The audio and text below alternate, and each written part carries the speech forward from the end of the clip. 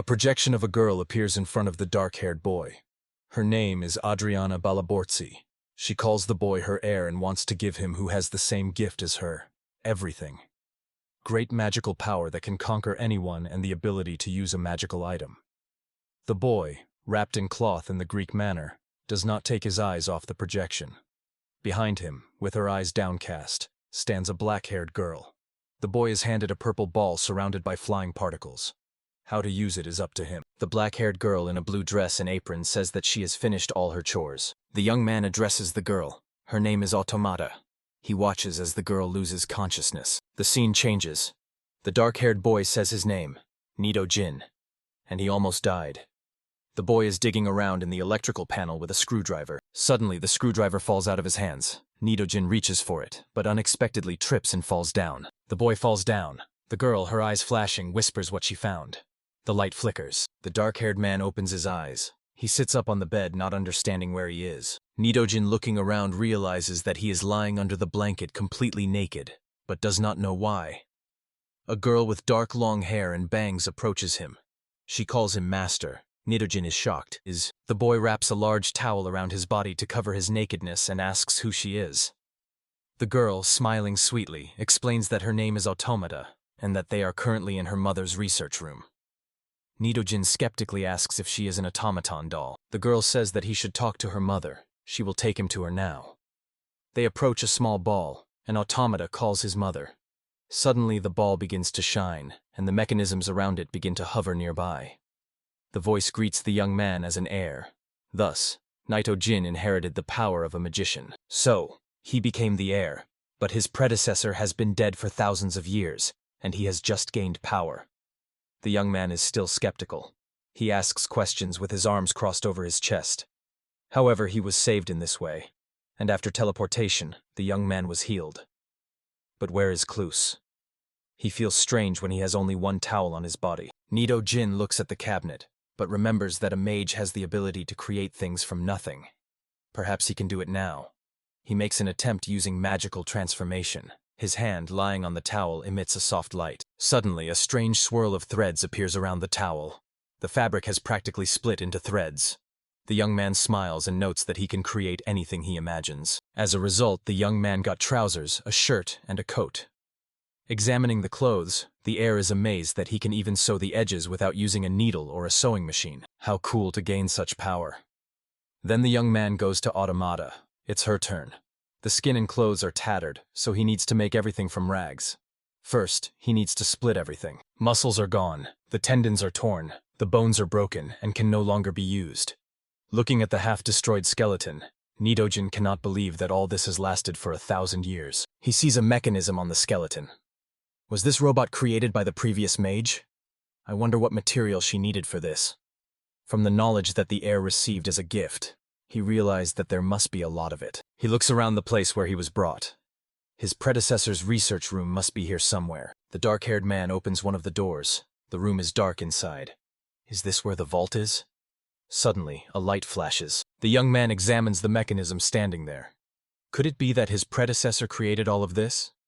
He examines the small objects, opens one of the boxes, and a mechanical dog jumps out. Jin finds the threads needed for the muscles, but they're snagged, forcing the young man to yank them free. Suddenly, a massive dungeon spider lunges out from the shadows directly in front of him. Terrified and unsure of how to fight back, Jin panics and bolts, desperate to put distance between himself and the beast. Before he can get far, he trips and falls, watching in horror as the spider crawls closer. Expecting a second death, he's shocked when the creature simply brushes against his leg. Instead of attacking, the spider affectionately wraps its legs around him. Relieved he won't be killed again, Jin gives it a quick pat before discovering a massive mountain of ore. With metal for bones and thread for muscles, the young man begins whispering the incantations to weave his magic. A small sphere forms in his hands, acting as a core he can program, though he's far too lazy to manually input every single characteristic. As he etches symbols onto the orb, he realizes he's writing in Japanese, praying the foreign language won't cause the system to crash upon launch. It works.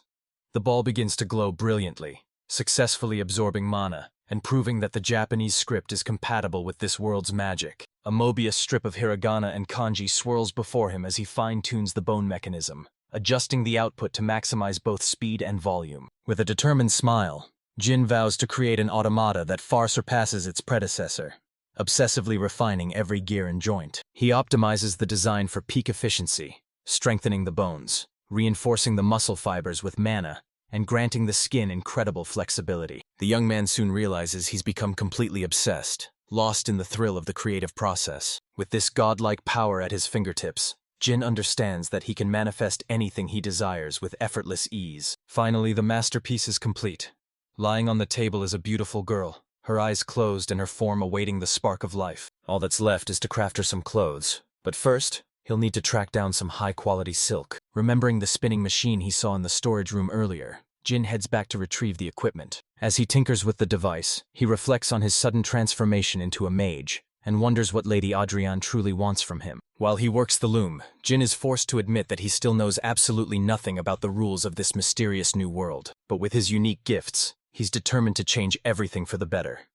He finishes the outfit, adding a pair of bunny ears as the final stylish touch. With the girl's body finally prepared, the moment of truth arrives. Jin gathers a surge of magic in his palms and directs it toward her. He initiates the process, but something goes wrong. The girl's eyes remain tightly shut. Her magical balance, metabolism, and energy levels are all perfect, yet she won't wake up. Suddenly, Jin's own stomach lets out a thunderous growl. He realizes he's starving after working for so long, so he begins scouring the nearby rooms for a meal, only to find them completely bare. This place has been abandoned for ages, so any food left behind would be long gone. Fortunately, Jin discovers a teleportation gate that likely leads to a city. Determined to find a meal, he floods the device with mana, channeling his energy into the center to activate the ancient mechanism. Suddenly, a swarm of mysterious symbols erupts around him, circling his body before a blinding flash signals a massive magical overload. A giant sphere of light materializes in a distant clearing, catching the attention of a young blonde girl nearby. To her shock, a young man tumbles out of the light, falling unconscious the moment he hits the ground. Eventually, Jin awakens to find himself tucked into a warm bed. As he tries to get his bearings, a young girl appears in the doorway. Seeing that he's finally awake, she lets out a startled cry and bolts from the room, leaving Jin to realize he's definitely no longer in his lab. An elderly woman soon enters with the shy girl clinging to her arm, explaining that they found him collapsed at the edge of the forest. She reveals that the little girl with pigtails was the one who spotted him. Jin gives her a warm smile and introduces himself, hoping to put her at ease. Jin offers his sincere thanks for the rescue, but the girl just hides behind her grandmother in a panic.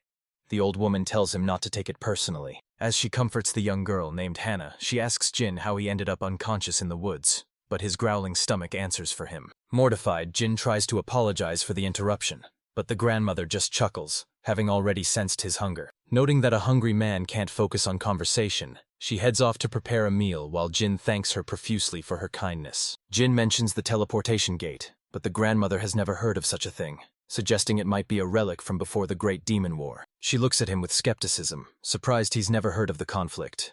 Jin awkwardly plays it off, asking her to fill him in on the legendary event. She explains that 300 years ago, a brutal war against an otherworldly species wiped out 2/3 of the population and decimated the world's magic users. This devastating conflict set their civilization back 1,000 years, erasing countless technologies from history. Jin realizes that since so much time has passed since Balabos's death, it's no wonder the world has forgotten its own legacy. Without a teleportation gate, Jin is stranded and must find a way home immediately.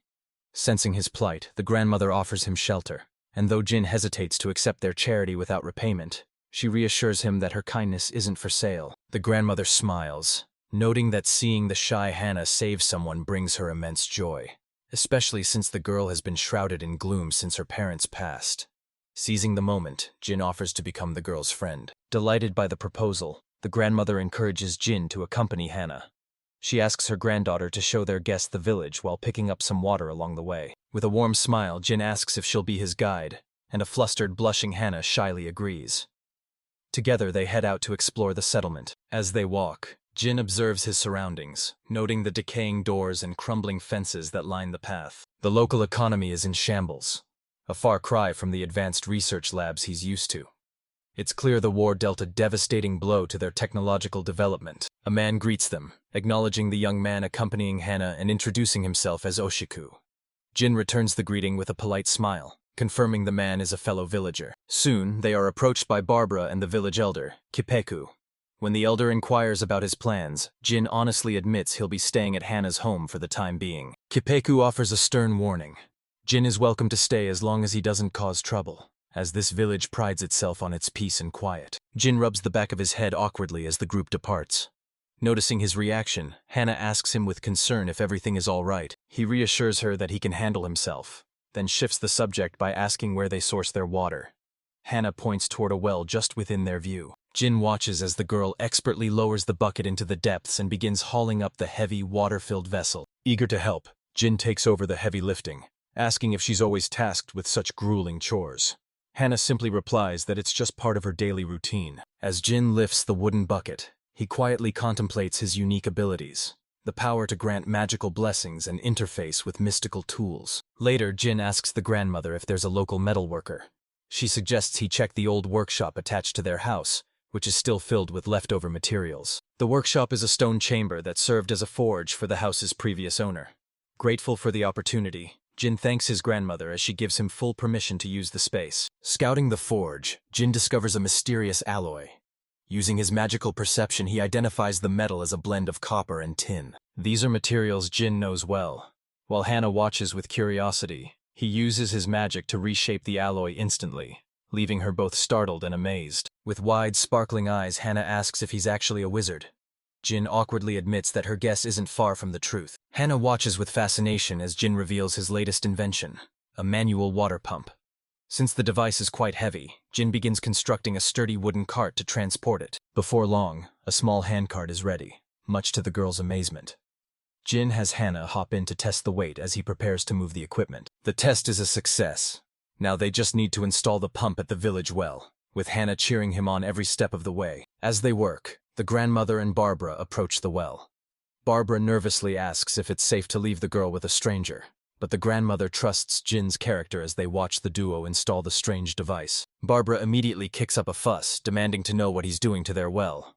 Jin calmly asks for a moment to finish, but the girl remains stubborn and indignant. Jin explains with a smile that this pump will make drawing water effortless.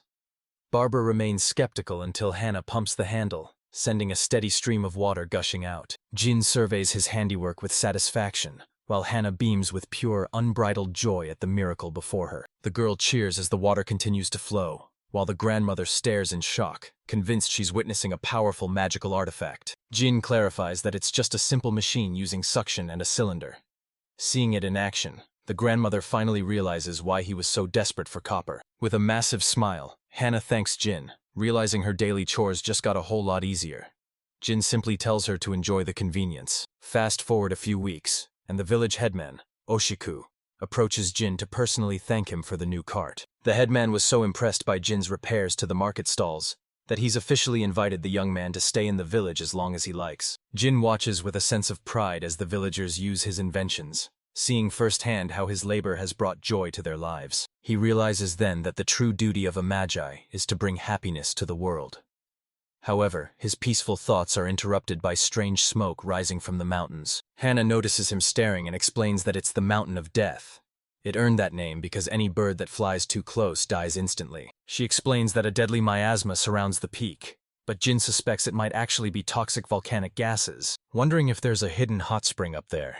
Jin is snapped back to reality when Hana calls him home. By now, he's fully settled into his new life. Since he used the last of his bronze ore on the pump, he's back to heating bathwater the hard way using a kettle and a stove. Without specialized tools, finding a geothermal vent is nearly impossible. But Jin wonders if magic can do the trick. He decides to test out a spell called Geological Dimension. Finding a hot spring would be a dream, but locating new mineral deposits is far more practical. If he can pinpoint the ore, he just needs to secure a permit before he starts digging. Jin visits the village headman to inquire about a local hot spring, but Kibeku explains that no one has ever struck hot water in any of their wells. Barbara chimes in, emphasizing that a hot spring would be a massive blessing for the health and well-being of the residents. The headman agrees, granting Jin full permission as long as it benefits the village, while also thanking him for the water pump and mentioning a merchant caravan is due to arrive soon. Jin is surprised to learn the village operates entirely on a barter system without currency, but the chief and Barbara promise to support his efforts however they can. As Jin pushes his cart along the path, he laments the inconvenient lack of a monetary system, wishing he could find a more effective way to help the people. Suddenly, Hannah and a group of curious children appear out of nowhere, prompting a startled Jin to reveal his ambitious plans to construct a hot spring. The children are confused by the concept, so Jin tells them to stay quiet and follow his lead as he begins the work. To start the bathing area, Jin gently guides Hannah aside before gathering a dense concentration of mana in his palm to shape the earth. 2 rectangular pits materialize in the ground, and as the kids watch in awe, Jin drives his magic deeper until a geyser of water erupts from the depths. The boys' eyes sparkle with wonder as they witness the miracle Jin has performed, shouting in excitement at the sight of the rising water. He tests the temperature and finds it scalding hot, but the excited children are already stripping off their outer clothes to jump in. Jin quickly holds them back, warning that it's still too hot for a soak, and suggests they help him build a roof and a fence instead. The scene reminds him of the orphanage where he was raised, causing him to drift into thought until the children snap him back to reality to help with a wooden board. Before long, the project is complete, featuring stone-lined pools and a sturdy fence to ensure everyone has a bit of privacy. Jin admits he got a bit carried away with the design, realizing he's created something that looks more like a professional footbath. As a reward for their hard work, Jin lets the kids be the first guests, though he's immediately pelted with water as they playfully splash him. After telling them to settle down, Jin sinks into the water and feels completely rejuvenated, until Hannah presents him with a strange stone she found at the bottom.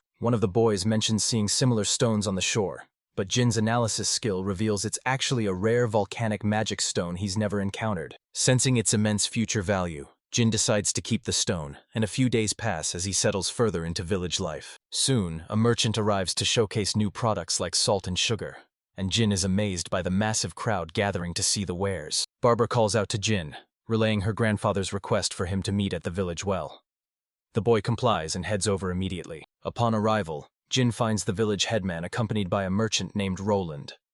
After the young man introduces himself, the two begin to talk. The merchant offers a polite apology for the sudden summons before revealing he has a specific inquiry for the boy. Roland remarks on how much the village has flourished in just 2 months, noting the repaired houses and fences. He's especially captivated by the revolutionary water pump. While the merchant hails the pump as a world-changing invention, Jin reacts with an awkward smile. Roland admits he was stunned when the elder first showed him the device. Cutting through the praise, Jin asks to get straight to business, which slightly irritates the merchant, who prefers a more cordial approach. Roland clarifies that he isn't just flattering him. Jin is a true genius for engineering such a marvel. Jin finally admits that he is indeed the creator. The merchant immediately offers to buy the pump right then and there, but Jin's response is a firm and categorical refusal. Desperate, Roland grabs Jin's sleeve and begins to plead, insisting that money is no object and he can name any price he desires. Confused by the rejection, the headman asks why Jin won't sell. To explain his reasoning, Jin leads them both back to his workshop. Jin explains that he exhausted his supplies on village repairs. When the merchant offers more materials, Jin admits he simply isn't in the mood to build more right now. Currently preoccupied with a new project, Jin warns that mass production would only compromise the quality.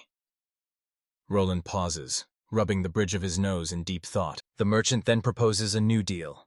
He wants Jin to teach them the craft.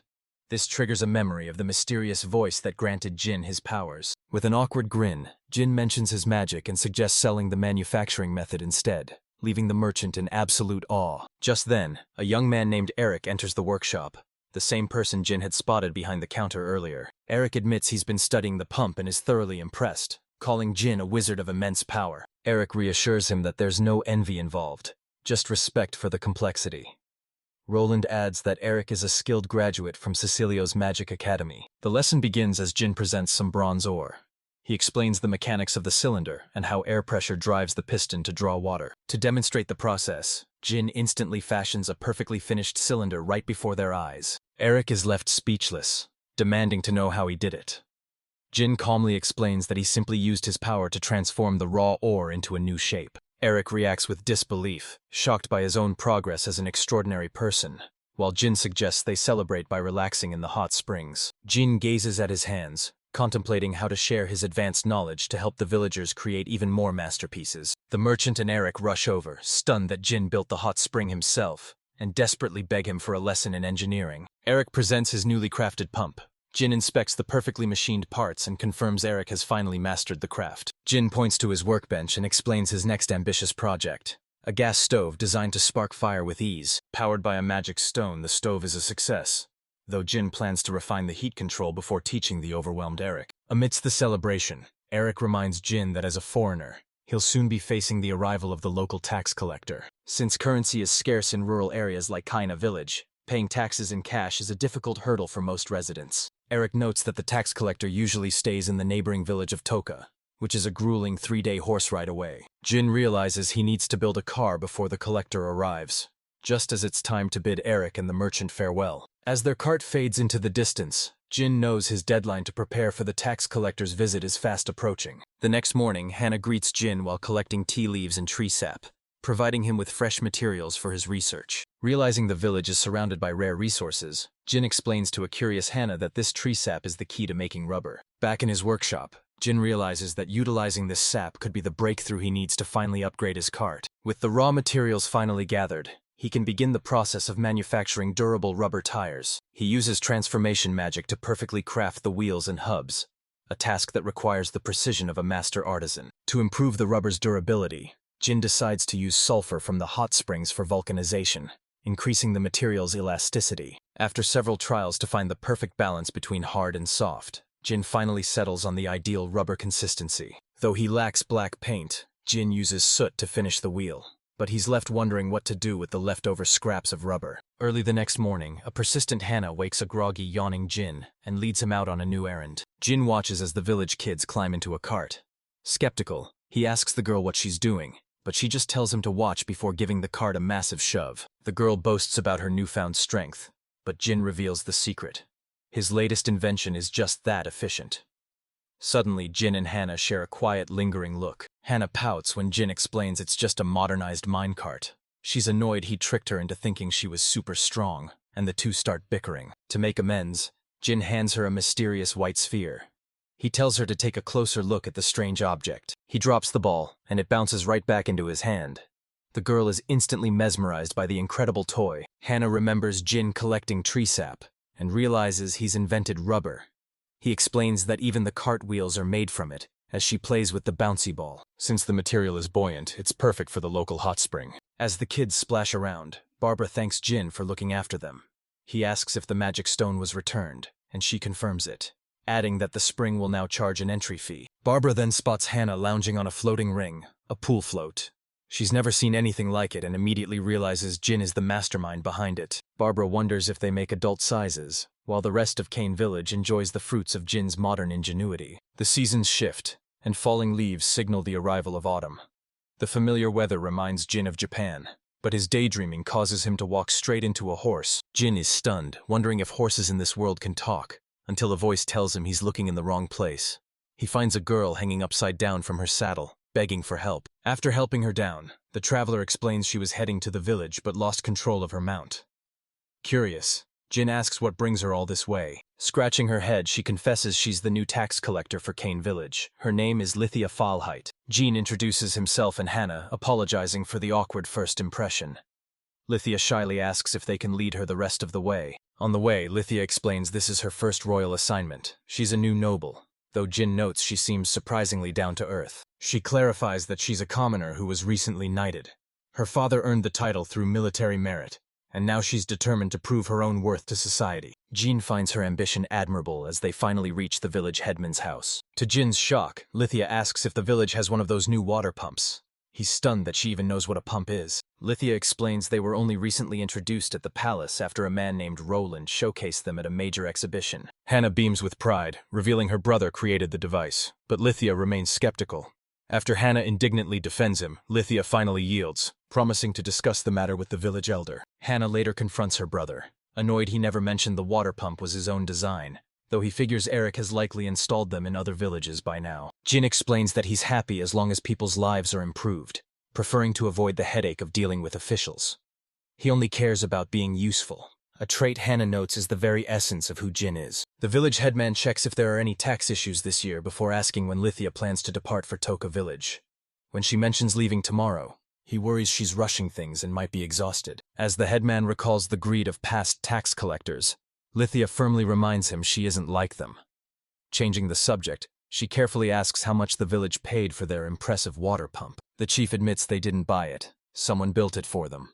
When Lithia asks if Jin was the creator, the chief confirms it, noting that even the equipment the guards use was provided and designed by him. Lithia finally realizes Hannah wasn't exaggerating about Jin's genius. The headman adds that Jin has been on a roll lately, inventing everything from gas stoves to rubber wheels, much to the girl's shock. Eager to see more, Lithia asks for a tour, and the villagers proudly showcase every ingenious device the young man has crafted during his stay. Afterward, Barbara takes Lithia to a hot spring, an onsen. It's another one of Jin's incredible creations, providing the perfect, relaxing escape. Witnessing his impact, Lithia realizes that this is what it truly means to earn a title. Barbara notes Lithia's own ambition to become a knight is noble, but the girl admits she has no idea how to actually reach that goal. Seeing her struggle, the girls suggest they all sit down and discuss her future together. Barbara then calls Jin over so he can join the conversation and help brainstorm a solution. Lithia immediately apologizes to Jin for her earlier rudeness, explaining she thought Hannah was just teasing her. The young man simply brushes it off, assuring her there are no hard feelings. Looking at the pumps, stoves, and even the onsen, Lithia sees how much Jin helps people. She awkwardly wonders if her own dream of knighthood will ever be half as beneficial to others. Jin modestly claims he isn't anyone special, noting that while his magic is amazing, it was a gift he didn't earn. He doesn't see his inventions as magic, but rather as a service he's driven to provide. He does it simply because he can, and he tells Lithia she can achieve her goals too, as long as she takes that first step. Surprised, she asks if she really has what it takes. Jin nods, admitting he spent a long time searching for his own purpose before finding this path. Feeling inspired, Lithia thanks him. Switching back to her role as tax collector, she asks for a favor before her departure tomorrow.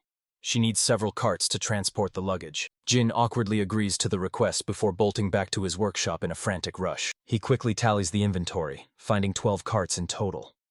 While he'd love to make more adjustments, he's already overwhelmed enough with the final checks and corrections. While making his adjustments, the young man recalls the robot he was repairing back at the lab and wonders if it's functional yet, deciding to check on it once he returns. Meanwhile, deep within the laboratory, the dormant robot doll suddenly flickers to life and snaps its eyes open. Without hesitation, the machine discharges a powerful thunderbolt at the creature blocking its path. With the aggressive beast neutralized, the sector is finally clear, and the teleportation gate is fully installed, beginning the return sequence to the lab. However, the girl is warped to the wrong coordinates once again, lamenting the gate's limited radius and its inability to stabilize her vibration magic. The teleportation gate is spiraling out of control, and while it's a massive headache for the automata, she refuses to give up, regretting only that she didn't find a solution before losing her father. By the time her systems finished loading, her father was nowhere to be found. She had fully expected to be decommissioned and dismantled the moment her mission ended. Realizing her father likely spared her, she's desperate to thank him.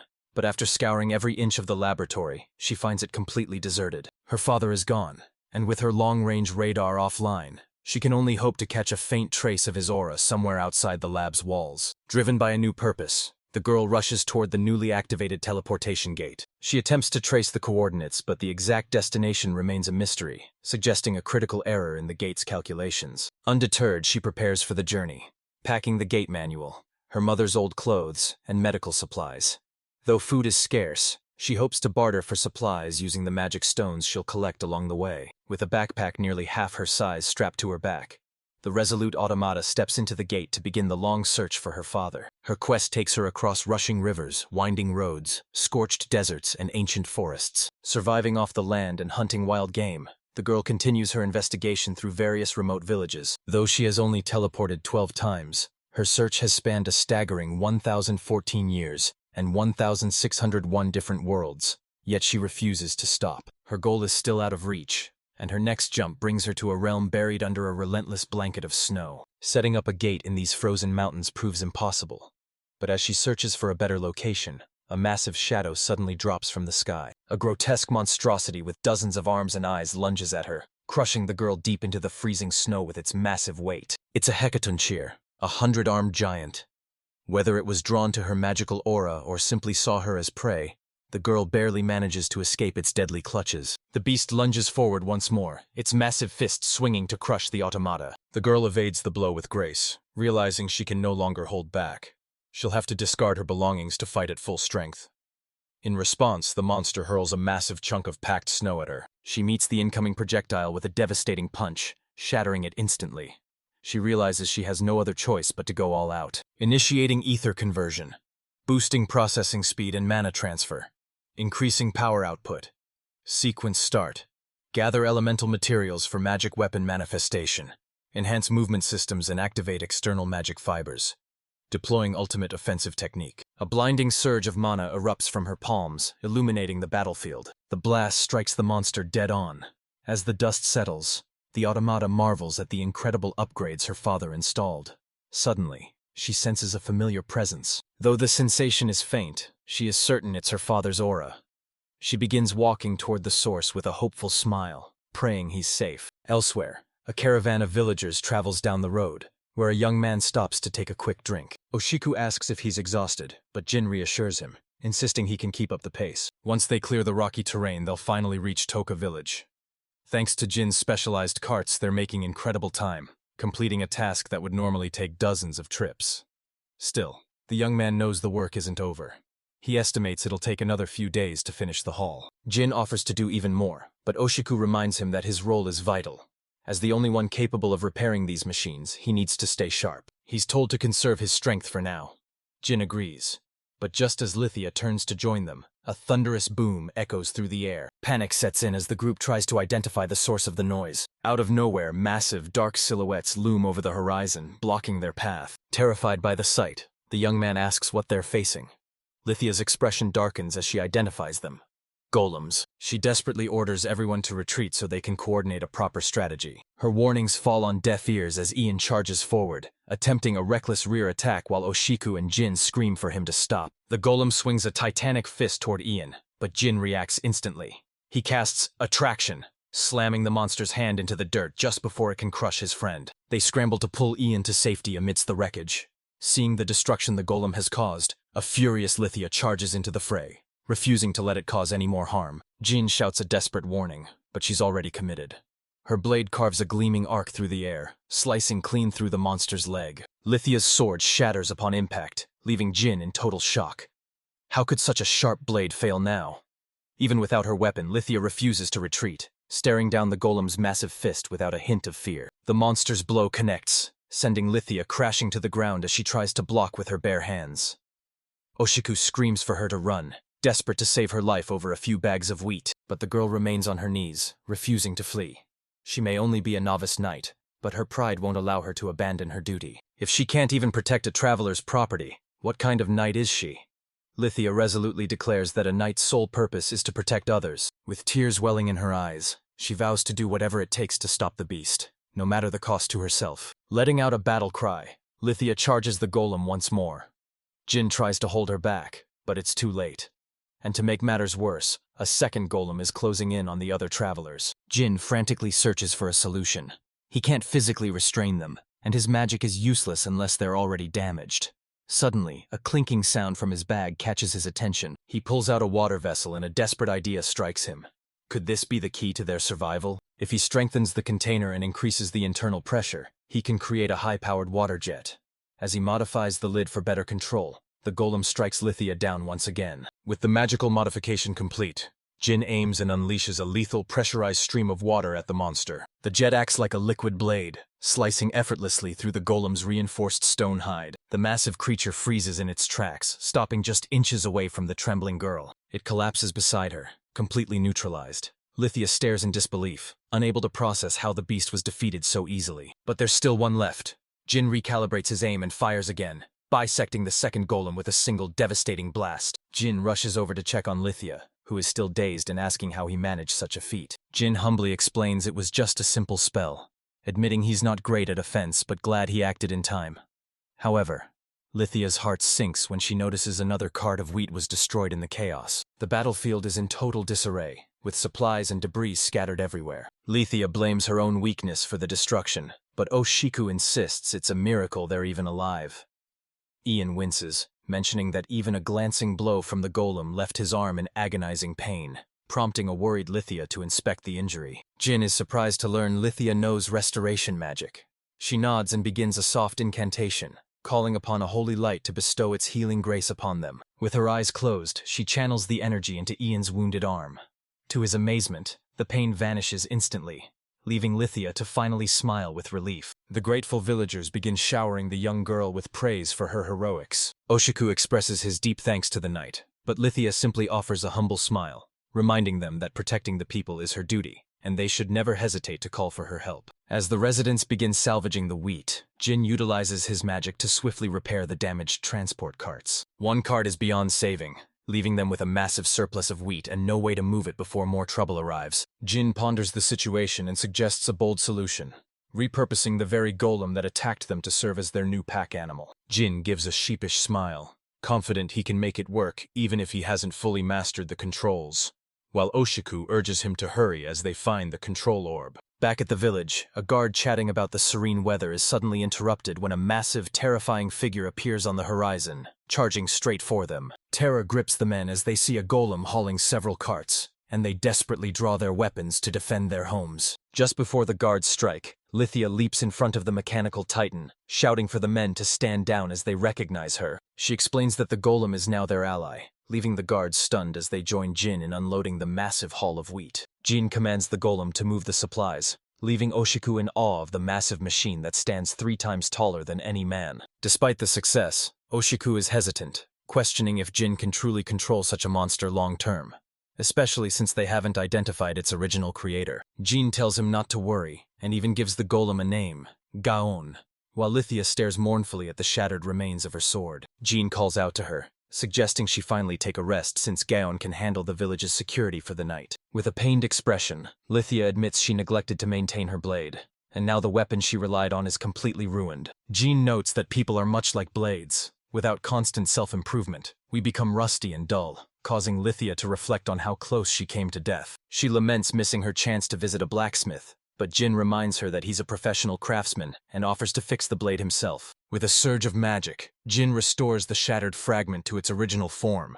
leaving Lithia marveling at his strange and powerful techniques. Feeling indebted, Lithia asks how she can repay him, offering to introduce him to the world as a legendary master of magical crafts. Jin awkwardly declines, preferring to focus on his research and return home, while Lithia prepares for the difficult task of reporting the golem incident to her superiors. Jin pleads with Lithia to keep his name out of her official report, wanting to remain anonymous.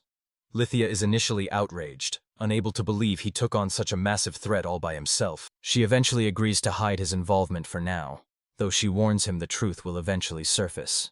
Jin simply shrugs, deciding to deal with that bridge when he crosses it, while Lithia promises to repay her debt to him in any way she can. Shyly, Lithia asks if he'll stay with her if he ever visits the citadel, but Jin politely declines, eager to finish his business and head back to the village. Playfully, she threatens to test her new sword's first strike on him if he keeps acting so distant. Once the taxes from Toka village are dispatched, the group begins the trek back to Kane's village.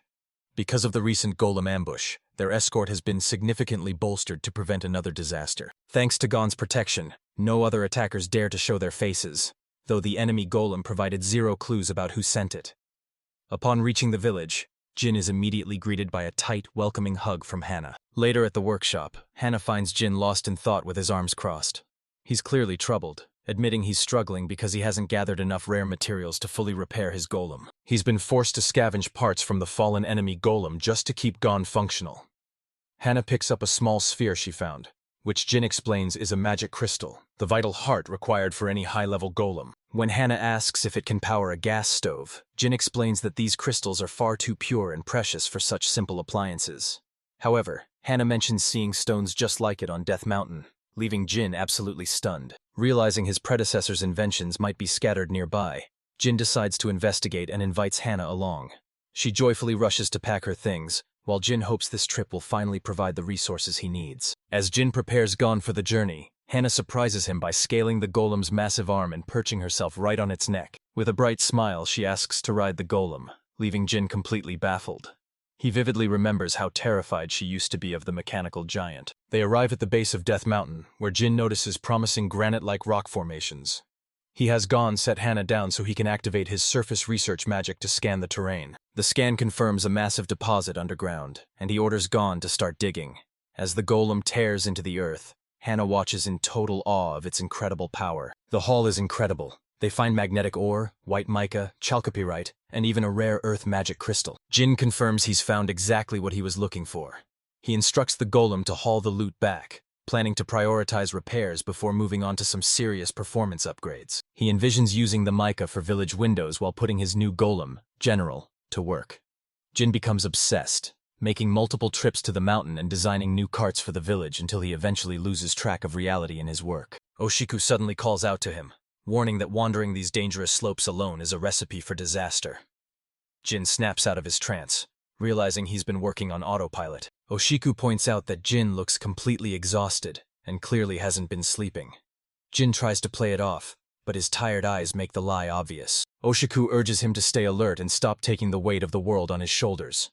Jin nods, knowing his friend is right, but the pressure to protect the village is still mounting. A sense of dread lingers over him. He knows another attack is inevitable, and he won't be able to rest until he finds a permanent solution. He resolves to finish his work quickly before the next threat arrives. If Jin hadn't figured out how to weaponize that water jet, he would have been forced to watch Lithia perish right before his eyes.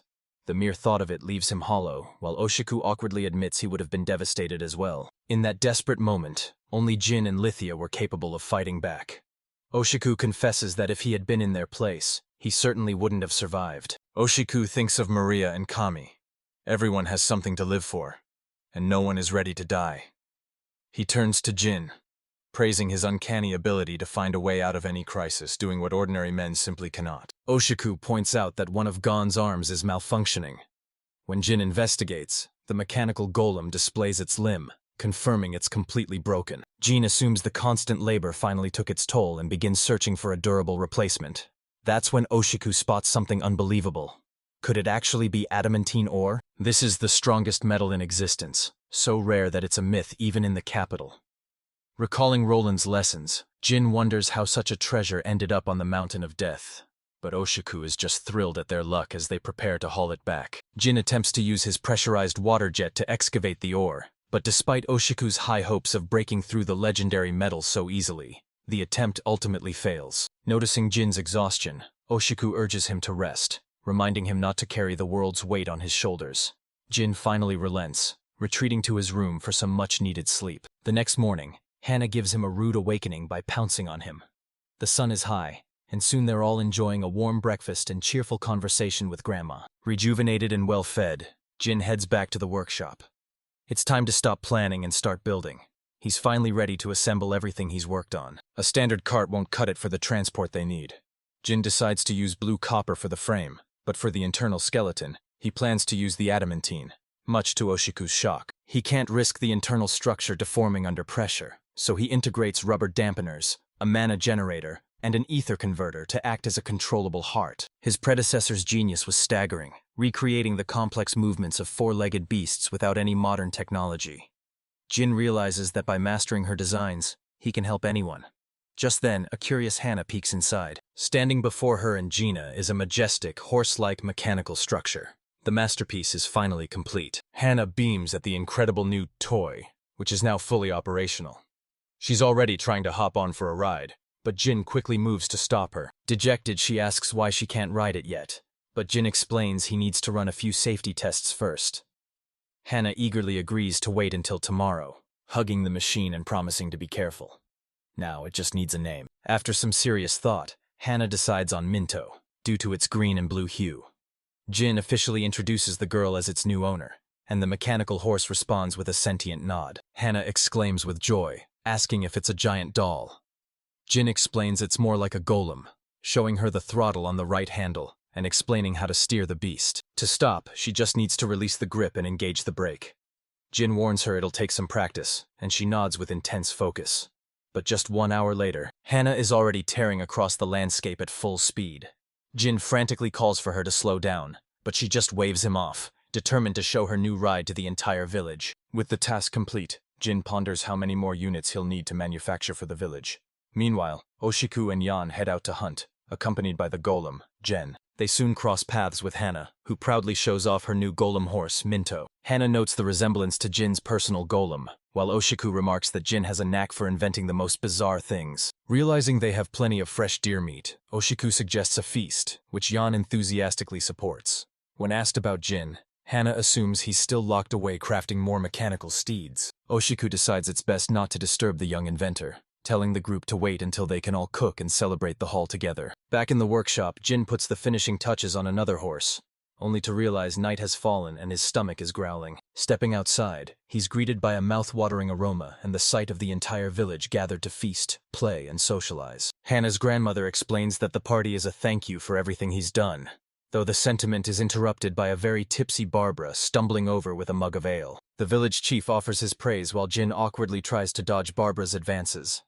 Thankfully, Grandma intervenes with a warm bowl of food, insisting he finally take a moment to rest. It's a touching reminder that the young man has truly become a part of this big family. Hannah affectionately calls him Big Brother, as they sit to eat under the glow of the campfires and the brilliant moonlight. Later, Yan and Oshiku test the golem horses on a hunt, marveling at how intuitive and simple Jin made the controls. However, they notice an unusual number of deer fleeing the mountains, a sign that either food is scarce or dangerous predators like bears and mountain wolves are on the prowl. If those predators are being pushed out of their territory, it's only a matter of time before they descend upon the village and cause a catastrophe. Yan recalls his uncle saying such an invasion has only happened once in history.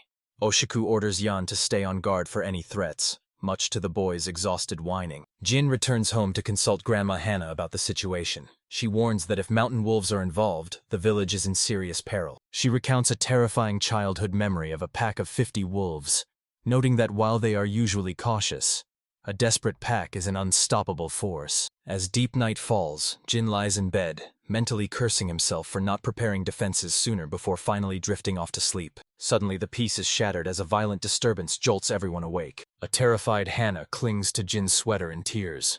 He frantically tries to determine if they're facing a massive earthquake or a volcanic eruption. The villagers rush outside only to find a blinding radiance erupting in the distance. The mountain of death begins to glow with an eerie light, and while Jin doesn't understand why, he can feel a massive surge of power. With tears in her eyes, Hannah asks what they should do, but a tense Jin simply tells her to head back and stay safe inside the village. The young man grabs his gear and prepares to head toward the light, but Oshiku stops him, warning that nothing good can come from this. Regardless of the danger, Oshiku reminds the group that they know Jin's character better than anyone. Inspired, the villagers declare that they are all ready to stand by him and offer their help. Barbara teases him for trying to charge into a crisis in his pajamas, prompting a flustered Jin to quickly go and change. Jin asks the villagers to help him construct an emergency shelter, and they eagerly agree, with even Hannah insisting on doing her part. After the children are sent to bed, the village splits up to work, prepare food, and utilize Jin's magic and the golem's strength for construction. As the mysterious light continues to bathe the mountain, the crew works through the night, hoping to finish the foundation by dawn. Exhausted, Oshiku asks for a break, noting that while they are tired, the golem seems to be a tireless workhorse. However, Jin points out that even the golem has limits, as its limbs are beginning to deteriorate from the massive drain on its magical energy. Oshiku chuckles, noting that Jin treats the machine like a child, but he agrees to follow the young man's lead. Jin finally manages to grab some sleep, but the moment he closes his eyes, he's haunted by a terrifying, malevolent vision. He bolts upright in a cold sweat, startling Hannah, who anxiously checks to see if he's all right. Realizing he slept nearly the entire day, Jin prepares to get back to work, but a saddened Hannah begs him not to leave her behind. Jin assumes she's worried about the unfinished shelter, but Hannah mutters that her fears go much deeper than that. She confesses that when the beam appeared, she saw a look in Jin's eyes that made her fear he would disappear forever, but he gently reassures her. He promises that this village is his true home and that he isn't going anywhere, finally bringing a smile back to her face. With spirits high, work on the massive shelter continues in full swing, ensuring there will be plenty of room for everyone. Jin realizes that if the rumors are true, they have nothing to fear. His golems approach, sensing an immediate threat and awaiting his command. Yan cries out that the mountain wolves have arrived, but when Oshiku asks if they're attacking the village, Yan clarifies the grim reality. The entire pack has already been slaughtered. They inspect the carnage, wondering what could have decimated the wolves so quickly. Jin observes the remains, noting the culprit had 2 horns and glowing eyes, apparently crushing the pack single-handedly. Oshiku is unsettled by the description of a hecaton shear, and while Yan notes the creature was small, Oshiku remains skeptical, until the last survivors of the wolf pack suddenly emerge. With only a few wolves remaining, Jin leaves the cleanup to Gan and Jen, and the golems make quick work of the stragglers. The golems are efficient, but one wolf manages to slip past and lunges at Jin. He prepares a water jet to defend himself, but a sudden powerful kick sends the beast flying. The wolf is launched into the distance by the sheer force of the blow. As Yan, Oshiku, and Jin look on in shock, they see the 2 horns and glowing eyes of the creature Yan described. The mysterious figure is revealed to be an automaton, who immediately runs toward Jin with a bright smile, calling him daddy. She tackles him in a bone-crushing hug, knocking him to the ground. After she apologizes for her excessive strength, a smiling Jin reassures her that he's perfectly fine. Jin thanks her for the rescue, impressed that she traveled so far just to greet him, while the automaton admits she's been waiting for this moment. Jin gently strokes her cheek, relieved that her reboot was a success, though she apologizes for the delay. Before they can say more, Oshiku cuts in. The automaton coldly asks Oshiku what he wants, making it clear she's busy talking to her daddy, leaving Oshiku completely bewildered by the title. The entire group erupts in a chorus of shock as the realization finally hits them. This girl is calling Jin her father. Yan is baffled, wondering when Jin even had time to get married. But Oshiku silences him, reminding everyone they're exhausted, and there's still a dangerous creature lurking in the northern mountains. Jin points toward the peaks, explaining that a massive power resides there, noting that the entire mountain was glowing just the night before. The girl casually confesses that she used a massive explosion to wipe out the Hecaton chair monster, leaving everyone absolutely speechless. Yan scratches his head, unable to keep up with the chaos. He suggests they head to the elder's house to discuss the wolves and Jin's daughter properly, and Jin agrees. At the elder's house, Jin explains that she is an automaton of his own creation.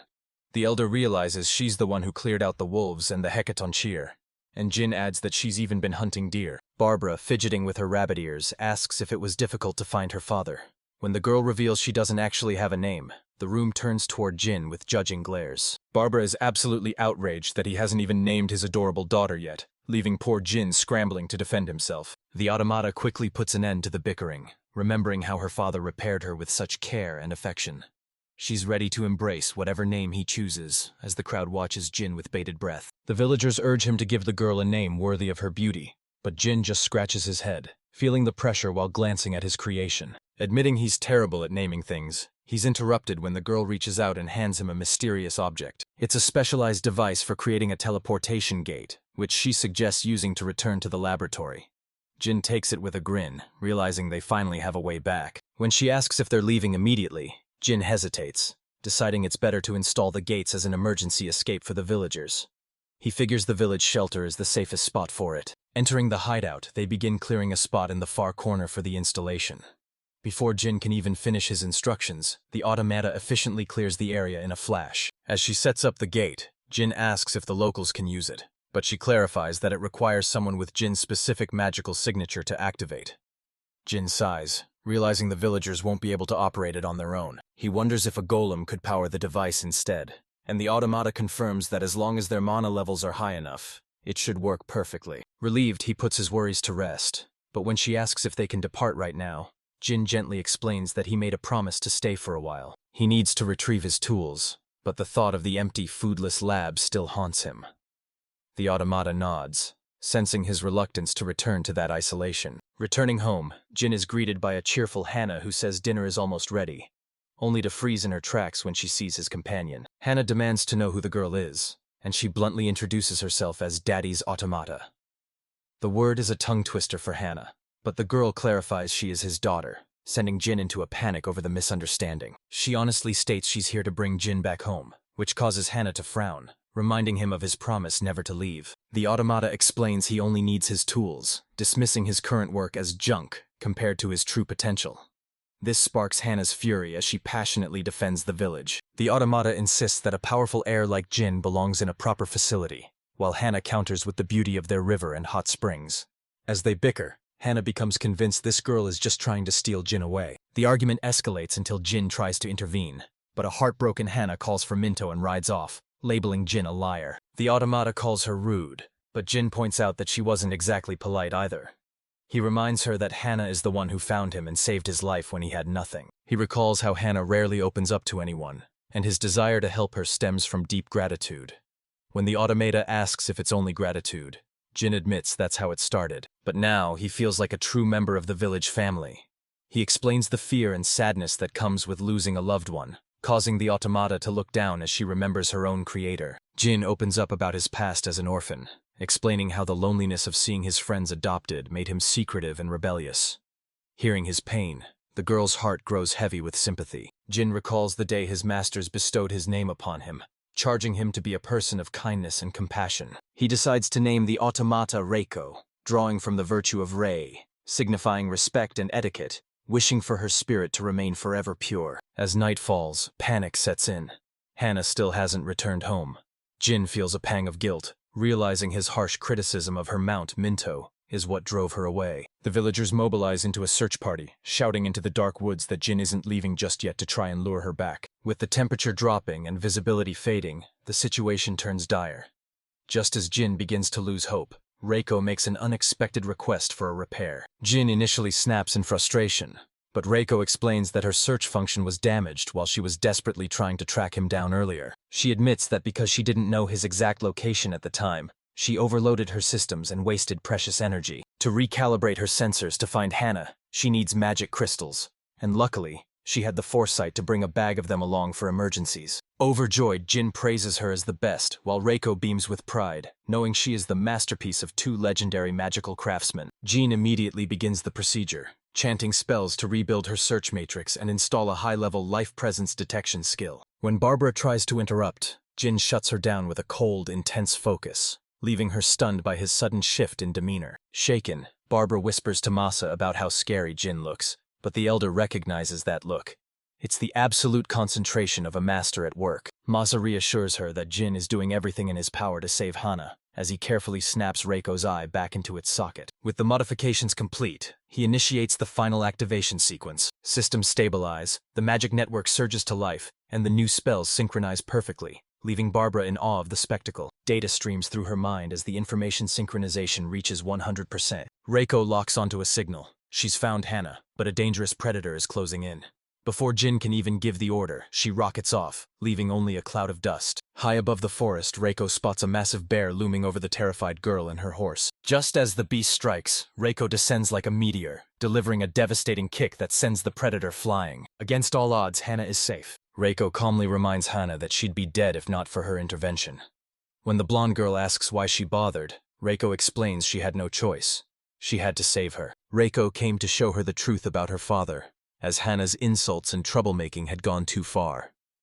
Bitterly, Hana lists everything Reiko has: a brother, strength, and parents, all things she lacks. Hana laments having no one, but Reiko assures her that their father isn't abandoning them. He's just heading home briefly before returning. When Hana asks why, Reiko explains he's keeping a promise, leaving Hana stunned. Reiko explains that if he ever fails a promise, there's a serious reason, as he considers them all family. She even admits she was jealous of Hana's time with Jin, as he left shortly after Reiko's own consciousness awakened. With a warm smile, Reiko offers her hand and asks Hana to tell her more about their father on the way back. Touched, Hana finally calls her sister, with a grin. Back at the village, Grandma gives Hana a piece of her mind for running away and worrying everyone.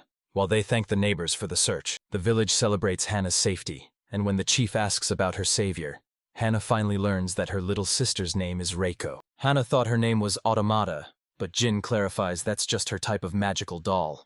Hana is furious Reiko didn't clarify sooner, though Reiko points out Hana kept running away before she could speak. With the drama settled, Jin finally takes a moment to unwind in the hot springs, enjoying the temporary peace. He's pleased to see the girls getting along, but the peace is shattered when Licia bursts in, warning him that his relaxation time is officially over. Serious accusations have been leveled against Jin for the golem attacks, and Count Walter has arrived with an army of knights to restore order. Licia apologizes for the leak, but Jin takes the blame, realizing he forgot to alter Gon's distinctive appearance. The village elders warn that Count Walter is bad news and never listens to reason. They urge Jin to flee and hide before the warriors reach the village gates. Jin refuses to run, knowing that fleeing would only confirm their suspicions and turn his life into a permanent game of hide-and-seek. Licia reluctantly agrees with his logic. Jin is determined to stay in this village and keep his promises, looking at Hana as he thinks of all the things he still wants to build here. Licia suggests they try to negotiate while hiding the golems for safety. The villagers rally behind him, promising to protect the boy they know isn't a criminal. Reiko, however, has a much darker solution. She declares with terrifying resolve that if anyone harms her master, she'll wipe the entire country off the map. Jin can only sigh and tell her to tone it down. The knights soon descend upon the village, bristling with spears and flying their banners high. Clad in heavy armor, Count Walter orders his search party into formation as the villagers, led by Jin, step out to face them. The village chief demands to know the reason for this invasion, and the Count coldly reveals he's hunting the criminal behind the golem attacks, a man named Jin Nadu. The village chief smiles, claiming that while a man named Jin Nidu lives there, he couldn't possibly be the one they seek, as the Jin he knows is far too kind-hearted. Unfazed, Count Walter demands the boy be brought forth, and when the chief refuses, the Count presses a blade to the old man's throat in a fit of rage. Fear ripples through the villagers as they watch their elder being threatened, and even Lithia pleads with the Count to stop, insisting the old man is telling the truth. She explains that Jin was the one who stopped and repaired the rampaging golems, but the Count scoffs, claiming only a fraud could have succeeded where a knight failed. Walter bellows that Jin's character is irrelevant. The king's word is law,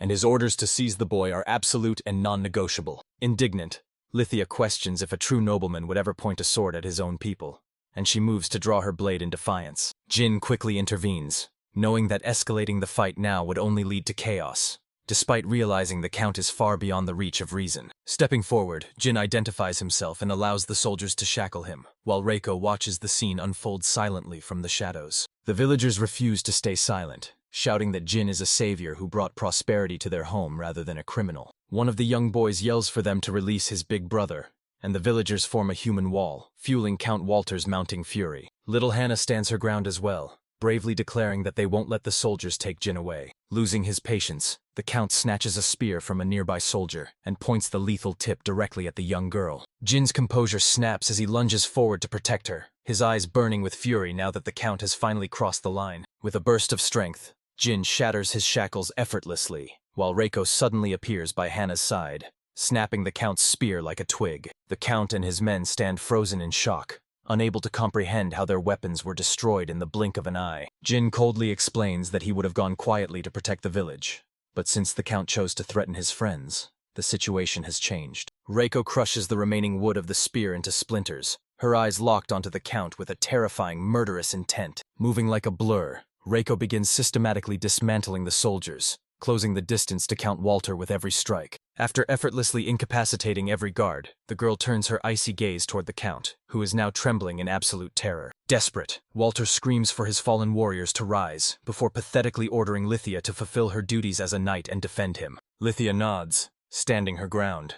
She may still be a knight in training, but she carries the pride of a noblewoman as she grips the hilt of her sword. She flatly refuses the Count, declaring that a man who uses his blade to silence dissent is no true noble.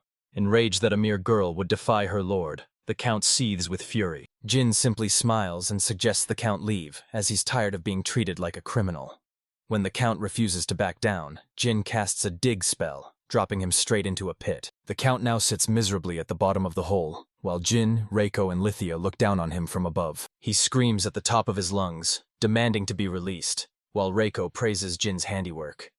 Jin casually notes that he's quite used to digging for ore. As the Count continues his frantic shouting, Jin checks on the soldiers. Reiko assures him they've only been knocked out.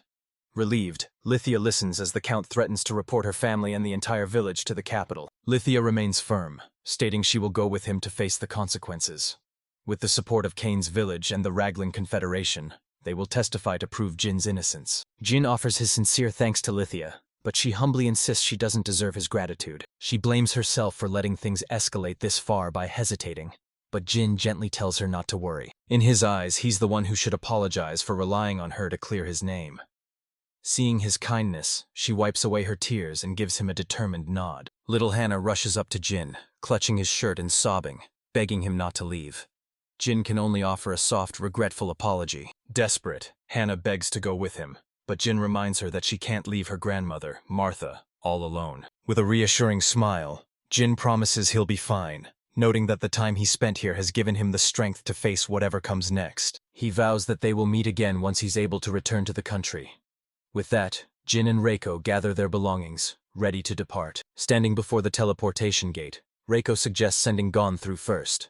Jin nods, deciding they should be the last ones to exit. He then gives the order to destroy the entrance to the room, knowing it's the only way to keep the location a secret. Jin worries that Hannah's sharp intuition might lead her here to try and use the gate, a possibility Reiko confirms is highly likely. He plans to eventually buy the room from the merchant Roland, though his mind wanders to whether Eric is managing all right. Specifically, he's concerned that Eric won't be able to repair the mechanical horse or handle the complexities of the furnace. As Reiko prepares to demolish the entrance, A wave of profound sadness and despair washes over Jin as he prepares to leave his home behind. He orders Reiko to destroy the entrance, and she obeys without hesitation. Taking one last look at his former home, Jin quietly mutters that this place was his family as tears begin to well up in his eyes. Meanwhile, in the capital of the Klein Kingdom, the king sits upon his throne, cursed with frustration. He demands to know what Walter was thinking.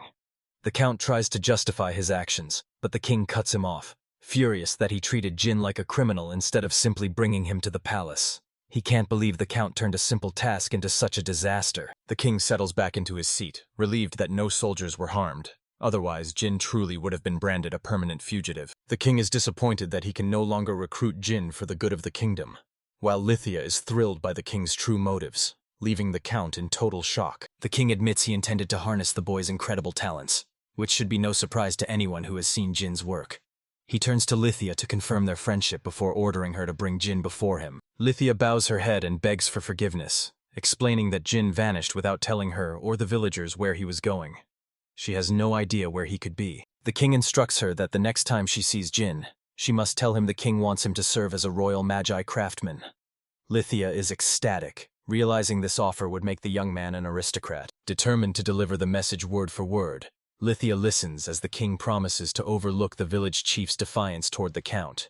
He asks that in the future, they report any other talented individuals they find immediately. The king dismisses them, telling Lithia to hurry back to Kaina village with the news. She bows and leaves, leaving the disgraced Count Walter kneeling alone before the throne. The king looms over the count, asking how he could have botched such a simple order. Walter stammers that he feared the mysterious golems and wanted to seize control of them, but it's clear his mistake was born purely from arrogance. The count warns that Jin is still a threat, claiming the girl by his side is actually a machine more powerful than any golem. In his eyes, neither Jin nor Reiko can even be considered human. The king doesn't care if the boy is a criminal or a fool. Compared to the revolutionary technology Jin provides, like the pump and the furnace, any personal flaws are a small price to pay for the kingdom's progress. All the king wants is Jin's power, and if a noble title is the price of victory, he'll pay it. The only question remaining is whether Jin will actually agree. Lithia returns to the village and shares the king's decision. Everyone is relieved that the cloud of suspicion has lifted, but the mystery of where Jin went remains. Lithia asks how Hannah is holding up and learns the young girl is currently resting in the workshop. Rushing into the workshop, Lithia frantically checks on her, but a sleepy Hannah assures her she's fine. She simply drifted off while searching for something. Lithia gives a warm smile, assuming the girl is just worried about Jin, but Hannah surprisingly rejects the idea. Lithia is taken aback, as even she is worried. But Hannah just smiles and says he'll return eventually.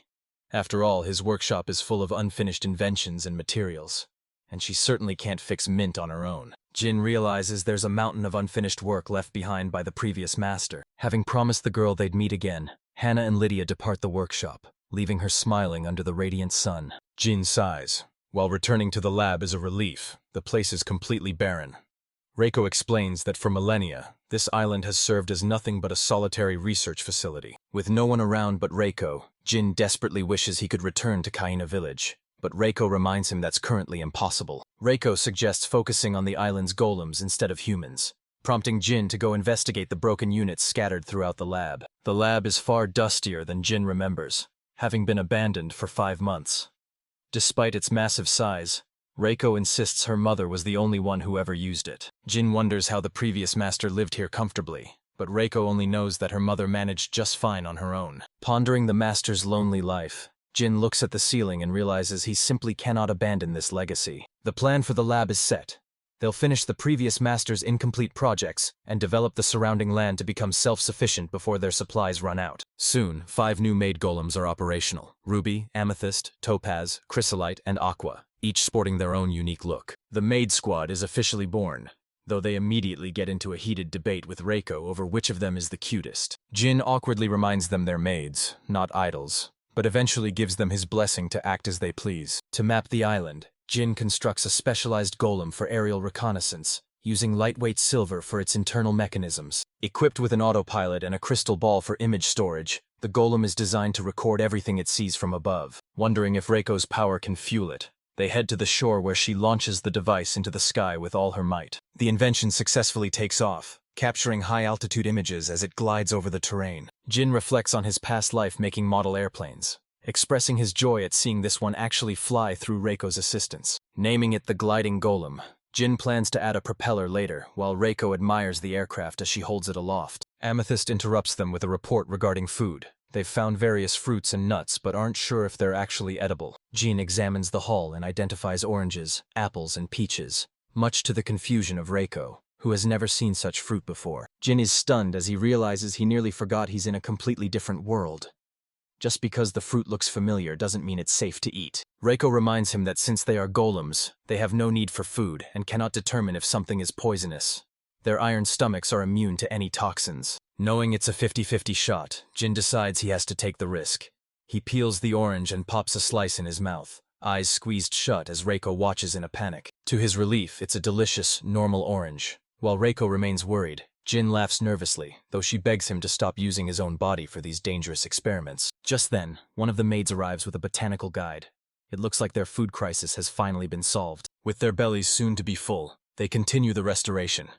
They clear the overgrown willow branches from the laboratory walls until the facility finally looks respectable. Meanwhile, Jin begins mass-producing golems to bring life back to the lab. He wonders what the previous master would think of this progress, considering she lived here in total isolation within this confusing, gloomy labyrinth. Reiko asks what's weighing on her father's mind, but Jin assures her he's fine. He's simply grateful to be here, where he can conduct his research independently without being exploited by others. Jin ponders if he'll ever want a community here to create things together. After all, the island is breathtaking, from the vast sea and mountains to the endless starry sky. He realizes the lab's inconvenient location suggests it was built for a specific successor. He hopes that whoever was meant to find this place shares his same outlook on life. He dreams of a future master who is pure of heart, someone who wants to be surrounded by beauty and shares his noble ideals. As they stand on the balcony overlooking the lush forest and the shimmering sunset, Reiko speaks up with a sudden question. She asks if his description of this place doesn't sound exactly like the legendary island of Hurai, the land of the immortals. To Reiko, her creators are godlike beings, and since the world views magic craft masters as sages, this island is her version of paradise. With a smile, she declares that this island wasn't built for some stranger. It belongs entirely to her father. She rushes off to announce the island's new name to the others, leaving Jin to sigh in her wake. To him, he and the previous master were just ordinary people, but reality soon sets in. He's stuck eating nothing but fruit for breakfast, lunch, and dinner. Jin is reaching his breaking point, visibly wincing as he chokes down another sweet piece of fruit. Reiko panics, thinking he's been poisoned, but Jin explains he's just tired of the repetitive diet. The constant sweetness and crunch are starting to drive him mad. He finds himself daydreaming about Martha's savory venison roast and warm porridge. When Reiko suggests a giant spider as a source of protein, Jin quickly shuts the idea down. The crewman explains that these creatures sustain themselves on ether, essentially feeding on the air itself. While the soil is fertile enough to plow, they currently lack any seeds to actually plant. Living by the coast provides them with plenty of fish and salt, but Jin wants more variety for their diet. Aqua suggests heading to Blue Land, once a legendary trade epicenter, though she warns that her information is over 1,000 years old. Reiko recalls visiting Blue Land while searching for her father. Even if it has changed over the millennium, she remembers it being a vibrant hub filled with merchants, prompting Jin to decide it's time for a visit. With the plan set, the rest of the group stays behind to explore the island, while Jin and Reiko head for the teleportation gate. This marks their first real journey away from the familiar surroundings of the village. Reiko beams with joy, noting that any journey is a delight as long as she's with her daddy. Jin smiles back as he activates the magic stone, and with a flash of light they step forward into the gate. They arrive in a village where a hooded girl is screaming in frustration. When a bystander asks if she's having a bad day, she snaps at him to shut up before refocusing on her impressive display of goods. With a look of pure determination, the girl vows to start making real money today. Her stall is packed with inventions from Blue Land's finest magical craftsmen, featuring everything from enchanted lamps to intricate jewelry. She spots Jin and Reiko and immediately tries to make a sale, holding up a bracelet she claims is perfect for a little sister.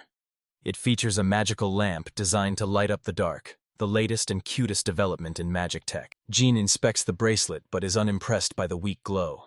Reiko bluntly agrees that it isn't very bright, forcing the girl to desperately explain how difficult it is to cram that much power into such a small accessory. Jin ultimately dismisses the piece as tasteless, and Reiko doesn't hesitate to back him up. The salesgirl stands there completely stunned, unable to believe anyone would insult her work so casually. Reiko adds salt to the wound by remarking that the craft is decent for an amateur. The merchant sinks into total despair, leaving even Jin shocked by Reiko's brutal composure. The girl tearfully laments being called an amateur after studying under the famous Professor Glutia Hampton. Reiko doesn't recognize the name, forcing Jin to cover her mouth before she says something even more offensive. Reaching her breaking point, the girl brandishes a wand and declares she won't forgive them. She points the scepter at them, demanding an apology, but Reiko calmly reaches out and grabs the weapon. With a single squeeze, Reiko shatters the paralyzing rod into pieces. As a murderous aura flares around her, she demands to know exactly who the girl thought she was going to harm, sending the merchant into a state of pure terror. The girl collapses to the floor in total defeat. Reiko casually notes that the danger has passed, while a guilty Jin awkwardly scratches the back of his head and offers a sheepish apology. The merchant bursts into tears, wailing about how her parents worked themselves to death to pay for her education, only for her to be mocked by foreigners.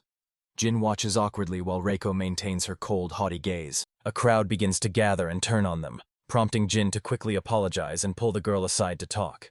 Seeing an opening, the girl immediately demands compensation for her ruined inventory. She demands payment for the paralyzing rod, but one look at Reiko's lethal glare makes her quickly apologize for pointing it at them first.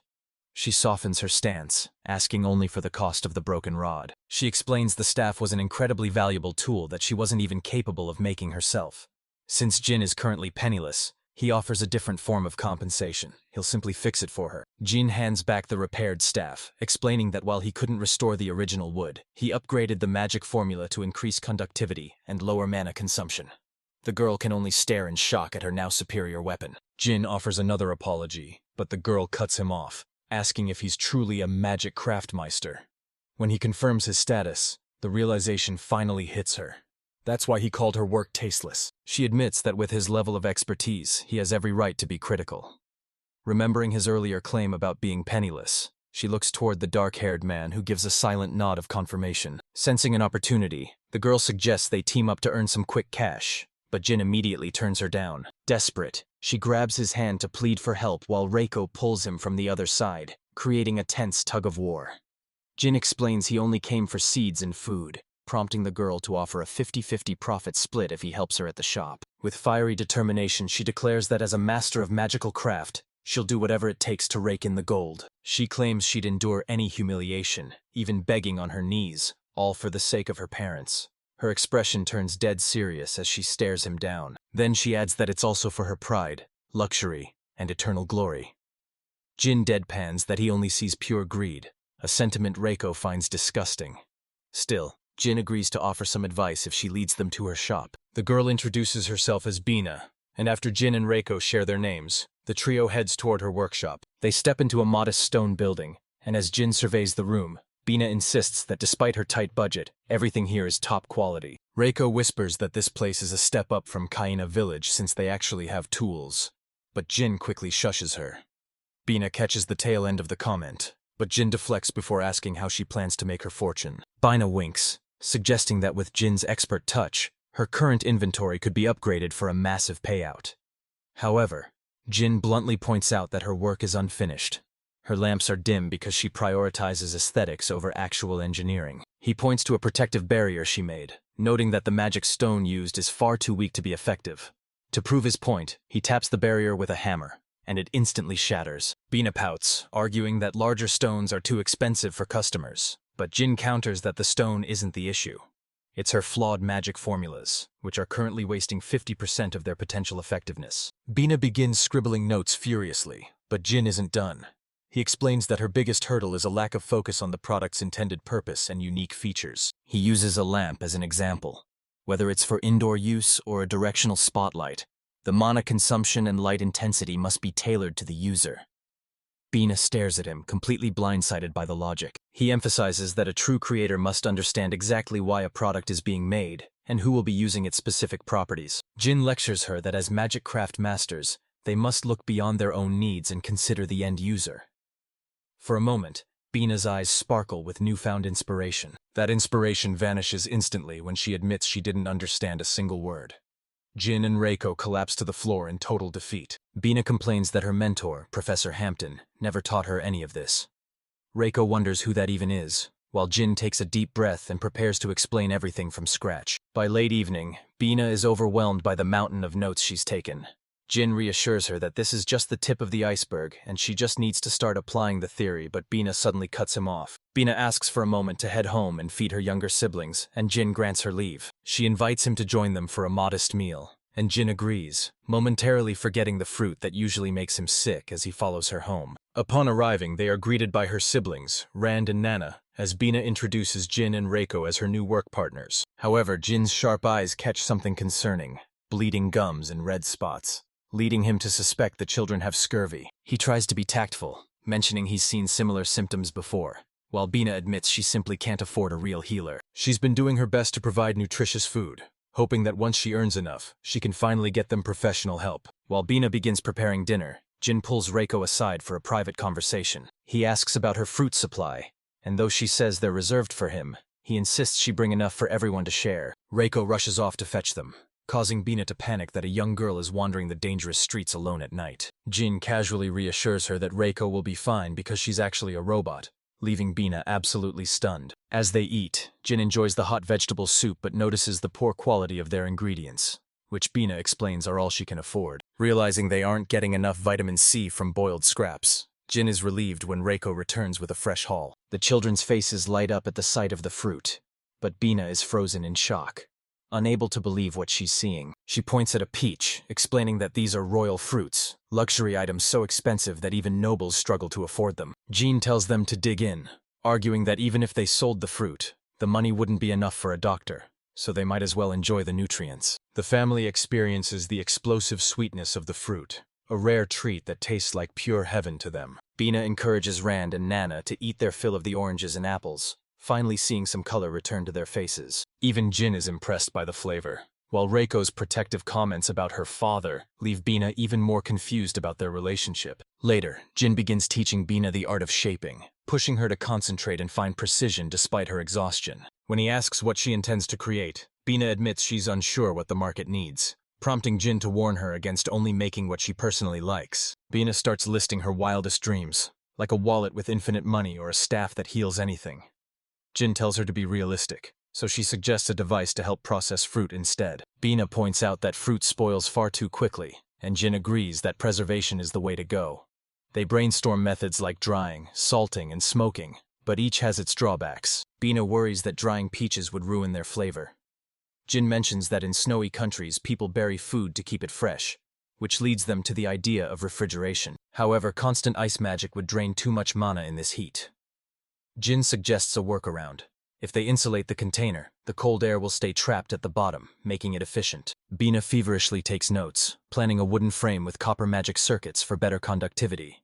She quickly sketches out the complex magic formula needed to make it work. After some time and hard work, Jin and Bina look upon their finished invention with immense satisfaction. The device is a total success, and Jin is quick to shower the young girl with praise. There is one catch. Bina had to borrow a magic stone from Jin. He tells her not to worry and to just pay him back once she sells the unit. But Reiko suddenly speaks up, startling her. Reiko asks what the intended retail price is, and Bina smiles, claiming she wants to keep it affordable for the average person. But then, she freezes. Reiko explains that a magic stone of that size costs at least 1,000 tor, instantly making the device far too expensive for commoners. Jin does some quick math. Based on his knowledge, 1,000 tor is roughly 10,000 yen, not exactly an impulse buy for a local villager. Jin gives an awkward smile, realizing they can't sell it as planned. Bina is left in total despair since she's already finished the build. He suggests she keeps this prototype for herself while they search for a wealthy buyer later. In the meantime, they need a new, more cost-effective idea. They need something cheap and fast to produce for the general public. Suddenly, Jin's eyes lock onto a specific ingredient, and he freezes. He spots some incredibly hard corn. Bina admits she bought the cheapest stuff at the market, but the shape gives Jin a brilliant idea, and he asks if she has more. Jin grabs a pot and tosses the corn inside while Bina watches him with growing curiosity. Jin begins heating the pot intensely, ignoring Bina's confused questions. He asks Reiko for an electric stone, and as he gets to work, Bina begins mourning the fate of her cookware. Jin turns around and indignantly promises to make her 5 new pots if he has to. Being modest, Bina says she'd be happy with just 2. Still, she watches the pot with anxiety as her siblings join the crowd. Jin seals the lid, focuses his energy, and activates the spell. Suddenly, a series of loud bangs erupts from the pot. Bina jumps back in terror, shielding the children and screaming for the pot to stop, just as fluffy snow-white corn begins flying out. Finally, the popping subsides, and the pot is overflowing with fluffy white kernels. Jin cheers for their success while Reiko beams beside him, leaving a bewildered Bina wondering what the big deal is. Jin hands her a container, explaining that in his world, popcorn is the ultimate snack. Though Bina is hesitant, her younger siblings are already diving in and crunching away happily. He reassures her it's just transformed corn, and after a moment of doubt, Bina takes a bite. Her eyes instantly widen in shock as she begins shoveling handfuls into her mouth. It's official. They're going to sell popcorn. It's cheap, fast, and easy to mass produce, provided they use the right kind of hardened kernels that can handle the heat. With corn, salt, oil, and leaves for packaging ready to go, Jin looks for their next big hit. Bina suggests a portable fire starter, knowing how much people struggle with lighting stoves. However, manufacturing them requires a significant amount of firestones as starting capital. Without a second thought, Jin reaches into his bag and hands his entire stash over to her. It's not a massive amount, but it's enough for her to work with. Bina hesitates to take such a gift, but Jin reassures her that he's happy to help. Moved by his generosity, Bina grabs his hand and vows to repay every cent of the debt, a promise Jin accepts with a confident nod. Eager to get started, the girl begins working on a prototype. While she's distracted, Reiko pulls Jin aside to ask about the true nature of those magic stones. Jin confirms they're relics from Kane's village, originally used for the furnaces. Reiko worries that selling these precious stones as tools means they'll be gone forever. Jin admits he has mixed feelings about it, as the stones are essentially the last souvenirs he has from his old home. Yet, he can't help but feel that the people of Kane's village would tell him this is exactly the kind of thing he'd do. The new tool, dubbed the lighter, is finally complete. As they set up shop, Bina prays for a sale, but Jin knows they have a guaranteed hit on their hands. As the fair kicks off, the passing crowds are immediately drawn in by the strange rhythmic popping sounds echoing from their stall. Bina begins handing out samples, touting the light, crispy texture and the irresistible aroma of roasted corn. Reiko tosses some into her mouth, her usual indifferent expression hiding the fact that she's genuinely impressed. Soon, the heavenly scent begins attracting a massive crowd. A young man buys the first portion and devours it instantly, triggering a frenzy. Suddenly, everyone is pushing to get a taste of the new snack. As the customers enjoy their treats, one man's interest shifts to the lighter. Jin demonstrates the simple button mechanism, producing a steady flame that earns them their first tool sale. Before long, the lighters are flying off the shelves just as fast as the popcorn.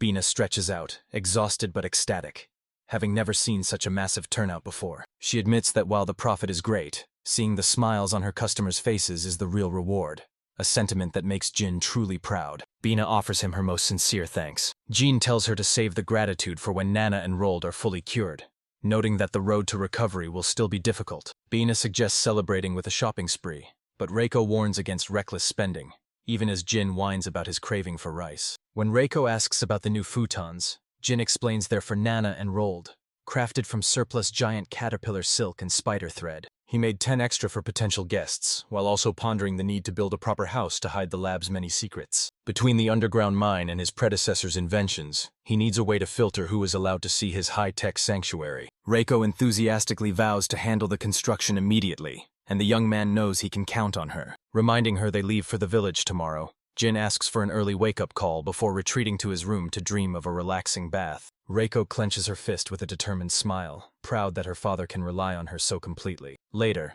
Bina proudly shows off her new water heater invention.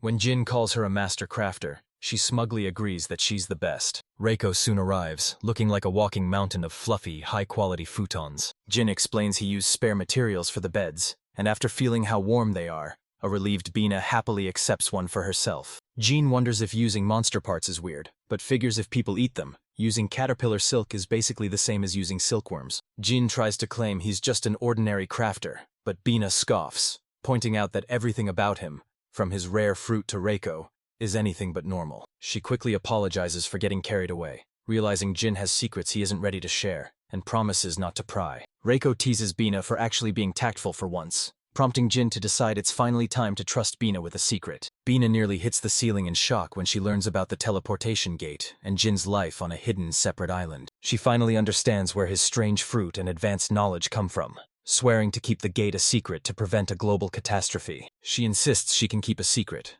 though Jin and Reiko can't help but joke about how stubborn she really is. Bina is confused by the compliment, but there's no time to dwell as they prepare for their next round of bargaining. While Reiko hawks the popcorn and Bina promotes her water heaters, Jin stays focused on crafting his lighters. The young man notes that business is booming today, given the massive crowd. Suddenly, 4 thugs approach with a menacing vibe, demanding a tribute. Bina is confused by the demand, while Jin is just annoyed by the cliché shakedown. Unfazed, Reiko simply hands them a popcorn sample. Thinking they just wanted a snack, Reiko offers a taste, but the thugs take it as an insult. One takes a swing at her, and while Bina panics, Reiko effortlessly catches the man's fist. Without breaking a sweat, she tosses the man into the air. As his buddies watch him fly, Jin says a quick prayer while Bina stands there in total shock. After the leader crashes behind them, another thug draws his sword to finish the brat, but Reiko is way ahead of him.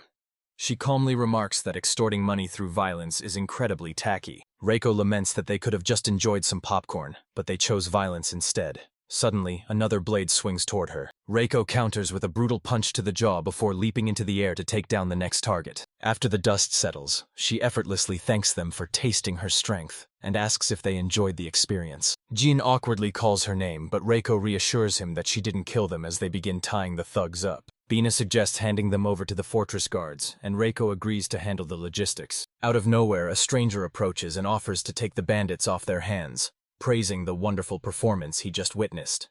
Bina, however, isn't impressed. Clapping in admiration, the man apologizes, explaining he was truly moved by their skill. His butler identifies him as Count Kazuma, causing Bina's jaw to drop in disbelief while Jin and Reiko just keep staring. Stunned, Bina asks why a high-ranking nobleman would ever visit a place like this. The Count admits he followed the rumors about this famous popcorn, wanting to try it fresh. Reiko hands him a bag, and the Count politely inquires about the cost. Sabans, the butler, settles the bill as the Count takes a sniff, immediately understanding the snack's immense appeal. He offers a piece to Sabans, who respectfully declines, prompting the Count to order 3 more portions to go. Before leaving, the Count asks for their names. After the introductions, he instructs Sabans to deal with the tied-up bandits and bids the trio farewell. Once the Count departs, Bina finally lets out a breath she was holding, her nerves shot. Jin smiles, noting how well they held their own in front of nobility. They realize he must be a decent man to come buy popcorn in person. But as they talk, a mysterious figure watches them from the shadows. Bina is exhausted after a long day, and Jin can't help but agree. Between the bandits and the pushy nobleman, their journey has been anything but peaceful. Public order is a mess here. The high population has driven crime rates through the roof, forcing the elite to hide behind fortress walls that require strict identification to pass. While they consider themselves mere commoners, Jin points out that their innovative lighters and popcorn have already caught the attention of the highborn. This means Bina's name is about to become a household staple among the nobility, and her crafting skills will finally be recognized by the world. Bina beams with pride at the thought, but Jin quickly dampens the mood with a stern warning. Fame always carries a dangerous price. For every helping hand, there's a shark looking to exploit her, and if she isn't careful, her newfound talent could put a target on her back. Jin huffs when she seems distracted, but Bina retorts that he's the one who needs to be careful, as his overbearing kindness makes him an easy target. Reiko firmly backs her up, noting that her father has a bad habit of meddling in other people's business, leaving Jin to sigh in awkward defeat. Jin jokingly threatens to stop teaching her, prompting Bina to quickly retract her words while the younger children drift off to sleep on their futons. As they wind down, Jin worries he's inflated Bina's ego too much, a sentiment Reiko shares, noting the girl's growing overconfidence. Their peace is suddenly interrupted by a strikingly handsome man named Cloud, who introduces himself as the Count's personal butler. He explains that a servant brought the Count some popcorn, and now the master is demanding more, and the secret to making it. Bina initially hesitates, but the promise of a hefty payment changes her tune, especially when Jin remains silent and leaves the choice to her. Cloud wastes no time, thanking her and offering an immediate carriage ride to the castle where the Count is already waiting. Bina wonders if selling their secrets is wise, but Jin reasons that people will reverse engineer the recipe eventually, so they might as well profit from it now. Greed momentarily twists Bina's face into a creepy expression before she claims she's joking, entrusting Jin with the kids while she heads off to secure the bag. As the carriage departs, Jin and Reiko pray she doesn't cause a diplomatic incident while they focus on managing the stall and the younger kids. Together, they spend the afternoon prepping inventory and bonding with the little ones over fresh fruit. When Bina doesn't return on time, worry sets in. Jin hopes the nobles haven't found a reason to be suspicious of their commoner inventions. However, a chilling thought crosses his mind. What if the Count isn't interested in the snacks, but the advanced technology used to create them? The Count, who previously bought their popcorn, approaches, expressing interest in recruiting Bina for a specific role. Count Kazuma admits he couldn't find them at their usual spot and is disappointed to see Bina is currently out. Jin honestly informs him that she's currently on her way to Count Garano's estate. Kazuma strokes his chin, realizing he's arrived just a moment too late. The Count shifts the conversation to business, though the atmosphere turns a bit awkward as he and his butler share a knowing smile. Jin quickly asks them not to mention this in front of Bina. Reiko offers an apple as a snack, but the butler immediately steps in to test it for poison. The Count apologizes for Seben's paranoia, explaining they've had some close calls in the past. While he admits the butler can be overzealous, Jin smiles and insists they appreciate the caution. Suddenly, the Count notices his butler is still hunched over the plate. He asks if Sebens has finished his inspection, only to find the man busy devouring a slice of the fruit. Sebens begs for forgiveness, claiming the apple was simply too delicious to resist.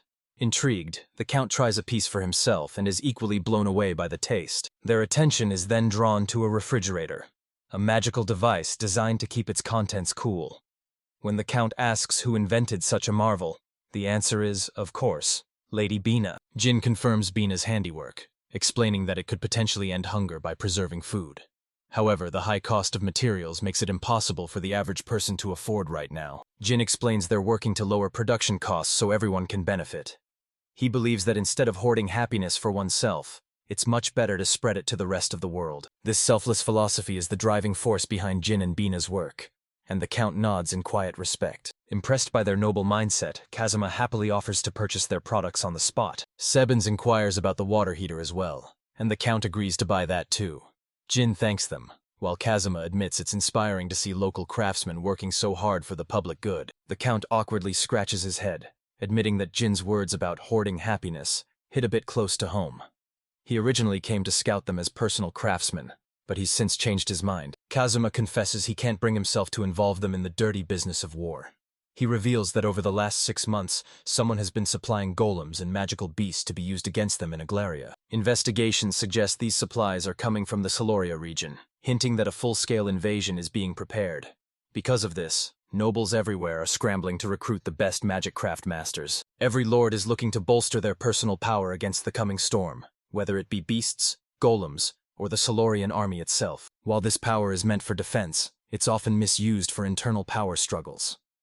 Jin finally realizes why Count Garano was so desperate to recruit Bina, and Kazuma can't help but agree. Realizing the danger Bina might be in, Jin immediately orders Reiko to locate her. The Count warns them that entering the fortress requires strict protocol. He knows Reiko could easily smash through, but he insists on accompanying them to ensure everything is handled officially as a noble. He vows to bring Bina back as soon as possible, keeping her siblings' well-being at the forefront of his mind. Jin remains skeptical, but the Count urges him to trust his lead, if only so he can finally return home to enjoy some chilled apples. While Jin and Reiko rest on a bench, Reiko's eyes suddenly snap wide. She warns her father to step back, sensing a group of people approaching. But it isn't just people. There's a massive golem heading straight for them. Jin is blindsided by the golem's sudden appearance, struggling to decipher their motives or how things spiraled out of control so quickly. Meanwhile, Bina is living the high life, lounging in a luxurious bath alongside the nobility. Tasting this luxury motivates her to work even harder to maintain it. As she dries off and dons her robe, the butler inquires about her experience. Bina admits the bath was heavenly and the temperature was perfect, while Cloud thanks her for her help with the popcorn. The Count's children are obsessed with the snack, prompting Cloud to offer a staggering 10,000 tor for the machine, leaving Bina stunned. She hesitates. While 10,000 tor is a small fortune, the machine was Jin's creation. Before she can decide, the Count himself intervenes. Count Garano is irritated that Cloud is wasting time negotiating for a mere trinket. He demands to speak with the master directly, leaving Bina lost in the tension. Without warning, the Count seizes Bina by the wrist and drags her away. She screams for him to stop, desperately pleading with the butler to intervene. Instead, Cloud simply offers a sickening smile and tells the Count to enjoy himself. Bina protests, terrified for her siblings waiting at home, but the Count silences her by grabbing her face and threatening her family's safety. He aggressively tears at her robe, sneering that he has no patience for noisy, disobedient girls. Bina is thrown onto the bed as the Count loosens his tie, chillingly promising to be gentle as the night is only beginning. Just as the Count moves in, the door bursts open as Cloud rushes back into the room. Enraged by the intrusion, the Count demands he knock, but Cloud frantically explains that Count Kazuma has arrived to take Bina back. Kazuma enters, apologizing for the late hour but insisting he heard Lady Bina was present. After finding the stables empty, he realized his business couldn't wait. Gorano scrambles for an excuse, but Kazuma reveals the guards confirmed Bina never left the citadel, trapping Gorano in his own web of lies. The Count feigns a sudden realization, claiming the girl is simply finishing up a luxurious bath and will be out shortly to meet them. Looking dejected and clutching her bag tightly to her chest, Bina prepares to leave when Count Kazuma suddenly appears to greet her. He offers his hand, explaining that her relatives are waiting, and it's time to go home.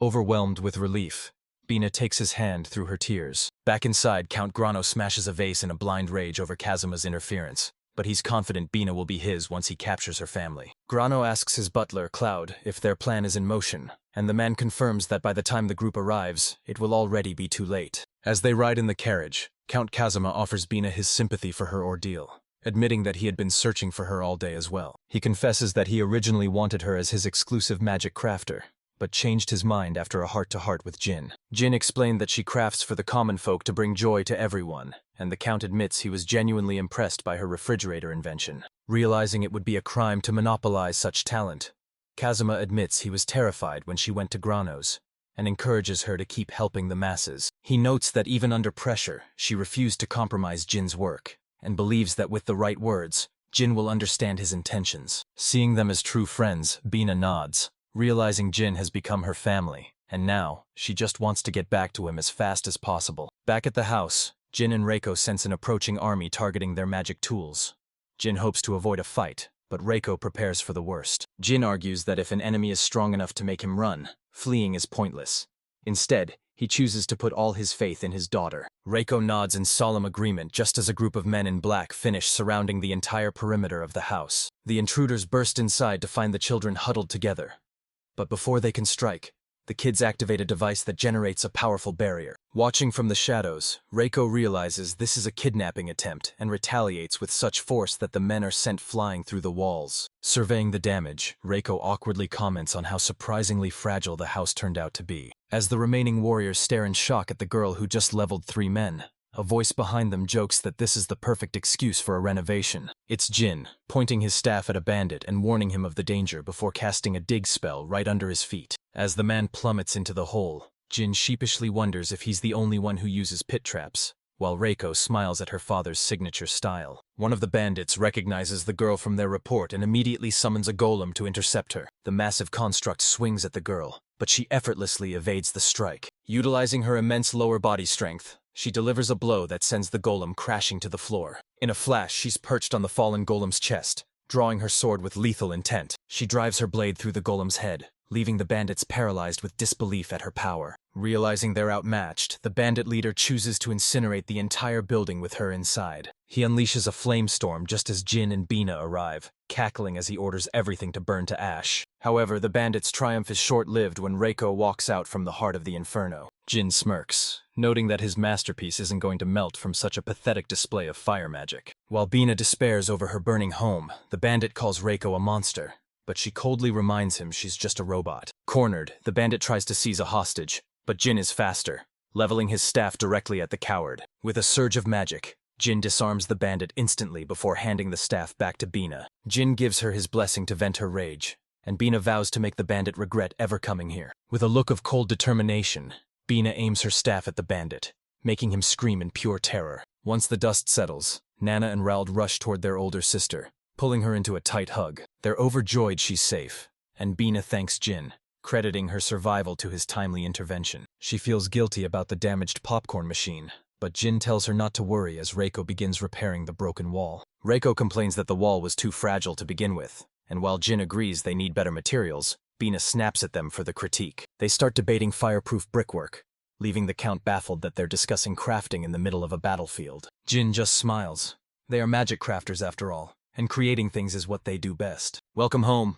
Jin greets Bina with a celebratory fist bump. She's finally safe. As they survey the wreckage, the scene is horrific, though it's a miracle the workshop was spared. Jin suggests rebuilding, but they need a plan for the immediate future. Count Kuzuma offers his estate as a refuge, fearing the bandits might return. He promises to build a new workshop on his well-guarded land, ensuring their safety until the chaos subsides, a gesture that deeply touches Bina. Jin wonders how long Count Gorano can play dumb, especially since Kuzuma plans to blame the incident on rogue golems and beasts. However, Jin doubts such a high-profile kidnapping can be swept under the rug so easily. Gorano went as far as deploying a golem. Had the kidnapping succeeded, Kuzuma fears the villain would have used the children as leverage to force Bina into submission. It's a despicable act for a nobleman, yet the kingdom's dire state means even men like him are unfortunately necessary. To make matters worse, they still lack concrete evidence of his crimes. Jin suggests interrogating the captured mercenaries, but Kuzuma reveals that Captain Bean is already on it. Unfortunately, the captives are tight-lipped, with some even attempting suicide to protect their secrets. Indignant, Jin asks if the Count expects Bina to just sit and wait. Kuzuma confirms that, for now, patience is their only viable option. Fuming, Jin prepares to storm Gorano's mansion, but the Count stops him. While Reiko could easily annihilate the enemy, exposing the nobility's corruption could destabilize the entire kingdom of Agria. Kuzuma urges him to consider the far-reaching influence of the upper class. Furthermore, he asks Jin to consider the fallout for the common citizens and Bina herself. This political fragility is exactly why the Count cannot allow Jin to take reckless action. While it's easy to let rage fuel them, the Count asks for time, believing their future innovations will eventually bring justice. For now, they must bide their time. Suddenly, Bina whacks Jin over the head, telling him to stop making such a terrifying face. She insists she's fine and feels supported despite the trauma she's endured. Bina still loves her kingdom and city, reminding Jin of his own words. They should focus on what they can create for the benefit of everyone. Determined to help her fellow citizens and earn some much-needed funds, Bina brainstorms new inventions, like a washing machine or a water purifier. Jin smiles, calling her incredible, a sentiment Bina confidently echoes. After all, she is the finest magic crafter in the land, a title Jin knows she has well earned. Jin apologizes to Count Kuzuma for his outburst and asks him to look after Bina. The Count agrees, but asks what Jin's plans are, to which Jin replies with a smirk that he's heading out. The Count suggests making the workshop an annex and invites Jin to move in as Bina's assistant. Hearing words like assistant and moving in triggers a jealous, dark aura from Reiko. Before he can finish, she hoists her creator over her head and begins spinning him around like a rag doll. Placing Jin on her shoulders, Reiko firmly declares they are heading home. Jin shouts in embarrassment, but Reiko bluntly explains that this is the fastest way to travel. She takes off like a rocket, leaving a massive trail of dust in her wake. Jin begs her to slow down while shouting a final goodbye to Bina. Bina is clueless about their plans, unaware that this would be the final time their paths would ever cross. Regardless, she has no way to repay him for his help. Bina settles into her stunning new studio, which is absolutely breathtaking. The Count notes that if she ever needs anything at all, she only has to ask. Bina playfully demands a hammer of pure gold and a chain made of magic crystals. When Count Kazuma actually prepares to find them, she laughs, revealing it was just a joke. Smiling warmly, the girl tells the Count that he is far too kind. It's rare to see someone treat lowly magic crafters with such respect, and Bina mentions she's only met 2 others like him. Kazuma gives a strained smile, claiming he only sought her out once she became popular. The Count reflects on his childhood. His father taught him strength, while his mother taught him kindness. With his mother gone and his father lost to the war with Soloria, Bina offers a sincere apology. Placing a reassuring hand on her shoulder, the Count tells her not to worry. To him, the people around him now are his true family. It's clear that Count Kazuma is no longer a man standing alone. To show her gratitude, Bina offers to cook dinner. While the estate's chef is talented, she wants the Count to try her special leaf soup, a simple commoner dish that tastes incredible. She challenges him to try a commoner's meal if he truly wants to be a great nobleman. He agrees, while elsewhere, a desperate Count Guerrano seethes with rage in his estate. He is livid that he lost his elite soldiers and his golem all because of some girl in Kazuma's territory. He wonders why his enemies haven't exposed the truth yet. Cloud suggests that Count Kazuma is holding back for lack of evidence, but Guerrano snaps that since the soldiers survived, it's only a matter of time before proof surfaces. Even though the golem case is officially closed, Guerrano knows the nobles of Blue Land suspect something is wrong, especially with Soloria's spies lurking nearby. It would be a catastrophic scandal if it were discovered that a noble attacked his own citizens. The nobility understands the weight of such a betrayal far better than the public. Deception can only last so long, and the truth is bound to come out. If Count Guerrano doesn't finish his business soon, he'll be facing the gallows. Refusing to become a puppet for the other nobles, He blames his entire downfall on that one magic crafter. Cloud then mentions that she is officially reopening her shop. The magic craft shop is finally back in business, and several customers immediately recognize the owner. A man asks about the boy and the girl in the bunny-eared dress. Bina pouts, dismissing them as people who are simply away on a long vacation. Deep down, she knows there is only one thing they are truly capable of doing. While she handles the shop, Jin and Reiko have just finished putting the final touches on their latest invention in the lab. Reiko has a request, but Jin is currently busy finalizing her personal golems, establishing their connection before activation, as she waits impatiently. Connection, start!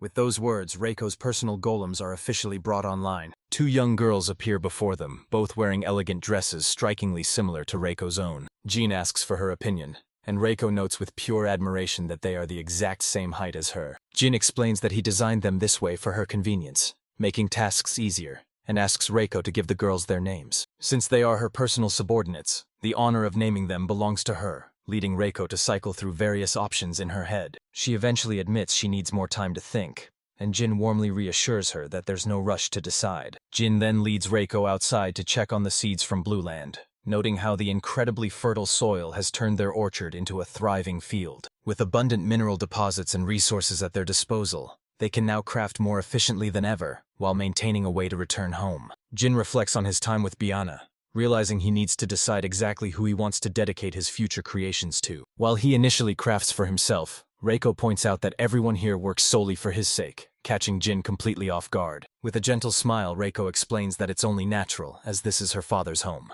Before him stands a beautiful Japanese-style house. It is a masterpiece, and Jin thanks Reiko from the bottom of his heart. Inside, Jin runs his hand across the tatami mats, barely believing his eyes, while Reiko asks if the room is to his liking. Jin is stunned that they managed to craft authentic tatami, though Reiko admits she used his memories to guide her through the process. She used magic to replicate the texture from saved images. While not a perfect match, her immense magical talent brought it remarkably close to the original. Observing Biana made Jin realize he lacks fundamental magic theory. Though he inherited the master's knowledge, the skill gap between him and modern mages is vast. After the incident at Kaina village, he tried to lay low in Blue Land, but he sheepishly admits he may have overdone it again, though Reiko insists he is wonderful. Reiko smiles, noting that while Jin acts out of what he calls common sense, his standards are actually far beyond any normal person's comprehension. Looking for a new breakthrough, Jin shifts his focus to developing a functional engine, though the project is currently proving to be a struggle. Jin muses about the need for advanced transportation like cars, ships, or planes, but Reiko points out they already have Koma, their mechanical horse. However, Jin wants something far more comfortable for long-distance travel. Since this world lacks gasoline and batteries, magic is the only viable fuel source, and that's where the real challenge lies. Eager to test a theory, Jin hands Reiko a stack of papers and instructs her to cast a wind spell. As he observes the results, Jin's eyes light up with excitement. He's found exactly what he was looking for. While Jin makes spells like creation and digging look easy, they actually involve complex recoil-canceling mechanics, a detail that makes Reiko wonder if this is the key to his new engine. Jin explains that by harnessing that very kickback, he can turn it into a powerful advantage, and he calls Reiko over to begin. For the initial experiment, he decides to utilize air magic as the primary catalyst. Traditional engines rely on combustion or electricity, but Jin plans to bypass those limitations by converting raw magical energy directly into dynamic force for maximum efficiency. With the preparations complete, a strange cylindrical invention finally sits before them. Jin dubs it the Rocket Magic Engine, and prepares for a field test, though the personal maids insist on hauling the heavy device to the site themselves. The maids end up having a playful squabble over who gets the honor of carrying the master's new creation. Once they reach the field and set the engine down, Jin warns Reiko to stay alert and be careful of the intensifying winds. With the command to start, the experimental engine roars to life. A sudden explosion echoes through the air, and Reiko is forced to plant her feet as she's nearly overwhelmed by the sheer intensity of the force. Seeing the recoil in action, Jin realizes they can successfully harness this power and urges Reiko to continue the test. Concerned for her safety, Jin offers to have the maids assist, but Reiko stubbornly assures him she can handle the pressure alone. Another violent blast rings out, forcing Jin to shout for an immediate shutdown. Jin rushes to Reiko's side to check on her, but while she's physically fine, she gazes at the smoking, shattered engine with a look of pure heartbreak. Reiko tearfully apologizes for the failure, but Jin quickly comforts her, taking full responsibility for pushing the machine too hard in his pursuit of results. Placing a reassuring hand on her shoulder, Jin reminds her that trial and error are the heart of research, and she shouldn't carry the weight of this setback. Jin sends Reiko to the baths, where she soaks in the hot water, lost in her own brooding thoughts. She begins to reproach herself for ever doubting Jin, feeling like she's only ever been a burden to her father. Her new maids soon arrive, explaining that Jin sent them because a manual bath is far more therapeutic than using magic. They admit that Jin sent them to support Reiko, realizing that just as she relies on Jin, they wish to rely on her. Reiko realizes she still hasn't given them names, worrying she lacks her father's legendary gift for finding the perfect titles. But the girls only wish to be useful, fulfilling the very purpose for which their creator brought them into this world. Reiko smiles, realizing they share the same soul. As they watch the sunset together, her eyes remain fixed on the horizon. Looking at the blonde golem, she names her Soleil after the golden sun, and the dark-haired one Luna after the silver moon. Overjoyed with their new names, the trio finally leaves the baths and returns to the workshop. Jin explains he's converted the research wing into a dedicated lab, aiming to construct a true rocket in the near future. In this controlled environment, they can test their inventions with ease, a prospect Reiko finds absolutely magnificent. Having upgraded the magic rocket engine, it's time for a stress test, and Reiko eagerly volunteers to handle the trial. She asks to take the lead alongside Luna and Soleil, and with a confident nod from Jin, the experiment begins. As Jin observes through a reinforced viewing pane, the three girls secure the roaring engine in place. Working in perfect harmony, the girls successfully manage to keep the volatile machinery under control. The test is a resounding success. As the mana dissipates, Jin expresses his deep gratitude to his three hard-working golems. Beaming with pride, Reiko asks if they can finally build a vehicle, but Jin tempers her expectations for now. The output isn't high enough for flight yet, but by adjusting the torque, it's perfect for watercraft or a motorized glider. Practical application requires a realistic approach. Thus, their first masterpiece will be a ship rather than a plane. Arriving at the shore, they set off for Port Rock, with Jin asking Reiko to pose as his sister as they enter the city. After settling into an inn for 300 tours, Jin takes note of the tropical architecture. Unlike the enclosed buildings of Blue Land, the structures here are open and airy to catch the sea breeze. They've arrived in the kingdom of Elias, located far south of Aglaria. The sweltering heat is a stark contrast to their previous stops, though like Blue Land, the civilization here remains at a medieval level. Reiko doesn't quite grasp the concept of the Middle Ages, but she observes that society has regressed since the ancient era. Jin agrees. With the loss of advanced teleportation gates, humanity has definitely taken a step back. While Jin is curious about the legendary vessels of the past, he's just as eager to see modern naval engineering. With their luggage unpacked, the duo heads down to the docks to inspect the local fleet. Jin examines the ships, noting they're primarily wooden with only sparse metal reinforcements. He's surprised to see only small vessels, wondering if large-scale ships even exist here, until Reiko points out something peculiar. They spot a boat powered by a golem using its arms as oars. It's a primitive substitute for an engine, but since golems never tire, it's a surprisingly efficient choice for small-scale transport. However, Jin notes the design flaws. The arms are weak, and the balance is off. Any loss of stability results in a massive drop in propulsion. Before he can finish his critique, a voice calls out to them. He suggests a catamaran design would be far more stable for high-speed travel, though even those have the risk of capsizing during sharp maneuvers. A short-haired blonde girl approaches, having overheard their conversation. She's clearly impressed by Jin's deep understanding of both naval architecture and golem mechanics. With a bright smile, she asks if he's a professional shipwright. She apologizes for eavesdropping, but as the local boat builder, she couldn't help but be intrigued by his expert analysis. Jin introduces himself as a Magi craftsmaster. The girl beams, realizing that his specialized background explains his incredible insight into golem technology. She bombards him with questions about his guild and his schedule. When a flustered Jin admits he's unattached, she ecstatically claims their meeting must be a divine blessing from the sea. Reiko warns Jin that this girl is the troublesome type, and they should keep their distance. However, Jin is too curious about the ships to walk away.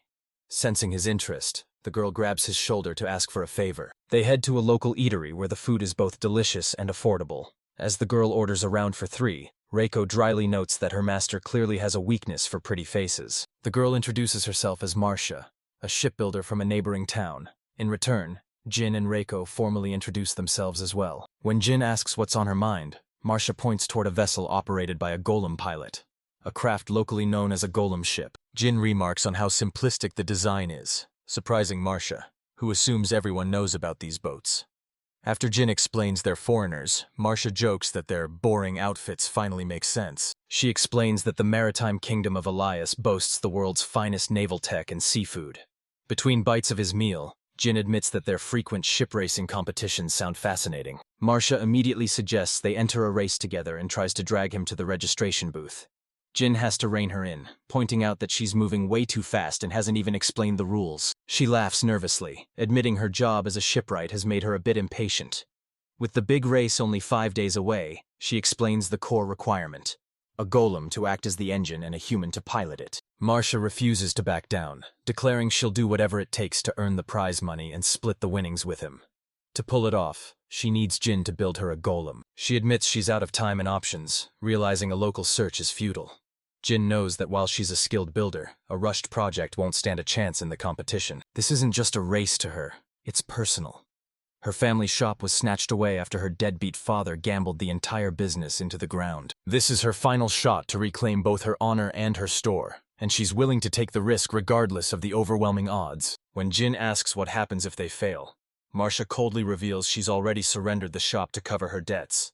If they lose, she has absolutely nothing left. She approached Jin because of his uncanny knowledge of golems and ships, but more importantly, her instincts told her he was a man she could actually trust. If the worst-case scenario unfolds, she'll lose the last desperate gamble of her life. Jin honestly tells her she made the right choice. Reiko agrees, noting that building a golem specifically designed to pilot a ship would give them a massive advantage. Marcia watches them, puzzled, while Reiko teases Jin, claiming it would be a total embarrassment for someone of his caliber to lose. Jin suggests they put their faith in their own combined skills, proposing a specialized design that will significantly boost their odds of winning. With the plan set, they rush to register before the deadline, and Marcia finally lets out a hopeful smile. They head toward the registration hall, knowing they'll be disqualified if they don't sign up today.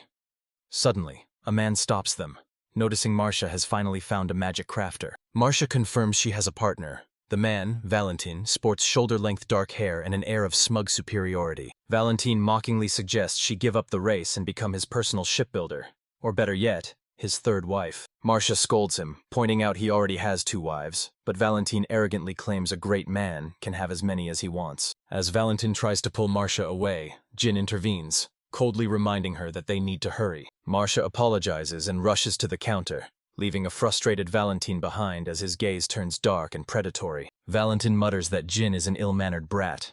As they walk away, Jin correctly guesses that the man is a high-ranking official, which Marcia confirms. Reiko warns that Valentin looks like the type to play dirty, a sentiment Jin shares. Marcia is taken aback by their immediate resentment toward the nobility. Finally, Marcia reaches the desk and registers them for the event. She will be the shipbuilder, and Jin will serve as the team's magic crafter. The examiner asks if Jin has a magic crafter's license or guild references, but Jin has absolutely nothing to show. When asked to provide samples of his work, Reiko suddenly pops up to offer herself as proof. Jin quickly shushes her, claiming his work is back at the hotel, so the staff offers him a practical test instead. Handed 2 pieces of raw material, Jin sighs in relief. He was honestly dreading a written exam. As Jin is led into the testing room, Reiko tries to follow close behind him. Jin promises her he'll be done quickly, all while the mysterious Valentin watches his every move. Presented with a hunk of blue copper, Jin ponders whether to craft a simple mug or perhaps a candlestick. His eyes then land on designs from a recent swimsuit competition held earlier that year. With a spark of inspiration, the young crafter finally decides on his project. He approaches the table and activates his formation magic, causing the surface to emit an intense, strange glow. When he finally emerges, a curious Marcia asks him how the test went. Jin hesitantly admits he passed, drawing everyone's attention, including Valentin's, to his finished creation. It turns out to be a perfect figurine of Marcia in a swimsuit, leaving the girl demanding an immediate explanation. A flustered Marcia grabs him by the collar, but Jin argues it was the most efficient design. Meanwhile, Reiko wants one for herself. He explains that copper is difficult to shape into intricate clothing, but the examiner is floored by his incredible speed and precision. With that, Jin is officially certified as a magic crafter and entered into the 10th golem ship race. While Jin tries to focus on their next meeting, Marcia continues her swimsuit-related rampage as Valentin sighs in exasperation. Valentin irritably asks the examiner about the table, only to find the anti-magic crystal meant to hinder Jin had completely burned out. Confused by this boy's raw power, Valentin tries to convince himself it was just a simple mechanical failure. Refusing to lose, Valentin prepares a backup plan, determined to win both Marcia and the race by any means necessary. Valentin asks to take the statuette, but the boss refuses, insisting it must be kept as proof of their success. As the boss examines the prize, He remarks that it's the most exquisite piece he's seen all year. With a smirk, the man decides his next ambitious project will be designing a custom swimsuit for a women's swimming competition. Later that evening at a tavern, Marcia proposes a toast to the newly formed MDR team. When Jin asks what the name means, she explains it's an acronym of their initials, noting that a formal team name is mandatory for the upcoming race. Jin asks for the specific rules of the competition, admitting he's going in blind, but Marcia reassures him that she's already secured the official rulebook. The rules for the Port Rock Golem ship race are straightforward. The vessel must be piloted by a woman, powered by a golem, and the first to cross the finish line wins. After reviewing the documents, Jin notes that the guidelines are surprisingly vague. When he questions the lack of size and weight limits, Marcia explains there are separate awards for both design and innovation. Confident that speed won't be an issue, Jin suggests they focus on sweeping the design awards as well. Reiko proudly declares that with her master involved, they're guaranteed to win everything, prompting Marcia to joke about their shared greed. Jin maintains that if they're in the race, they might as well aim for total victory. Marcia, meanwhile, questions the women-only pilot rule, jokingly wondering if the race's founder had some very specific preferences. Down at the pier, the group inspects the ship. Marcia realizes she hasn't thought about the golem's integration, but Jin warns her that victory depends on the perfect balance between the vessel and the golem. Otherwise, they'll be completely out of sync. With only 4 days left, Jin stresses the need to finalize the design and begin testing immediately. To save time, they'll modify Marcia's existing boat, and he sends her off to gather the necessary materials for the golem's construction. While studying the race route, Jin begins strategizing. Since the preliminary heat involves a sprint to a rock and back, he realizes that minimizing speed loss during sharp turns will be the deciding factor for their success. As he sketches a propeller design, Reiko asks why they don't simply use a magical jet engine. Jin explains that while powerful, jets are too difficult to control, but his explanation is cut short when he spots something strange in the distance. Suddenly, a golem resembling a mermaid with sleek fins bursts from the water, leaving both Jin and Reiko completely stunned. A blonde man speaks into a small microphone, informing his golem, Lorelei, that the strength tests are complete. He then orders her to begin high-load maneuverability trials, smiling as the golem complies. Noticing the duo, the stranger asks if Reiko is some kind of doll. Without letting Jin get a word in, the eccentric man begins gushing over her craftsmanship, desperate to examine her from the perspective of a fellow magical engineer. The stranger introduces himself as Reinhard, a magic crafter from the Shurro Empire. When he learns that Jin was the one who actually built Reiko, the seasoned engineer is left in absolute shock. Reinhard admits he originally thought Reiko was an ancient artifact, but Jin humbly claims he simply fixed her. In return, Jin praises Reinhard's skill, noting how impressive it is to create a golem using magical beast hide. Thrilled to find someone who understands his craft, Reinhard explains that Lorelei requires rare materials to function underwater. He describes the grueling process of harvesting magical beasts and fine-tuning crystal output just to make her swim. As Reiko tries to join the conversation, the two men get lost in a technical debate about replicating aquatic movement. Jin nods in empathy, recalling the immense difficulty he faced when trying to build a mechanical horse. They continue to geek out over the complexities of animal physics and shifting centers of gravity, becoming so absorbed in their shop talk that they completely ignore everything else around them. Reinhardt geeked out over complex magic formulas, explaining how they accidentally created a loop during development. Jin, meanwhile, focused on the anatomical details, realizing that reproducing realistic muscle movement was the key to fluid motion. Poor Rocco's head was spinning from all the technical jargon. As their talk wrapped up, the two shared a friendly handshake, with Reinhardt expressing his genuine pleasure in meeting Jin. When a bewildered Rocco asked if they were finally finished, Jin just smiled and admitted he wouldn't have minded chatting even longer. Reinhardt agreed but had to go check on Lorelei, his golem, who was awaiting her next orders. Realizing the race was fast approaching, Reinhardt hurried off, but not before he and Jin discovered they were both competing, sparking a friendly rivalry between the two. Reinhardt promised to see him at the finish line, and Jin nodded before heading back to Marcia. However, they were greeted by Marcia's frantic screams, leaving Jin wondering what could have possibly gone wrong now. It turned out the local shops were completely picked clean. Someone had bought out the entire inventory right after race registrations opened. All Marcia could find was some basic bronze, and she slumped to the floor in despair, noting the suspicious lack of magic plates and crystals. Jean noted that while pre-race demand was normal, this total shortage was definitely strange. Still, he reassured her that bronze would suffice since he already had the rare materials needed, and they immediately set to work on constructing their golem and ship. Using his forging skill, Jin purified the raw metal to remove any imperfections before instructing Reiko to use the bronze to craft a golem in Marcia's image. Reiko complied instantly, much to Marcia's flustered indignation. When Marcia asked if Reiko could actually use magic, Jin proudly confirmed it, referring to her as his sister. Reiko then activated her transformation skill, and Jin leaned into the lie, calling her an exceptionally capable younger sibling. As the team put the finishing touches on the mechanical frame, Marcia watched with a mix of surprise and embarrassment, realizing they were building a strictly humanoid-type golem. Jin reminded her that he'd planned to model the golem after her from the start, but Marcia worried that a humanoid wouldn't be able to row effectively.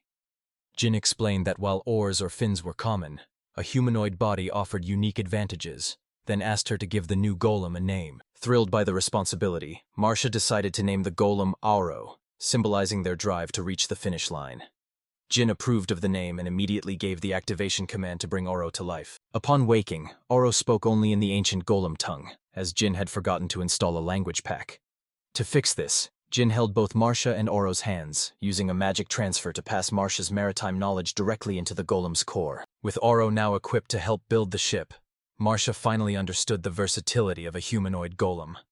Jin flashed a confident smile and signaled Reiko, who promptly presented the ship's newly crafted steering wheel. Jin encouraged Marcia to watch closely as he assembled the vessel, promising to show her a maneuver that only a humanoid pilot could pull off. Marcia could only watch in awe as the innovative craft took shape. Once the work was complete, they stepped back to admire a sleek catamaran featuring a unique pedal-driven mechanism situated right behind the navigator's seat. A bewildered Marcia asked how such a strange contraption worked, and Jin explained that the pedals would drive a water wheel to propel them forward. Seeing her skepticism, Jin decided that a live demonstration was the best way to prove its power. Reiko hopped into the seat and began pedaling with explosive strength. Before Jin could even tell her to take it easy, the catamaran surged forward with such force that it caught air, launching off the crest of a wave. Jin let out a yell as they blasted away from the shore, leaving a soaking wet Marcia and Oro to watch in stunned silence. Despite the chaotic start, Marcia clenched her fist, now certain that victory was within their reach. As the sun began to set, Marcia and Oro returned from their successful test run. Jin greeted them at the pier, eager to hear Marcia's thoughts on how the new ship handled the open water. Marcia dubbed the vessel the Swan, praising its incredible speed and effortless handling. She couldn't imagine how it could be any better, but Jin humbly replied that while it was a solid build, he'd keep looking for ways to push its performance even further. Marcia approached Jin, questioning if he was truly satisfied with Oro's capabilities. Jin confidently replied that Oro was the pinnacle of what their materials could achieve, leaving Marcia momentarily hesitant. She then wondered why Oro couldn't move faster, noting that even the young Reiko outpaced him. Jin calmly explained that Reiko was an advanced automaton. When a stunned Marcia questioned this, Reiko simply stated that Jin was her father, which Jin awkwardly confirmed. Ending their conversation for the night, the group failed to notice they were being watched. Jin decided the final adjustments could wait until morning, and the moment their heads hit the pillows, they drifted into a deep sleep. However, Reiko remained vigilant. Hearing heavy footsteps outside Marcia's room, she intercepted 3 intruders attempting to break down the door. She coolly asked if they realized they were trespassing in the women's quarters, catching the burglars completely off guard. Though the men initially claimed they had the wrong room, Reiko spotted their drawn blades and realized their intent was malicious. One burglar ordered her silenced immediately, while another lunged for his weapon. Unfazed, Reiko whispered that they needed to be quiet while her father slept before launching into a swift assault. She struck the first man in the neck before he could react, then pivoted to the second, driving her elbow deep into his solar plexus. With the would-be thieves unconscious, Reiko decided on a fitting punishment. She dragged them to the shore, burying them up to their necks in sand piles and leaving a sign that exposed their attempt to attack a sleeping woman. Her peace was short-lived as she spotted a fire raging near the ship's dock. She quickly woke Jin and Marcia, but as they rushed to the scene, Jin remained strangely calm, telling a frantic Marcia that there was no need to panic about the flames. Marcia screamed that the Swan was in danger, but Jin simply pointed toward the harbor. Safely away from the burning docks, the Swan sat out on the open water with Oro standing on deck waving back at them. Jin explained that Oro was designed to evacuate the ship at the first sign of danger. Their relief was interrupted by Reinhardt, who warned that the fire was spreading and a much greater threat had emerged from the depths, a deadly sea serpent. As Reinhardt spoke, a massive serpent breached the surface, its gargantuan jaws wide and its presence terrifying the onlookers. Jin watched in horror as Reinhardt explained that Lorelei was currently distracting the beast, though she wouldn't hold out for long. As Reinhardt prepared to lure the monster toward the pier, Jin didn't waste a second and began channeling a powerful magical spell. After manifesting a massive spear, Jin ordered Reiko and Oro to use the swan as their combat platform. With Marcia's quick approval, Jin gave Reiko the signal to engage. Reiko launched herself through the air with incredible speed, landing perfectly on the deck of the swan next to Oro. Oro accelerated toward Lorelei as Marcia and Reinhardt coordinated their golem's movements. Lorelei drew the serpent toward the surface, and as the golem ascended, the massive predator followed her lead. As the serpent breached the water, Reiko seized the opening. She put her full strength into the throw, sending the magical spear whistling through the air until it impaled the monster's flesh. The serpent recoiled, attempting to dive back into the depths to escape. But before it could submerge, Reiko leaped from the ship, delivering a devastating blow directly to the creature's head. With the beast reeling, Jin gave the final command. Reinhardt and Reiko unleashed their fire spear spells simultaneously, aiming for the killing blow. The dual spells collided with the serpent in a blinding explosion, illuminating the night sky like a second sun, and sending a massive shockwave rippling through the docks. When the light faded, only the serpent's lifeless carcass remained before it sank into the dark abyss. The group stood in stunned silence, slowly realizing they had actually survived the encounter. Once Lorelei confirmed the deadly sea serpent was finally slain, Reinhardt declared their hard-fought victory, sending the crowd into a jubilant roar while Jin thanked Reiko and Alcor for their flawless teamwork. However, the celebration was short-lived as Marcia spotted several damaged ships. She and Alcor immediately set out to assist them while Jin and Reinhardt stayed behind to coordinate repairs and summon the city's master shipbuilders. The harbor became a hive of activity as Reiko extinguished the remaining fires. Marcia rescued stranded sailors, and Jin worked tirelessly alongside Reinhardt to restore the damaged golems before the break of dawn. Exhausted but satisfied, the group watched the sun rise over the newly restored docks, a peaceful moment that was interrupted when Reinhardt invited Elsa to join them in admiring the breathtaking view. Jin turned to see Elsa standing there, her soft smile mirroring his sentiment that the morning was truly magnificent. As Elsa tilted her head with a sweet, gentle expression, Jin felt his heart skip a beat, completely captivated by the young girl's beauty. The moment was broken when Elsa grabbed Jin's arm to drag him back toward the house, reminding him that everyone was worried, while Marcia tried to get a word in before being cut off by the boys' departure. Jin insisted they all needed rest before discussing the night's events, but not before reminding a hesitant Marcia about her upcoming swimsuit fitting. Meanwhile, the villainous culprit behind the fire slammed his fist in a fit of rage. A furious Valentino lashed out at his subordinates for their failure to burn the ships, while Lise argued that fewer competitors would have been better, prompting Valentino to snap that he wanted to win the prize, not see the event cancelled. He lamented the loss of his hired assassins, who had been buried in the sand, while questioning the suspicious timing of the sea serpent's sudden appearance during his scheme. Regardless of the setbacks, Valentino vowed to crush them during the race, while elsewhere, Marcia awkwardly adjusted her revealing new swimsuit as Jin struggled to hide his amusement behind his hand. The embarrassed girls protested the daring outfit, but the shop owner insisted it was a design that would last for a decade, leaving Jin stammering apologies while Marcia demanded he take responsibility for her humiliation. Race day finally arrived, and Jin and Reiko performed the final checks on the Swan, while Marcia and Alcor prepared to take their places among the eager competitors. As they explored the square before the start, Marcia explained the local betting culture of Port Rock,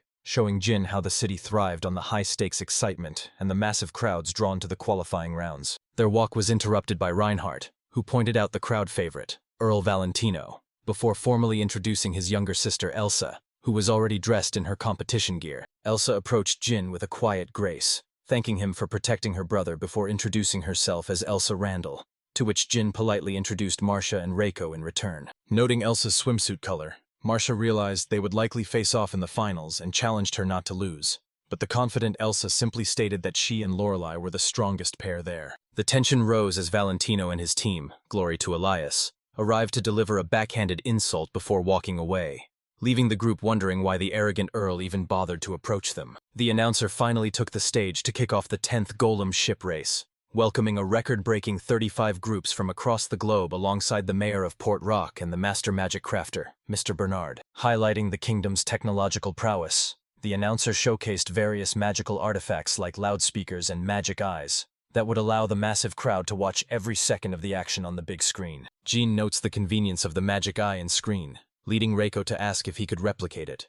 Jin confirms he could, but jokes he's no longer a TV host, leaving Reiko baffled by the term.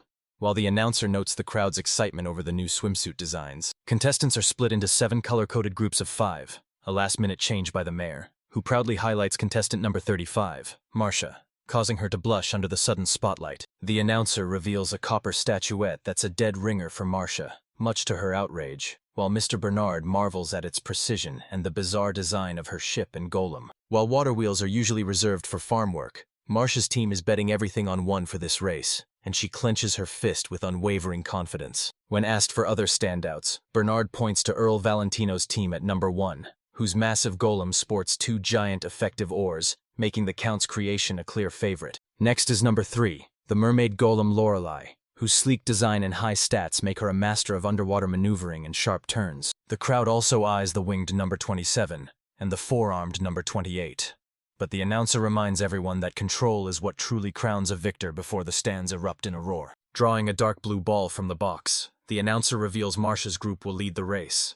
Though disappointed she can't scout her rivals first, Marcia simply points a defiant finger at the magic eye. Marcia boldly declares she'll overtake everyone at the turn, daring them to try and pull away early, a display of bravado that Jin and Reiko find a bit too over the top. This declaration of war sends the audience into a frenzy and puts the competitors on edge as they line up, fire burning in their eyes. Before the start, a younger racer thanks Marcia for saving her golem from a fire, but warns that she won't be holding back now that they're rivals, a challenge Marcia happily accepts. As the countdown begins and the atmosphere reaches a fever pitch, Jin and Reiko watch intently while Marcia grins in anticipation of the chaos. The horn blares and the ships surge forward, with contestant number 14 taking an explosive early lead. Using massive arms to churn the water, number 14 mocks the strange boats behind him, convinced that raw speed is the only thing that matters in this race. Jin acknowledges that speed is vital, but warns that trying to maintain it through a turn will destroy a ship's balance and leave it wide open. Right on cue, number 28 seizes the opening, diving into the inner circle and leaving the shocked number 14 in the dust. Suddenly, Marcia appears right on their tail,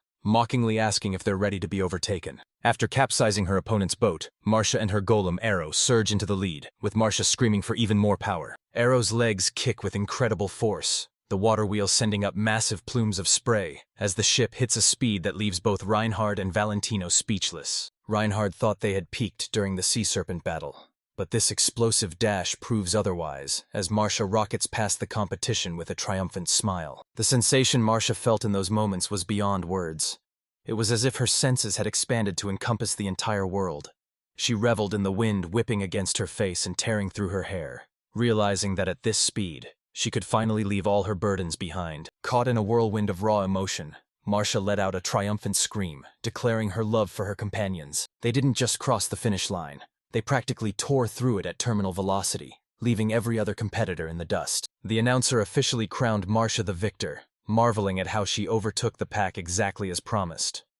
Marcia simply brushed her hair back, coolly dismissing her incredible feat as nothing more than a light breeze. Pointing proudly at herself, she credited her ship, the Swan, along with Arrow and the rest of Team MDR, announcing their official advancement to the finals. When Marcia boldly declared they would take first place, the crowd erupted in a frenzy.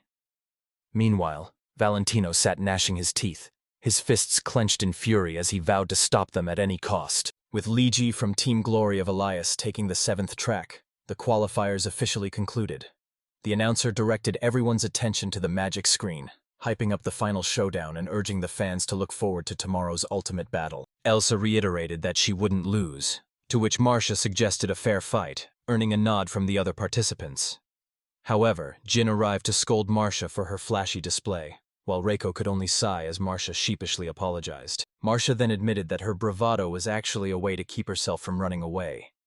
She knew she had the best golem and the best boat, and she feared that if she couldn't control them properly, she would be failing the high expectations placed upon her. Clenching her hand, Marcia confessed that she felt too weak to fight with true dignity. Jin was stunned into silence by her vulnerability, but Reiko stepped in, leaning close to reassure her that victory was certain. Reiko reminded her that Arrow was a golem crafted by Jin, and the Swan was his masterpiece.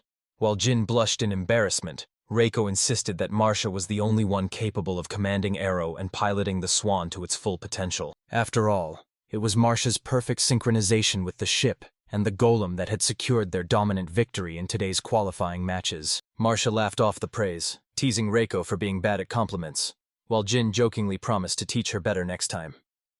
Despite the light-hearted banter, Marcia patted Reiko's head and gave her word. She wouldn't let them down, as this was her battle to win. Later, at a lavish restaurant, Marcia questioned if they were in the right place, as it looked far too noble for them. Jin explained that Reinhard had invited them after the race, impressed by their performance, though Marcia couldn't help but note how easily Jin was swayed by an invitation. Reinhard and Elsa soon appeared, dressed in high-class finery, and welcomed the group inside. Marcia tried to make a break for it, but Jin dragged her along to a table overflowing with gourmet dishes. Reinhard formally addressed Marcia and Team MDR before introducing his own team, Seabird. He proposed a toast to celebrate passing the preliminaries, though Marcia's sheepish behavior quickly caught his attention. Summoning her courage, Marcia asked if Reinhard was actually a noble. He casually confirmed he was the fourth son of a prominent family in the Shurro Empire, but urged her to treat him just as she always had, regardless of his status. Jin eagerly tried to pivot the conversation to ships and golems, and while Reinhard shared his enthusiasm, a sharp look from his sister forced him to focus. He admitted there was a much more serious matter they needed to discuss first. Reinhard got straight to the point. The recent fire. It had started at Jin's dock before spreading, and while Marcia denied any involvement, Reinhard already believed her. He revealed a shocking truth. The fire was a targeted attack specifically aimed at Marcia. Marcia jumped up in shock, demanding to know why anyone would target her. Reinhard asked if they had any suspects in mind, and when Marcia began listing off a massive number of potential enemies, Reinhard noted she had way too many people on her bad side. Marcia suspected her father's debt was the motive, but Jin argued it would be more profitable to sell her ship than burn the docks. Reiko added that he'd dealt with 2 kidnappers that night, burying them, only for them to vanish by morning. Reinhard mused that while the culprit could be targeting Marcia or the ship, their primary goal was likely to keep her out of the race entirely. Regardless of the motive, they had to remain vigilant as the final route was announced. Reinhard felt a lingering sense of dread, prompting Jin to ask why he was being so supportive. Reinhard explained his role as a diplomat, wanting to maintain peace between Elias and Shurro. He was also protective of his sister Elsa, and refused to let her be put at risk by these underhanded tactics. He admitted a soft spot for fellow craftsmen, and invited Jin to visit Shurro. With a smile, Reinhard suggested they both give it their all in the finale to ensure a race with no regrets. The announcer signaled the start of the 10th and final golem ship race, the crowd's roar reaching a fever pitch as the vessels surged forward. Liji from Team Glory of Elias took an early lead, leaving Jin and Reinhard tense while Valentino watched with an arrogant smirk. The other competitors seemed hesitant, afraid to gain speed, leaving Marcia trapped behind a wall of ships with no way to break through. At the first turn, Elsa and Lorelei pushed for a sharp maneuver, Elsa's expression hardening as she focused on overtaking her rivals. Jin realized the danger of the ships staying so close. Reiko suggested using Arrow's speed to go around, but Jin explained the catamaran was too large to squeeze through or circle without being easily cut off. Jin then noticed 4 ships coordinating to box Elsa in, sacrificing their own chances to block her path. Furious, Marcia screamed at them to fight fairly. The other racers heard her, but their fear of Valentino outweighed their pride.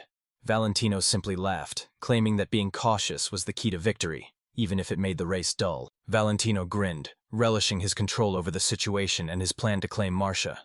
However, Marcia's anger boiled over, warning the culprit not to underestimate her resolve. She reminded them that everyone worked hard to reach this stage, and she wouldn't let some shadow dweller ruin the dreams of those who wanted a real fight. She refused to let a coward with dirty tricks stand in the way of those who came to win with honor. Ordering Aro to reverse suddenly, Marcia caught her opponents off guard. As she veered left, the blockers scrambled to cut her off, thinking they had her cornered. The opponents gave chase, desperate to maintain their blockade as Marcia executed her turn. The crowd watched in confusion as Marcia intentionally slowed down to create a gap. Once her rivals were lured into the trap, she suddenly gunned the engine and blasted past them. Jin noted that even the best golem ship requires an elite pilot to truly shine, a sentiment Reiko echoed with a confident smile as the audience erupted. Suddenly, Reiko's expression shifted. She sensed a massive magical signature approaching from the depths, a swarm of sea serpents closing in on Marcia at high speed. Jin checks in with Reiko, who confirms a swarm of 30 sea snakes is closing in on Marcia's group. Realizing the participants can't outrun them, Jin asks Reiko if she's ready for a fight, and she confidently agrees. However, their current position is a major disadvantage.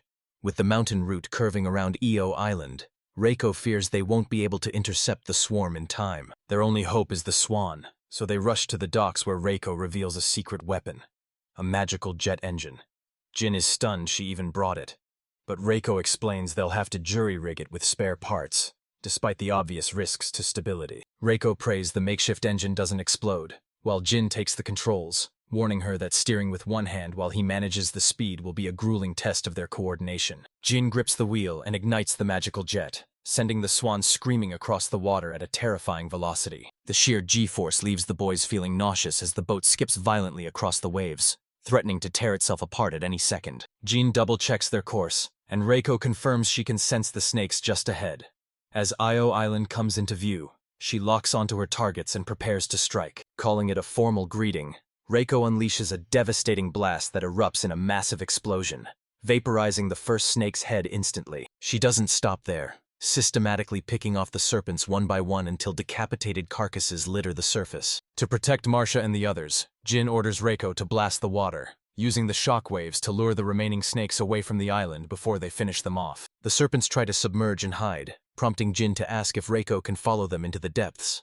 When she gives a positive answer, he begins formulating a new plan. Knowing they can't let the snakes dive too deep, Jin overloads several magic stones with pure mana, far beyond their capacity, and hurls the shimmering decoys into the ocean. The plan works perfectly as the snakes swarm the surface, allowing Jin to activate his favorite tool, an acoustic detection spell set to high frequencies. With a collective roar of agony, the remaining monsters burst from the sea, sending massive plumes of water in every direction. Relieved that his gamble with the frequencies paid off, Jin watches as Reiko, proud of her father's ingenuity, prepares a final, massive magical explosion. The resulting blast is so blindingly powerful that Jin has to shield his eyes, watching in awe as the snake cluster is completely incinerated. Suddenly, a massive swell tosses the boat, throwing Reiko into the sea. She surfaces briefly, thinking the battle is finally won. Jin calls out for her to hang on, but his heart sinks as a surviving snake lunges from the depths, clamping its jaws around Reiko and dragging her down as Jin screams in horror. With the snake's fangs buried in her, Reiko yells for Jin to run while she tries to tear the beast apart. But a white-hot rage has already overtaken him as he prepares a lethal transformation spell. Channeling his fury into a precise beam of light, Jin executes a magical strike that severs the snake's neck in a single, instantaneous stroke. The serpent's jaws snapped open, dropping Reiko into the water. Jin exhaled in relief as she surfaced, and though she immediately apologized for the trouble, Jin was only concerned with her safety. Reiko flashed a smile as Jin reached out to pull her from the waves. She remarked that he likely could have handled the situation without her help, but Jin insisted that wasn't the case. Thinking they were finished for the day, Jin was surprised when Reiko suddenly tensed up. She sensed a magical signature coming from Io Island, a golem. When Jin asked if it was a racer, Reiko confirmed it was a rogue machine that didn't belong in the competition. Sensing the hostile golem was lurking underwater, Reiko hesitated to leave it be. Jin, though exhausted, told her to investigate while he took a detour back to the finish line, and Reiko quickly agreed to the plan. Stripping down to her dark blue swimsuit, Reiko dove back into the depths, promising to reach the target in a matter of moments. Jin's orders were clear. If the golem intended to sabotage the race, she was to destroy it and retrieve its core. As she swam off, Jin wondered if the sea serpent had been a deliberate distraction to leave Marcia vulnerable. Reiko reached the source of the magical signal and immediately spotted two golems zeroing in on Marcia's boat. The mechanical assassins were closing the distance, preparing to launch a lethal surprise attack on the unsuspecting vessel. Before they could strike, Reiko intercepted them with brutal efficiency, decapitating the first and ripping the core from the second. She gathered the fragments as evidence, looking up at the surface and whispering for Marcia to give it her all. On board, Marcia felt a surge of motivation, wondering if Jin was cheering for them at that very moment. She checked in with Arrow, worried that the drive belt or the water wheel might not survive the extreme torque Jin had warned her about. Jin had previously cautioned her to only use full speed during the final stretch, fearing that while the hull was sturdy, the mechanical components would shatter under the immense pressure. During his test runs with Reiko, Jin realized that the limited rare materials he had were all used to reinforce Arrow's body, leaving nothing left to strengthen the water wheel. The drive belt was made of magical beast hide, but its seams were a major weak point at high speeds. While Marcia could replace a belt herself, a broken wheel would mean an immediate end to their race. Despite Jin's magic, they were forced to use basic bronze for the final components. As the race entered the final straightaway, Liji was incensed to see Elsa and Marcia closing the gap she had worked so hard to build. Liji refused to let her pride as a sailor be tarnished. She vowed to bridge the gap between their golems with her own sheer willpower and push her machine to its absolute limit. Liji surged out from behind Io Island at breakneck speeds, prompting Elsa to command Lorelei to hold their lead at any cost. Lorelei pushed her internal systems to the brink to honor her creator, Reinhardt. As the announcer hyped up the final sprint, Marcia realized her rivals were going for broke, and she knew she had to do the same. With the finish line finally in sight, Arrow ignited her thrusters. It was now a three-way battle of pure speed on a dead-straight course, and the tension among the pilots was at an all-time high. While Valentino fumed with rage and Reinhardt watched with a calm smile, Jin sent a silent prayer for Marcia's victory. On the water, Marcia screamed the final command, "Full speed ahead!" In a spectacular display of power, Elsa overtook Liji, only for Marcia to rocket past them both, leaving a humiliated Liji hissing in her wake. Turning around, Liji saw her golem cracking and smoking from overexertion. Realizing it was no longer fit for the race, she sighed dejectedly, knowing her journey had come to an end. The golem's hands trembled as it tried to pull the oar one last time, but Liji gently stopped it. She looked away in silence, the weight of their defeat hanging heavy in the air. Meanwhile, Elsa and Marcia were neck and neck, while Lorelei pushed her walking speed to the limit, and Arrow pedaled with every ounce of strength she had left. Every girl was determined to take the top spot, and Marcia even managed a confident smile as they maintained their blistering pace. Suddenly, an ominous crack echoed through the air, causing Marcia to shout out in pure indignation. Arrow screamed that she wouldn't give up now, kicking her legs even harder and accelerating to her absolute maximum speed. Shouting that she could still fight, Arrow and Marcia surged ahead. Elsa alerted Lorelei to the move, but the girl could only respond with a look of uncertainty. Glancing back at her tail, Lorelei admitted she had overstrained herself and could only move at a crawl. Elsa let out a resigned sigh, fully understanding the situation. Elsa told Lorelei to just focus on reaching the finish line, promising that Reinhardt would fix her later. Marcia noticed their slowdown and realized they were done. Despite the thrill of the race, there are some things a competitor simply cannot forgive. The announcer's voice boomed across the water. Marcia of Team 35 had officially reached the goal. The stands erupted into a deafening roar of celebration, the announcer declaring Team MDR the victors of an exciting race. But seeing Marcia's furious expression, he asked what was wrong, only for her to snatch the microphone to address someone in the crowd. Marcia lashed out, calling the culprit a fucking bastard, and swearing he would pay for his interference.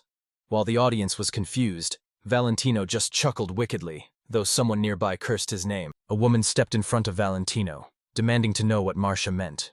He greeted her as the Marchioness de Fiorentino, mockingly asking why a high-ranking noble would bother attending such a common event. She replied that she had to see the country's largest event and catch her subordinate cheating.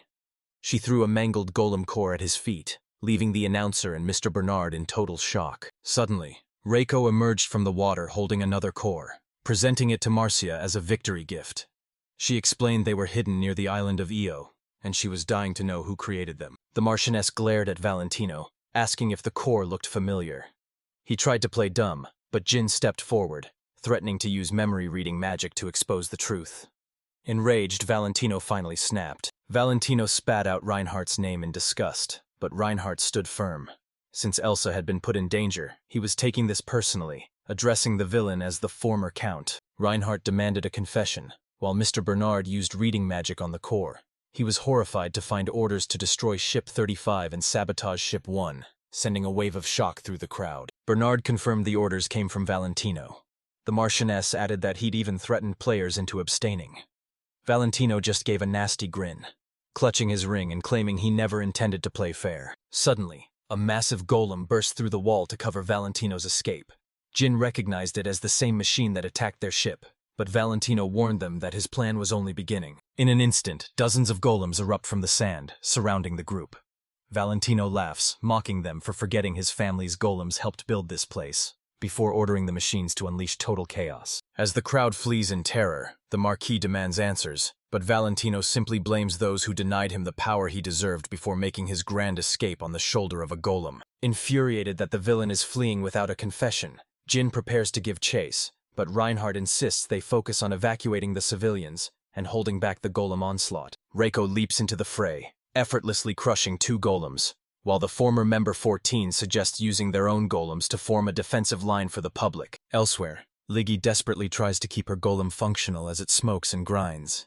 She begs it to hold on just a bit longer, and the machine freezes, seemingly moved by her touch. Suddenly, the golem lunges forward, nearly capsizing the boat, and despite Liggy's frantic warnings, it plunges into the water, leaving her horrified by its erratic behavior. Reiko obliterates the final golem with a devastating blow, and though she apologizes for not acting sooner, Jin reassures her that no one could have predicted this ambush. Reinhardt notes that inactive golems are impossible to detect, leading the Countess to lament their oversight. She then turns to Marcia, questioning why Valentino was so desperate to win at any cost. Marcia wonders if her rejection of Valentino's proposal sparked this madness. But Jin insists that such elaborate evil requires a much more calculated and sinister motive. When Liggy finally arrives, exhausted and defensive, she shuts down rumors that she was Valentino's accomplice, insisting she only cared about finishing the race. Liggy reveals Valentino was obsessed with the docks, confirming Marcia's suspicion that he was the arsonist. Meanwhile, Jin suspects the villain was using his boat to hide something small but valuable. Reinhardt suggests the contraband was hidden before the boat's transformation, prompting Jin to remember a decorative suitcase and rope left in the old dashboard. Jin retrieves a stunningly decorated dagger from the case, which Elsa identifies as being set with El Radite, a discovery that leads Reinhardt to a secret compartment hidden within the box. Inside, they find a trade contract for El Radite signed by Valentino himself.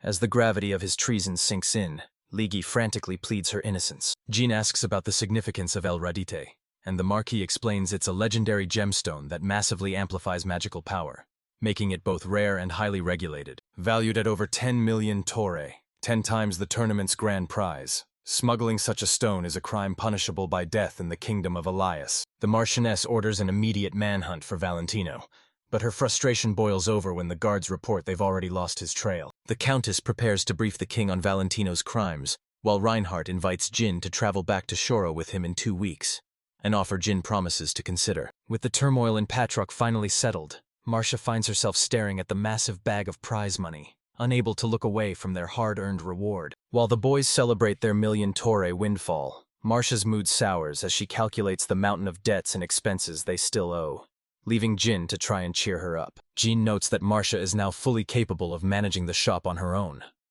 Marcia agrees with a smile, admitting it feels like a dream, and playfully suggests they open a boat store together since his magical crafting skills won them the race. With a laugh and a slap on the back, she tells him she's only joking, then asks about his departure for Reinhardt and Elsa's country in 10 days. When Jin confirms the news, she tells him to wipe that gloomy expression off his face. Marcia warns him that aristocrats are unpredictable and often lead to trouble, but Jin tells her not to treat nobles like a burden. He promises to be careful, and in exchange, he asks Marcia to stay away from bad debts and shady characters. With a final high five, Marcia and Arrow head out, leaving Jin and Reiko to prepare for their next grand adventure. Before heading to the Shurro Empire, Jin suggests stopping by their home base first, a plan that Reiko fully supports. Meanwhile, deep in the forest, Valentino is fuming over the fortune he wasted on a golem that's now scrap metal. A mysterious cloaked figure approaches him, and the Count quickly gets down to business, delighted by a plan to target commoners. Cackling like a madman, he vows that he will soon make them all taste the full extent of his power. Back home, Jin announces his plan to build an airplane. Reiko and the maid golems are a bit confused by the shift from boats to flight, but they quickly get on board with his ambitious new project. With only a week left until they meet Reinhardt, Jin knows time is tight, but he's just happy to be back on the island. He decides to use their stockpile of materials to craft some high-end defensive gear for their upcoming journey. Reiko admits she's been needing a weapon for a while, explaining that it's difficult to regulate her raw power without one. To ensure they're prepared for any unexpected situations on the road, she agrees that being over-prepared is the best strategy. Fired up, Jin decides their first priority is crafting weapons.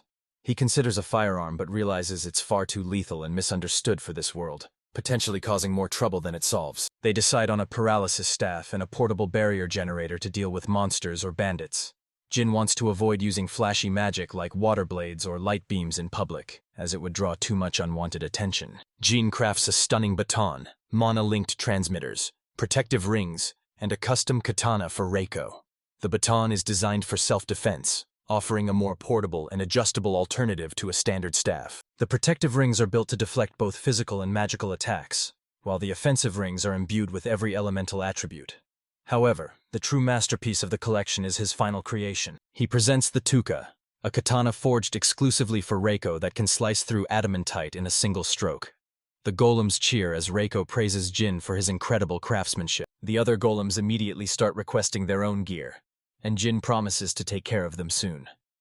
Relaxing with some tea, he realizes he got a bit carried away with his work, but a happy Reiko tells him she had a great time. Reiko suggests he rest, but Jin is too excited to stop and dives straight into the airplane's development. He decides to use a magical jet engine for power, opting for a stable straight-wing design. He uses the same technology from his glider golems, reinforcing the frame with adamantite and mithril for maximum durability. For safety, he adds a catapult and a parachute, though Reiko suggests they just use a magical jetpack for emergency exits. Before long, the magical plane and its new hangar are complete. While Jin is still buzzing with energy, his 3 assistant golems are absolutely exhausted from trying to keep up with his frantic pace. Looking at the massive machine, Reiko wonders if it will actually fly. Jin says they'll find out during the test flight, but before they can start, a group of uninvited guests arrives to interrupt them. 3 golems suddenly leap into view, startling the group. While Reiko is bewildered, Jin awkwardly scratches his cheek as the first golem introduces himself as Sky 1, the soaring eagle. The others follow suit, introducing themselves as Marine the dolphin and Land the fox, striking a pose as the golem rangers. An unimpressed Reiko demands an explanation, forcing an embarrassed Jin to admit he created them as an island defense force. Sky 1 approaches Jin, requesting permission to pilot the Sky Eagle test flight. Reiko realizes the golem is just naming things whatever he wants, and as Sky 1 gives a dramatic farewell to his comrade, Reiko dryly reminds him he can just use the ejection seat. After boarding the aircraft and adjusting the flaps, Sky 1 activates the ignition. With another golem ranger signaling the start by waving a flag, the plane roars to life and begins its takeoff roll. Reiko watches in awe as the plane lifts off the ground, successfully climbing high into the sky. Jin and Reiko share a moment of pure joy as their creation takes flight, before later turning their attention to a map to pinpoint the island's exact location. The golems report that a continent lies to the west, identifying their island as part of the Kingdom of Elias.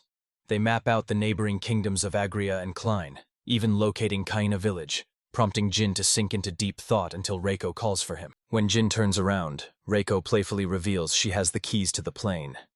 Though Jin thought Sky 1 had them, Reiko admits she borrowed them for a joyride, and Jin happily agrees to join her. From the cockpit, Reiko marvels at how tiny Hurai Island looks from above. She's amazed by the plane's capabilities and wonders aloud why they haven't visited Kaina village yet. Reiko suggests things have likely settled down there, and Jin agrees, noting his promise to Reinhardt. He explains that he wants to understand this world better, so that he'll never have to run away again, regardless of the challenges ahead. Reiko apologizes for her prying, but Jin reassures her, reflecting on how incredible it feels to fly in a machine he built. He credits his survival to Reiko and the power inherited from his predecessor. Jin is determined to find his purpose and use his gifts to help others. Reiko simply smiles, fully supporting his resolve. Adjusting his goggles, Jin asks Reiko if she's ready to head out. With a firm nod from her, the two fly off into the sunset, beginning their new journey. Back on the ground, Jin delegates tasks, ordering Sky 1 to finalize the world map. As the maid golems bid him a safe trip, Jin checks in on Reiko, who is busy sheathing her katana. Declaring herself ready, Reiko gives Jin a bright smile. Jin notices she's packed quite light for the trip, and she playfully agrees with his observation. However, Reiko then reveals a golem double that is buckling under the weight of her actual luggage. Meanwhile, a tearful Reinhardt apologizes to Elsa, explaining that his diplomatic duties require him to leave Jin and Reiko in her care. Jin and Reiko arrive at the town square to find it empty, but a carriage soon pulls up. Elsa leans out to apologize for the delay, leaving Jin stunned by her unexpected appearance. Elsa invites them inside while her maid follows with a stern expression, making Jin wonder why the woman seems so suspicious of him. Once they're moving, Elsa explains that Reinhardt had to leave early for work. They discuss the hunt for the smuggler Valentino, hoping the Kingdom of Elias captures him soon for his Elrodite crimes. Jin notes that Shurro is quite a distance away, but Elsa explains that their carriage will make quick work of the journey through Agria. When Reiko mentions they'd be even faster in the plane, Jin frantically covers her mouth to keep their secrets safe. Reiko noticed Jin turning pale and began shaking him in a panic, while Elsa asked if he was suffering from motion sickness. Jin could barely breathe, but Elsa reached out, offering to use her magic to ease his nausea. She cast a healing spell that worked instantly. Jin's eyes widened in surprise as the discomfort vanished, and Elsa smiled, glad to see him feeling better. Now recovered, Jin began geeking out over the carriage's lack of dampers and suspension, explaining how gas or oil shocks and rubber tires would make the ride much smoother. Concepts that left Elsa completely baffled. Elsa burst into laughter at his technical rant, nearly prompting a defensive Reiko to draw her katana. But Elsa clarified that Jin's intensity reminded her of Reinhard, which she found charming. Elsa admitted she wanted to get to know him better, but just as Reiko tried to pivot the conversation back to her dear father, a loud bang and frantic screams echoed from outside. The carriage jolted violently, and before Jin knew what was happening, Elsa fell directly on top of him, leaving him flustered and incredibly embarrassed by the sudden proximity. The moment was ruined when Elsa's maid, Mine, burst in. Seeing them so close, she threatened to castrate Jin on the spot, until Elsa frantically explained it was just an accident caused by the carriage jumping. Mine calmed down slightly but remained prickly, arguing that a noble like Elsa shouldn't be stuck in a carriage with a commoner, while Elsa firmly reminded her that Jin was Reinhard's honored guest. Mine's overprotectiveness flared up again as she complained about the dangers of the race. But Elsa finally reached her limit, snapping at the maid for being so overbearing lately. Elsa stormed off in a huff, leaving Jin to deal with a carriage wheel stuck deep in a pothole. A problem Reiko solved instantly by lifting the entire vehicle with one hand, much to the coachman's shock. After the display of raw strength, the group continued in silence, eventually reaching a nearby village just before nightfall, much to Elsa's relief. Jin, sensing the tension, asked if he had done something to make Mine hate him. But Elsa explained that Mine was simply her childhood nanny who had become increasingly overprotective. Elsa opened up about her biological mother passing away during childbirth. But when she complained about Mine's fussing, Jin gently reminded her that having someone who cares that much is actually a great blessing. Jin revealed he was an orphan with no parents at all, suggesting that Elsa should try to talk things out with Mine, before his attention was suddenly caught by kites soaring in the evening sky. While watching the villagers fly kites, they were approached by a butler named Udberg, who introduced himself and asked the magic crafter Jin if they could have a word. Udberg pointed out a damaged fastener on the carriage wheel. Jin eagerly agreed to help, secretly planning to finally install those dampers he had mentioned earlier while Reiko warned him not to overdo it. Dinner that night was uncomfortably silent, ending abruptly when Elsa slammed the door and left, leading Jin to remark on how socially awkward she seemed to be. Udberg and Mine explained that Elsa was a tomboy who had been confined to the mansion for a year, but Jin defended her, noting that her performance in the race proved she wasn't fragile at all. To lighten the mood, Jin asked to spend the morning flying kites with the villagers, promising Udberg and Mine that he would build high-performance kites that would fly better than any they'd seen. Later that night, Jin told Reiko how a caregiver at the orphanage taught him to build kites using simple technology rather than magic, emphasizing the beauty of craftsmanship that anyone can master. Jin mused that knowledge must be passed down, as human connections are the catalysts for creation. But when life gets tangled and confusing, Reiko bluntly asked if he enjoyed being a nuisance. Jin shrugged it off, claiming he simply despised unnecessary trouble. By morning, Jin and Elsa were already flying kites labeled Spinning and Dragon. Elsa beamed with joy as they caught the wind, while Mine grumbled about playing with children's toys, only for Elsa to excitedly beckon her to watch the display. Elsa insisted Mine give it a try and attempted to hand over the reel.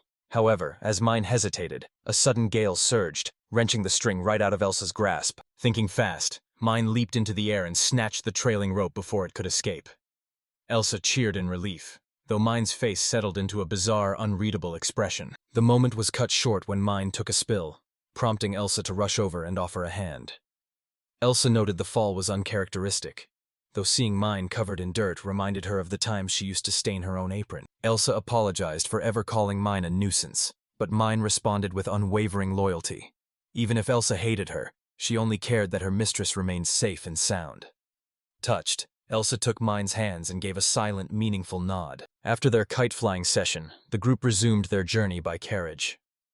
Elsa noted the ride felt much smoother, which Jin attributed to his newly installed dampers. Grateful for the fun they'd had, Elsa agreed to drop the formalities and speak more casually with him. Elsa declared it was high time they used first names, and Reiko quietly requested the same. Jin smiled, agreeing to the new dynamic, unaware that danger was lurking just ahead in the dense forest. As they traveled, Reiko showed off the custom katana Jin had forged for her. Their peace was shattered when the carriage jerked to a halt. Reiko sensed they were surrounded by at least 10 hostile figures, likely bandits. An arrow suddenly pierced the coachman, who cried out a warning before Reiko confirmed the ambush.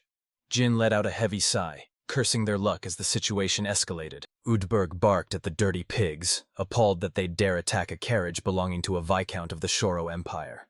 The bandits demanded their valuables, threatening Udberg's life, but as they lunged, Elsa screamed for the old man to be careful. To everyone's surprise, the bandit let out a cry of pain and dropped his blade.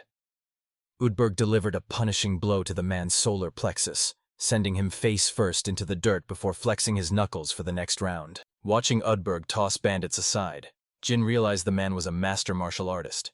He handed Elsa a protective ring, instructing her to activate the barrier. When a bandit's sword struck the shimmering shield, the blade shattered against the magical force. While the bandit stared in shock at his broken weapon, Jin produced a club and pressed it against the iron blade. He unleashed a powerful electric discharge, sending a paralyzing current through the thug's entire body. Jin casually explained the gadget's function to a stunned Elsa, while Reiko blurred into motion. The bandits couldn't even track her speed as she drew her katana, ready to end the skirmish. With a few blindingly fast slashes, Reiko reappeared behind the bandits, leaving them frozen in a state of sheer terror. Their weapons fell to the ground in pieces, and Reiko coldly threatened to slice through their bones next. Most of the thugs turned tail and ran, but their leader shouted for them to stay, claiming he still had a trump card to play. Udberg questioned what he could possibly have left, but the bandit offered up his own life force to perform a desperate summoning. Jin immediately sensed a massive surge of magical energy manifesting before them. A massive golem materialized in an instant, shocking Udberg. However, Jin's eyes widened as he realized the machine looked hauntingly familiar. Jin recognized the model immediately.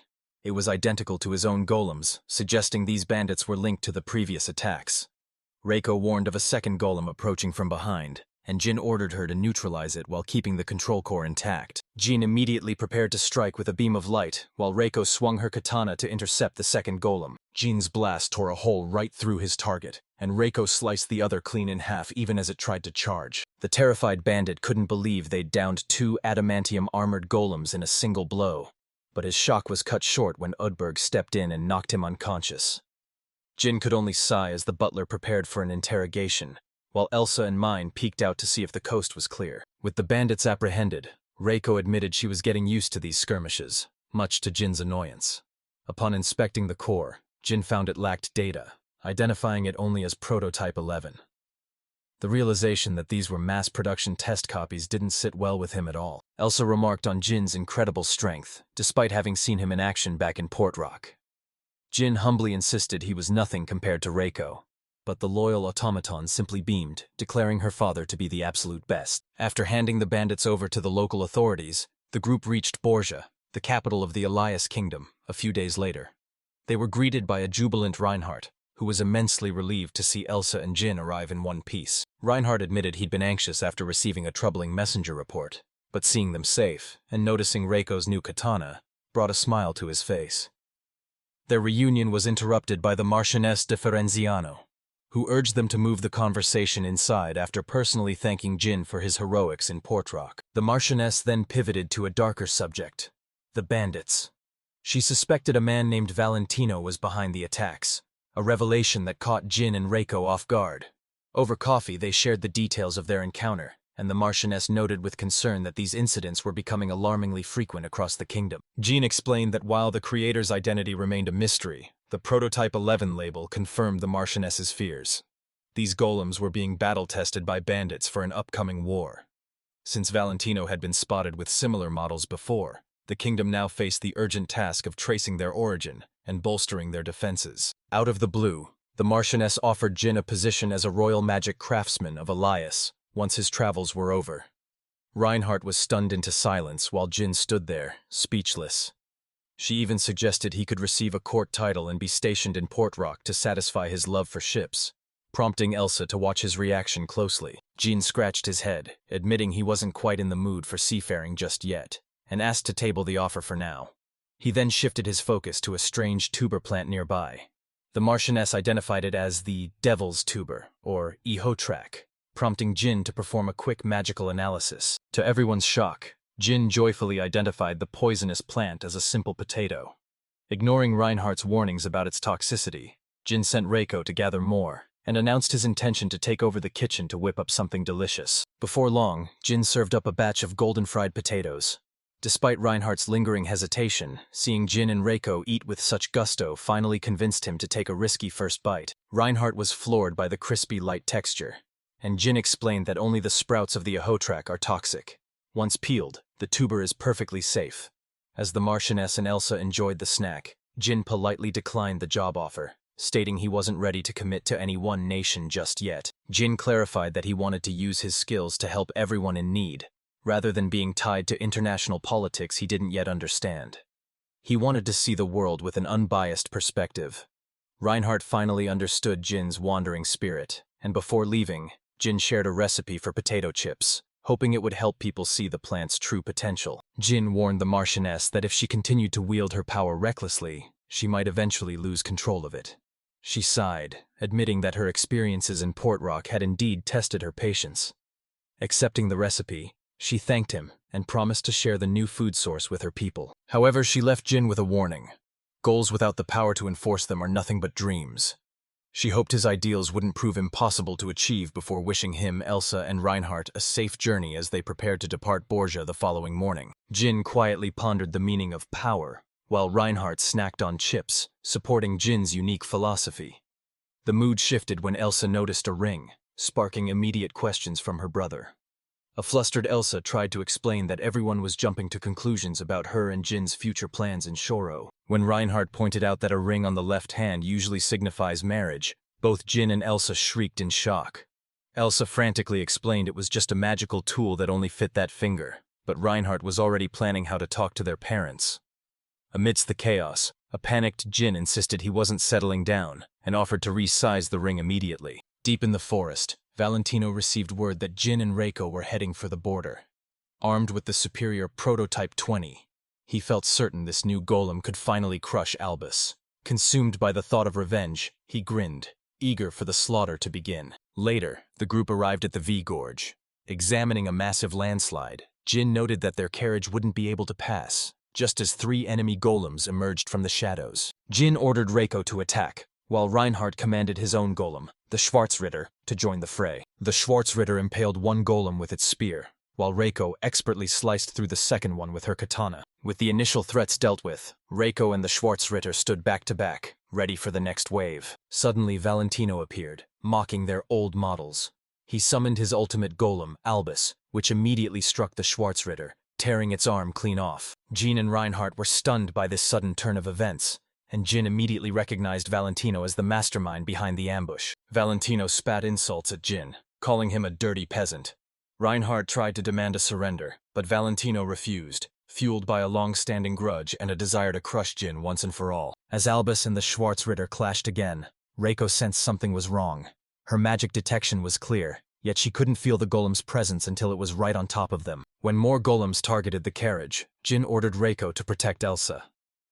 While she held a barrier with her magic rings, Jin asked Reinhardt to buy him a little time. Unfortunately, they were powerless against Albus.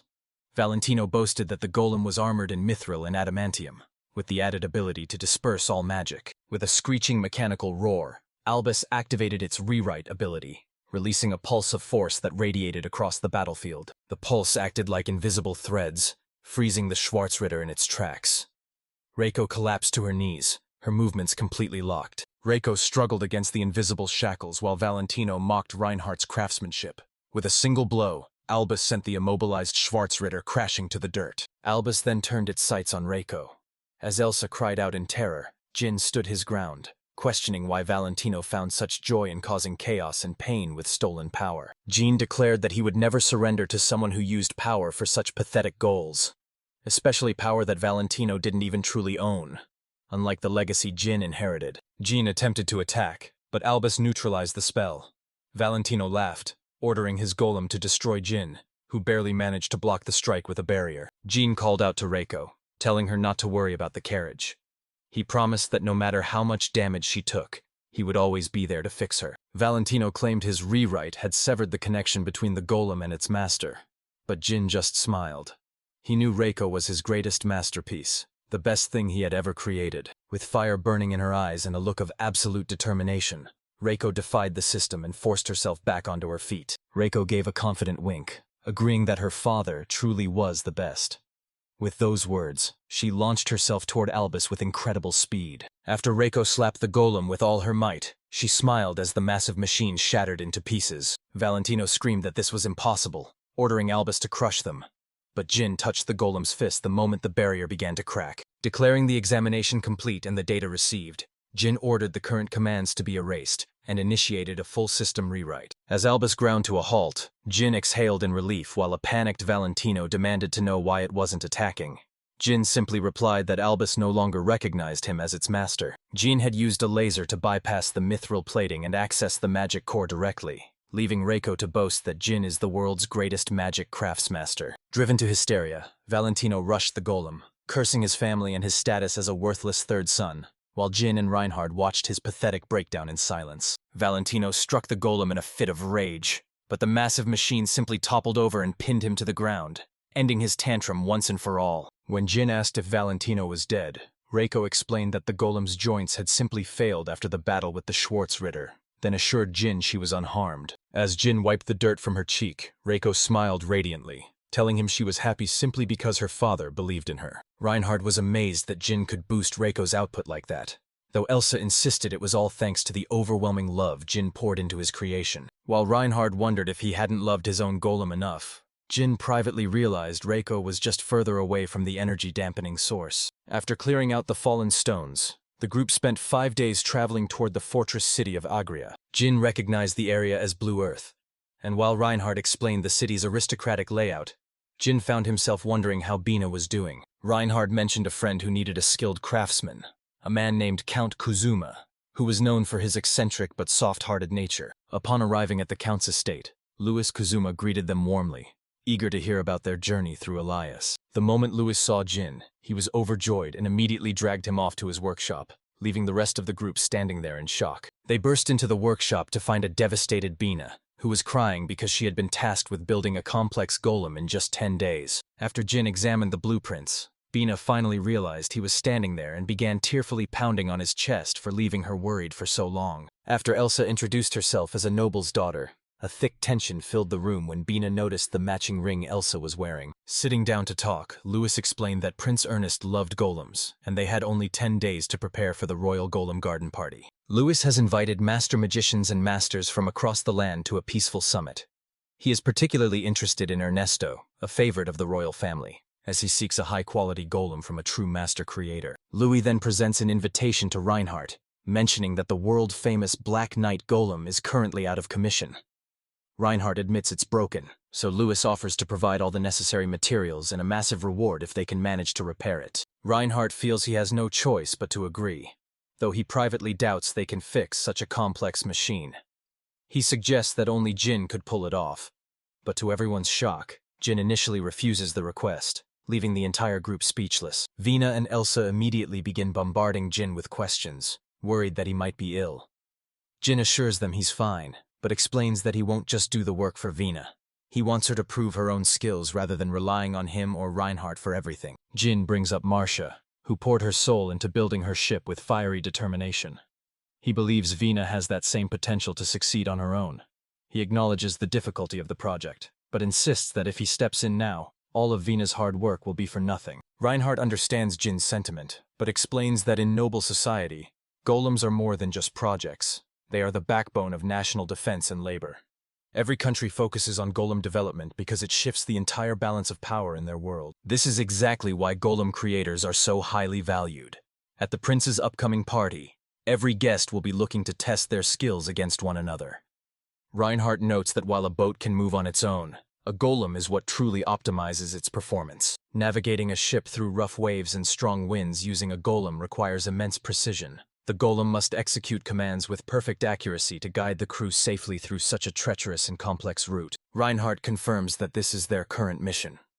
The prince wants to compare his nation's golems against those of rival countries. Louis agrees, stating they cannot afford the humiliation of defeat, whether on their own soil or abroad. Reinhardt emphasizes that becoming a global laughingstock is out of the question. They can't simply admit their golem is broken because of the heavy responsibility they carry as representatives.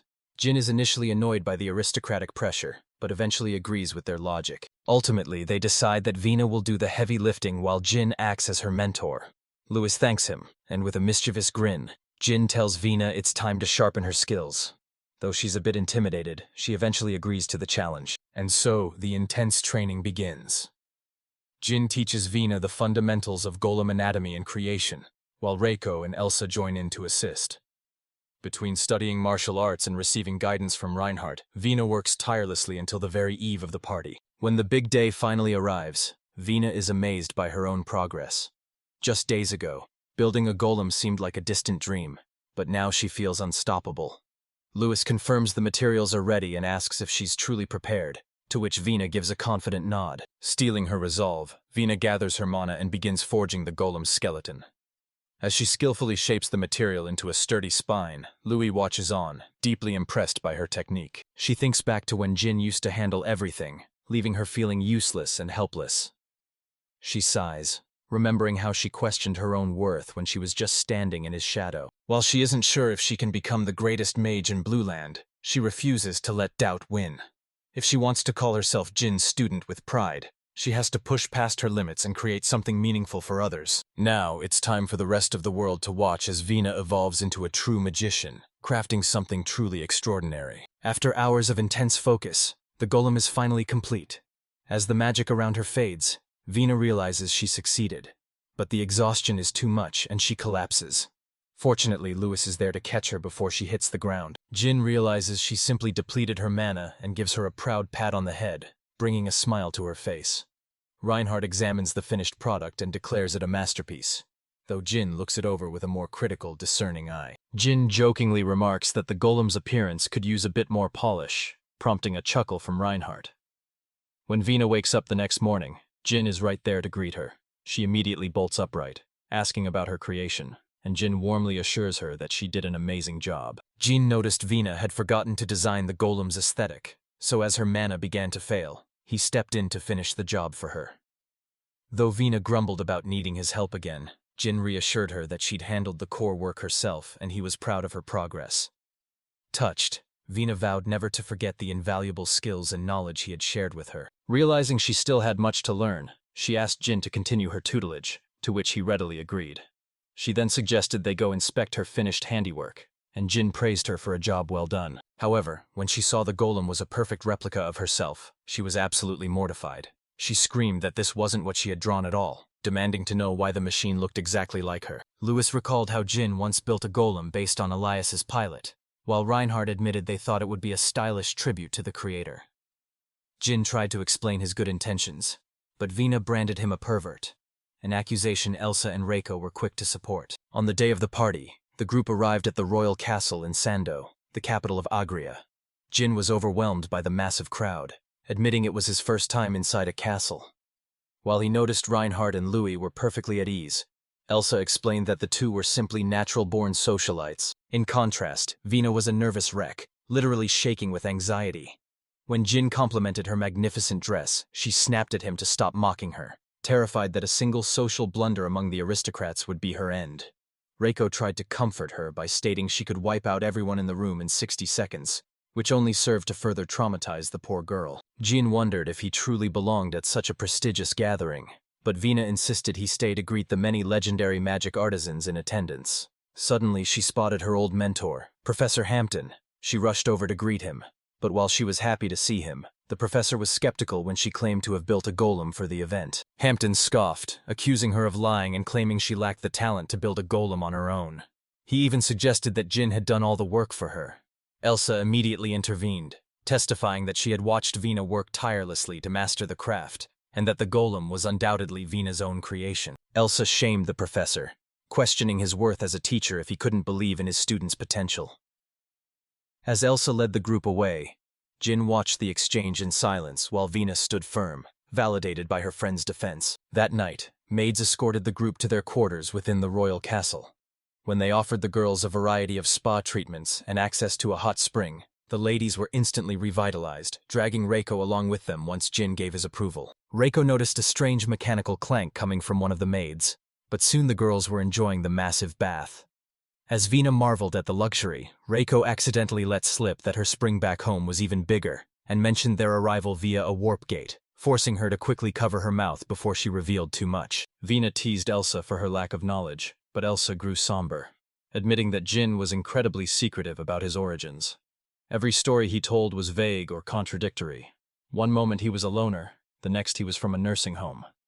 Desperate for answers, the girls turned their attention to Reiko. Reiko submerged herself in the water and covered her ears, refusing to say a word. Giving up, Vina asked Elsa why she was being so kind, assuming Elsa hated her.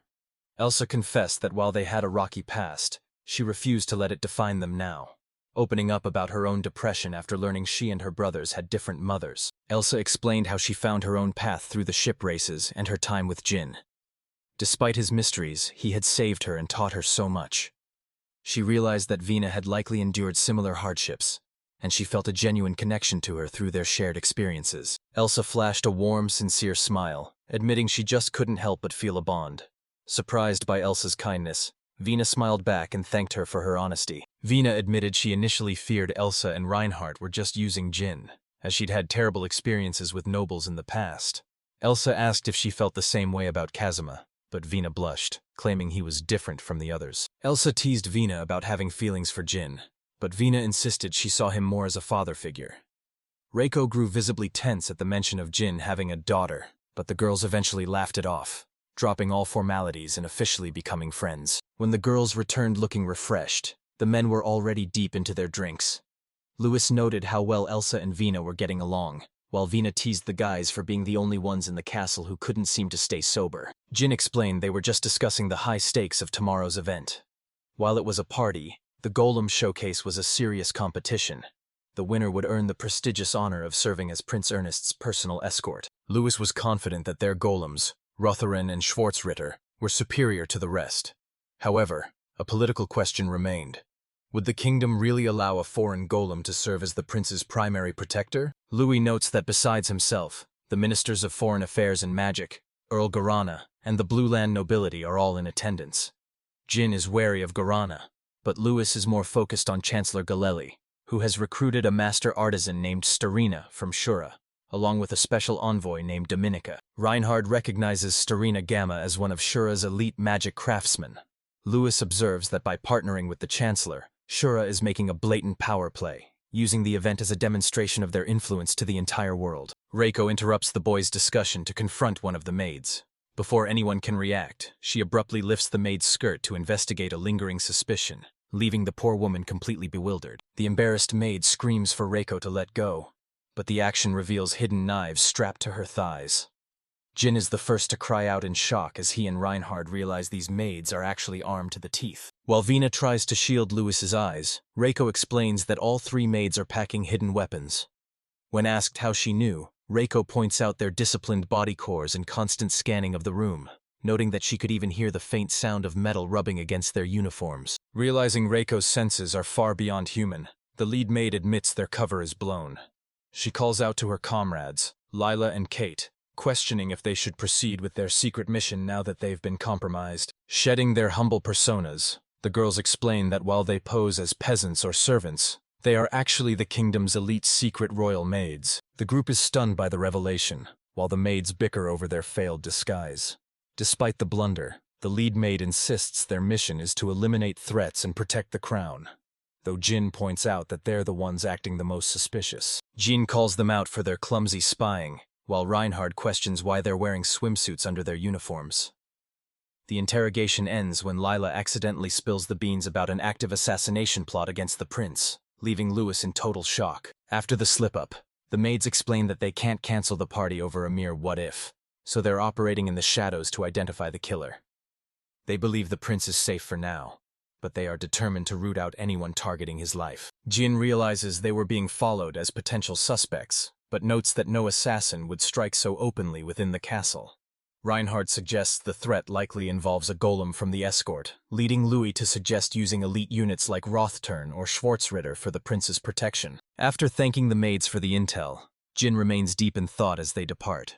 Reiko senses his concern, and he explains he's worried about the mechanics of an assassination attempt involving golems. Determined to be prepared, Jin asks Reiko for permission to perform some internal maintenance and upgrades on her systems.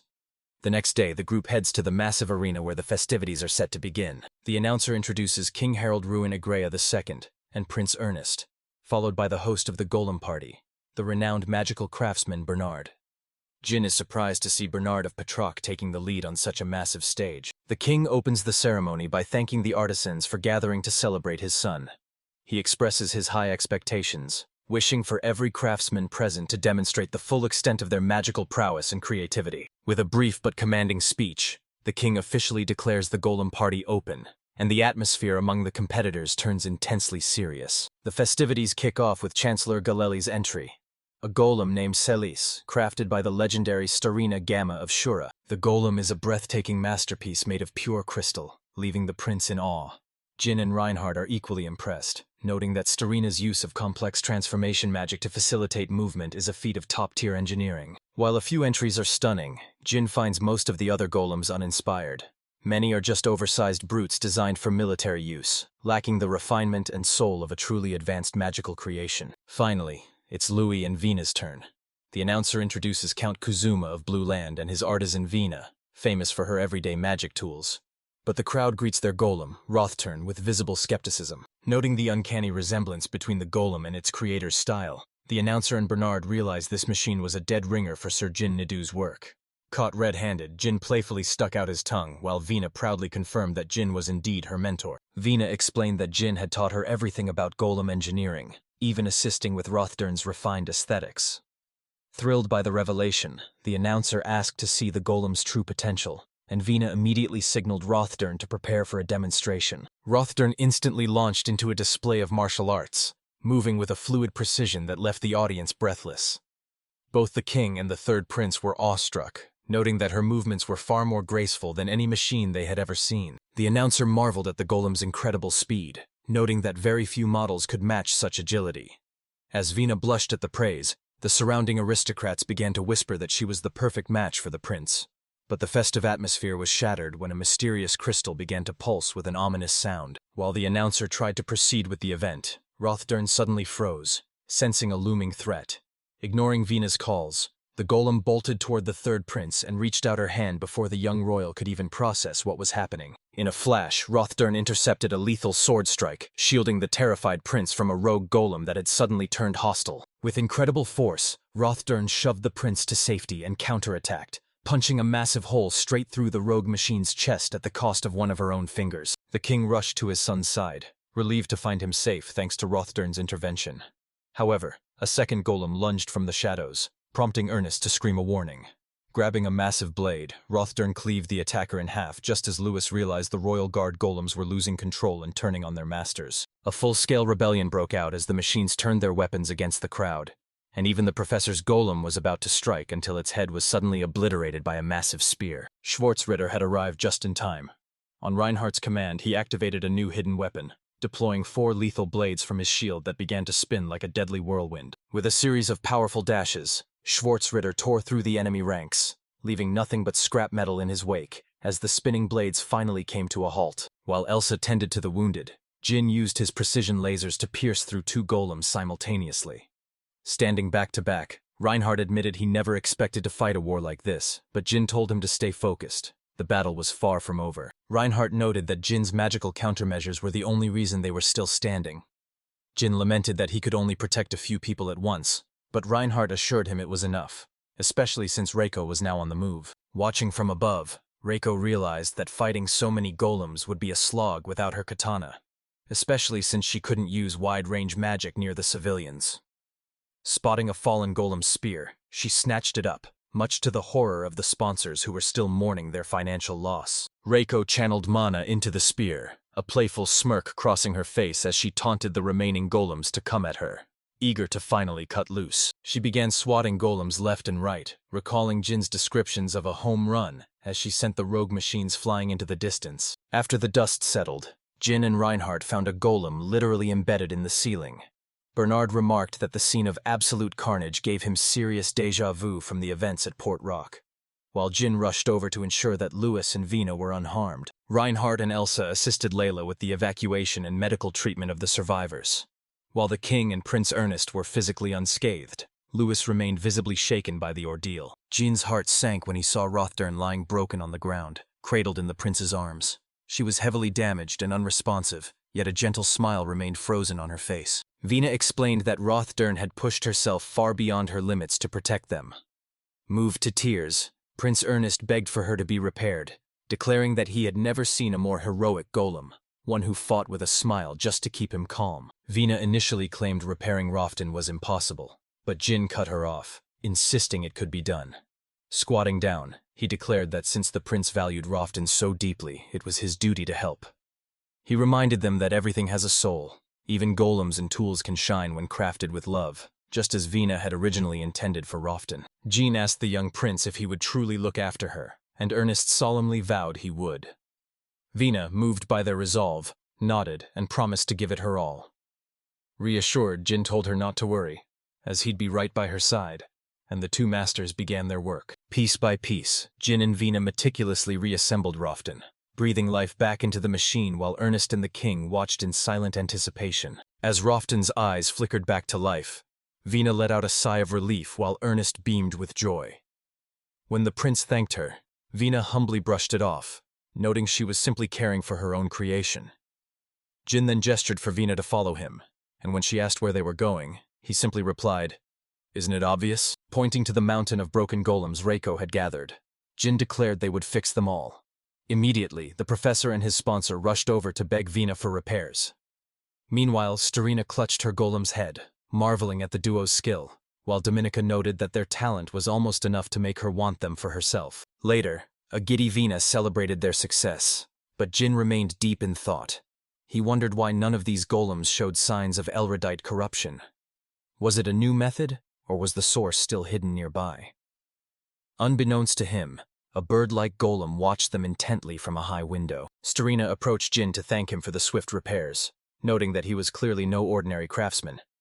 Jin tried to play it down, but Dominica cut in, expressing how much she wanted them to accompany her back to Solera. Starina asked if Dominica had found her Lua's golems yet, but Dominica claimed they had likely flown off nearby.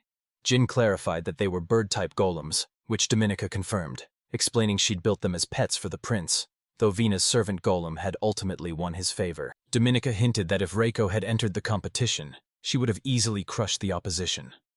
Jin shot back that Reiko was more like a machine gun than a toy, and he had no intention of handing her over to anyone. While Starina looked on in admiration, Dominica's smile took on a sinister edge. Dominica then asked if Reiko could help track down the missing Luas in the harder-to-reach areas. After a moment's thought, Jin agreed and called Reiko over. When she hesitated to go, Jin gave her a subtle signal, and she finally complied. Setting down a heavy pillar, Reiko acknowledged the command, leaving Starina in awe of her immense strength.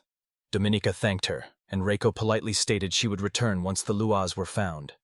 As she followed Dominica, however, Reiko remained silent, scanning her surroundings with suspicion. Reiko eventually reported that the Luas were nowhere to be found, but Dominica suddenly changed her tune, revealing she had ordered them to stay hidden. On command, the bird golem swarmed back to her as she confessed the entire search was just a ploy to lure Reiko away. Confused, Reiko demanded an explanation. Dominica lamented that Reiko was the only one who could resist Elredita's influence, blaming the idiot Valentino for his clumsy failures. Before Reiko could react, Dominica revealed her true identity: a specialized magical engineer sent from the Union. As the Lua's golems circled Reiko, Dominica produced a massive glowing crystal. Reiko tried to cry out, but Dominica announced her allegiance to the Union, declaring that from this moment on, everything would change. Overpowered by the crystal's resonance, Reiko collapsed to her knees. Dominica erupted into a maniacal laughter, spreading her arms wide and shouting that the legendary golem finally belonged to her. Leaning in close, Dominica whispered dark promises of destroying the kingdom together and restoring the world to its former glory. To her delight, a hollow-eyed Reiko sluggishly agreed to the command. When Dominica returned with Reiko in tow, Starina asked if they'd found the missing bird golems. Dominica credited their success entirely to Reiko, who now sat with one of the Luas perched on her head. Jin warmly praised his golem, unaware of the lurking danger. Suddenly, Dominica announced that Reiko no longer wished to be with Jin, and had chosen to serve her instead. Jin, Vena, and Elsa were stunned by the claim, But Dominica triumphantly declared that Reiko was now hers, heart and soul. Panicking, Jin demanded to know what she had done to his creation. Dominica condescendingly explained that his Elrodite countermeasures were flawed. His defenses couldn't withstand the combined resonance of 4 Elrodite crystals. Reiko was now nothing more than her toy. Dominica proudly revealed her membership in the Union, prompting Reinhardt to brand them a pack of lunatics.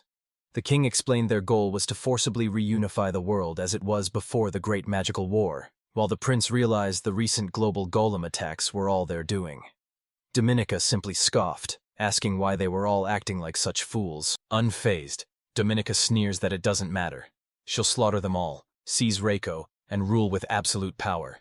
Jin simply calls her boring, explaining that as a fellow craftswoman, she should have used her talent to bring joy rather than destruction. He argues she squandered her gift on primitive goals, sending Dominica into a blind rage. She screams, questioning why she should ever help a world full of talentless fools who never supported her. Idiots who treat crafting like a game. She reflects on a life of rejection by those born with status and wealth.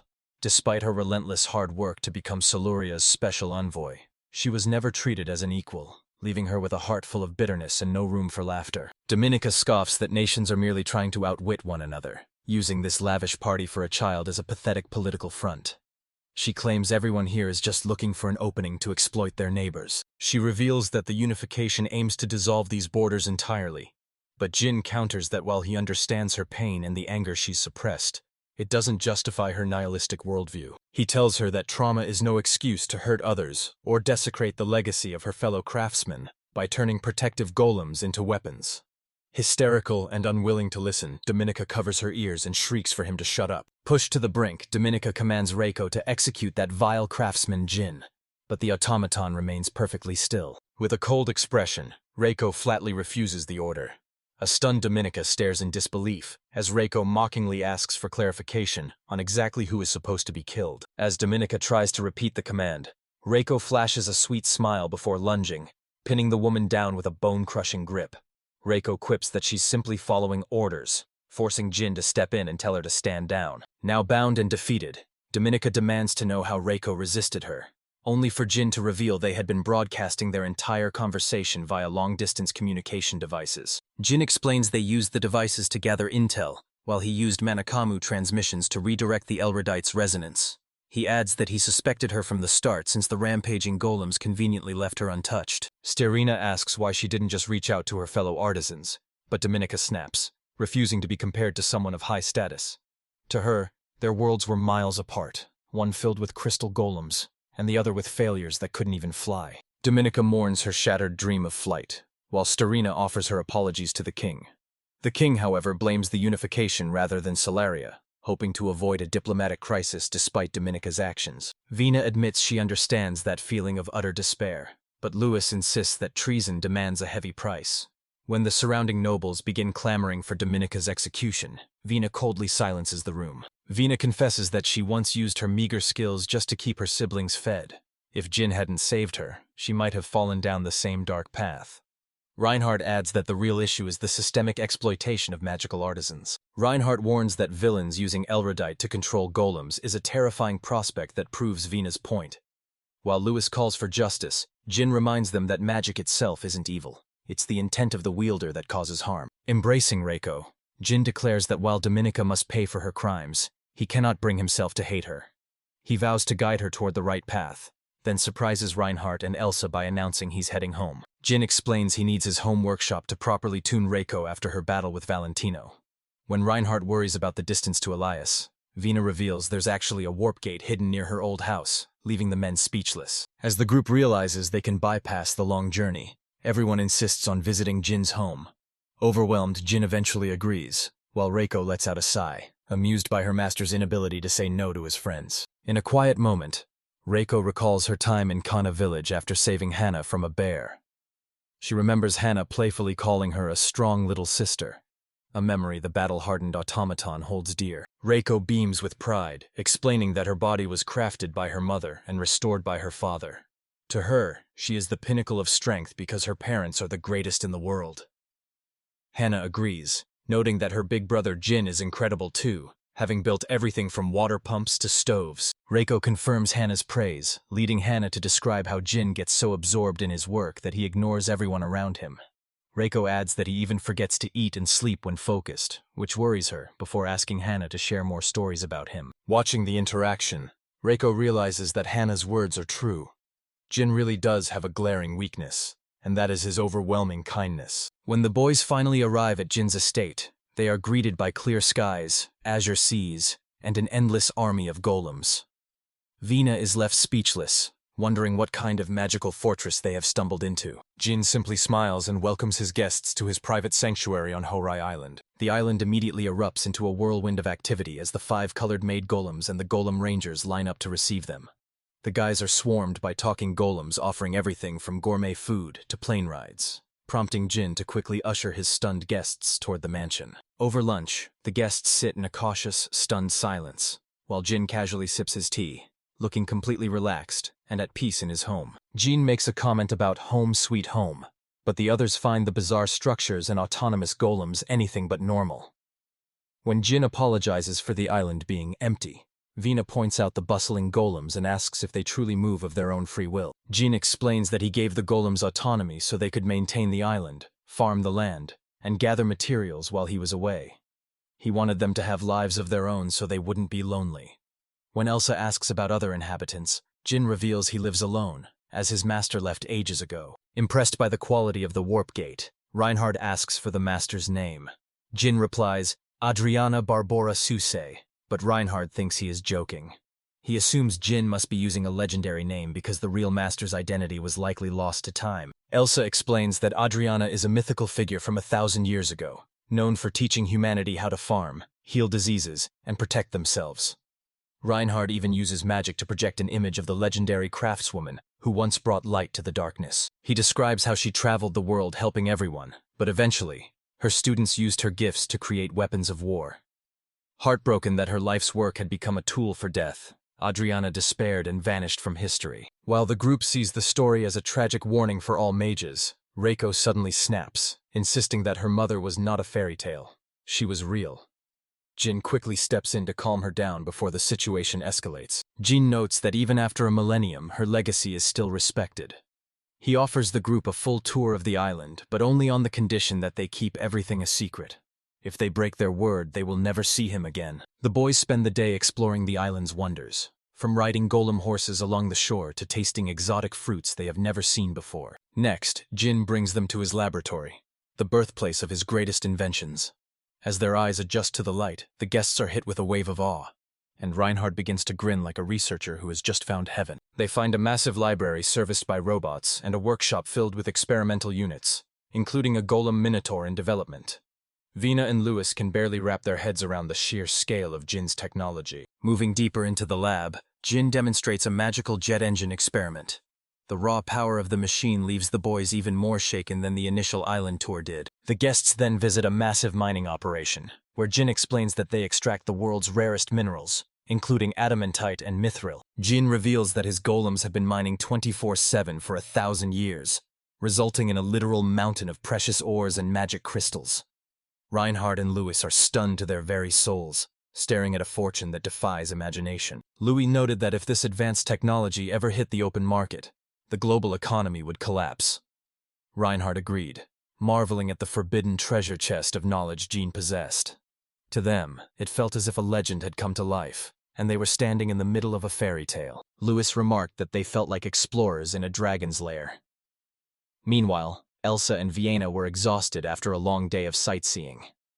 As they relaxed in the hot springs, Vienna admitted her jaw actually ached from the constant shock of seeing Jin's wonders, while Elsa felt completely overwhelmed by the sheer scale of the facility. At the same time, the men shared a bottle of wine and discussed their host. Lewis confessed he still hadn't figured out Jin's true motivations or goals. Reinhard, however, noted that Jin shared the same noble spirit as Adriana. He was a good person who believed in his principles and trusted those around him. Reinhard warned that if they were to betray that trust, they would only be hurting themselves. He expressed a deep desire to ensure that Jin's story didn't end in isolation like Adriana's did. He didn't want his friend to be alone. Nearby, Jin was performing maintenance on Reiko, fine-tuning her magical output to stabilize the Elritite. He found himself enjoying the rare moment of quiet in the lab, noticing that Reiko was even starting to mimic his subtle smiles. However, the silence eventually became heavy, and Jin realized he had grown used to the lively company. When he asked Reiko for her opinion, she opened her eyes and softly admitted that she felt a little lonely too. The next morning, the girls greeted Jin with bright smiles. When he asked how they slept, they couldn't stop praising the incredible comfort of the beds and the fresh, calming scent of the tatami mats. Elsa and Vina joked about moving in permanently, but Jin reminded them they still had to head to Shurro. He introduced them to the automaton in charge of the island's golems, while Louis mentioned the upcoming Golem Party Awards. Jin assured him they would make it back in time for the ceremony. After Vina's victory, Louis pulled Jin aside for a walk along the shore. He admired how the island was a sanctuary far removed from the corruption of money and politics. Here, one could focus entirely on research, and Louis had a very personal favor to ask. Louis suddenly asked if Jin had feelings for Vina, catching him completely off guard. Jin clarified they were just friends, leading Louis to reveal his concern. He wanted Vina to stay on the island, far away from the looming threat of war and political exploitation. Louis finally confessed his love for Vina, which made Jin burst into laughter. After apologizing for his reaction, Jin admitted he was just relieved Louis wasn't trying to seize the island for political gain. He then teased Louis, noting that his political approach to romance was clearly failing. Jin then turned serious, urging Louis to stop overthinking and simply confess his feelings to Vina. Louis was left completely dumbfounded, asking Jin to repeat himself just to make sure he heard correctly. Jin reiterated his advice, and a flustered Louis shouted that it wasn't that simple. Suddenly, Reinhardt appeared with a mischievous grin, offering to help with the plan. Louis looked at the two of them, terrified by their sudden, intense enthusiasm for his love life. The next day, Jin convened a formal strategy council to plan the confession. Reinhardt suggested a romantic sunset on the beach, while Sky proposed a high-speed flight involving barrel rolls and loops to make Vina fall, though Jin had to clarify that they wanted her to fall in love, not out of a plane. When Louis questioned why they were asking golems for romantic advice, a mysterious voice spoke up. It told a legend of a sacred tree at the foot of Mount Horai, where lovers who confess under a full moon stay together forever. Louis was instantly sold, but Jin remained highly skeptical. The voice laughed, admitting the legend was a total fabrication. The stranger introduced himself as Jin's grandfather, but Jin quickly shut down the lie. Reinhardt, confused by the source of the voice, asked if it was some kind of new machinery. The entity introduced itself as Roku, the magical brain tasked with managing the entire island. After explaining his true nature, Roku took control of the operation, mapping out a perfect date route designed to help Vina open her heart to Louis. Roku suggested ending the date with a ring, and Reinhardt asked Jin to help craft a gift for Elsa's birthday, which coincided with the awards ceremony.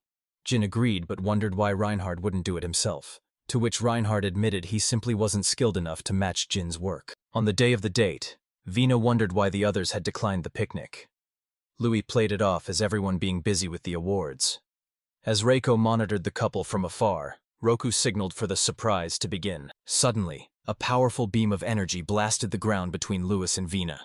As the dust cleared, a golem appeared in the crater, and the group was shocked to recognize it as Luna. Vina rushes to the golem's aid, only to find out they were merely rehearsing for the banquet.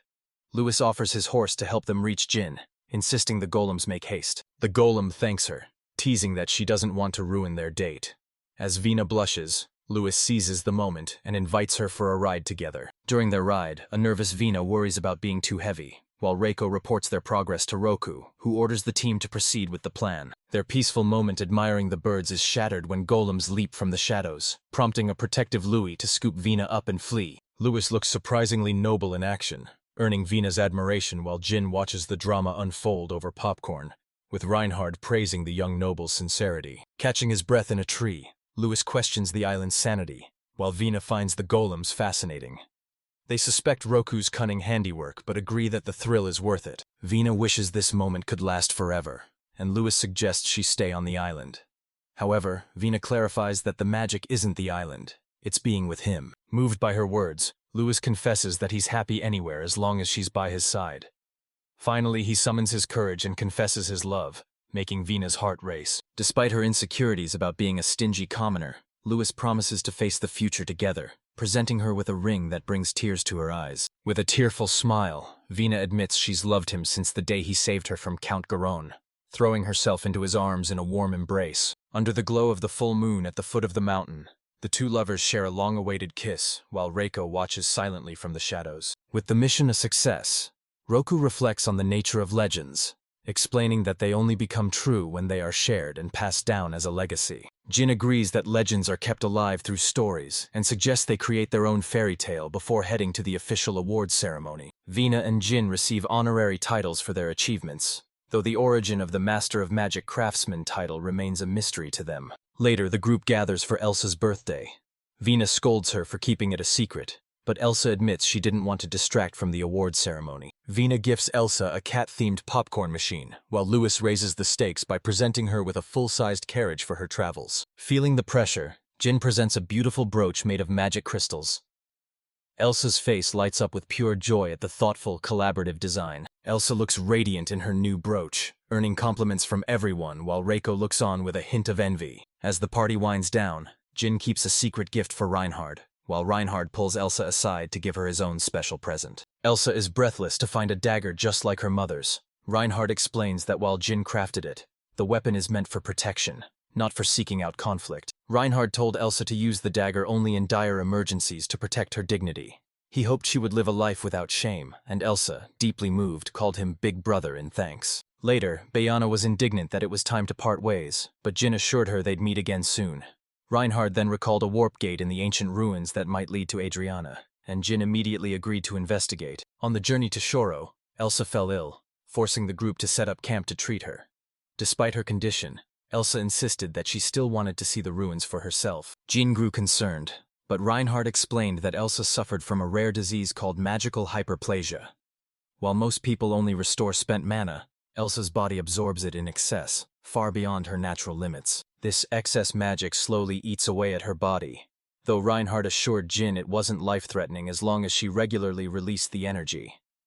Since Elsa had become lazy with her training, the golems were now monitoring her vitals. Jin lamented that he could have modified her brooch to regulate her magic levels, a feat Reinhard noted would make it as valuable as an ancient relic, lost technology from the Great Magical War 300 years ago. Their talk was interrupted by a researcher who explained that these buildings were 300-year-old anti-demon fortifications. His partner, Roland, apologized for the sudden intrusion, prompting Jin to ask who these strangers were. The man introduced himself as Roland, a magic craftsman, and his partner Reiko, a researcher. Finally, he hesitantly introduced his sister, Alina, who peered out shyly at the group. Jin immediately identified Alina as an automaton, shocking Roland. However, once Reinhard showed his honorary magic craftsman medal, Roland realized he was in the presence of a true master. Reiko explained that the Grian ruins were his specialty, and that they were once a pre-war research center.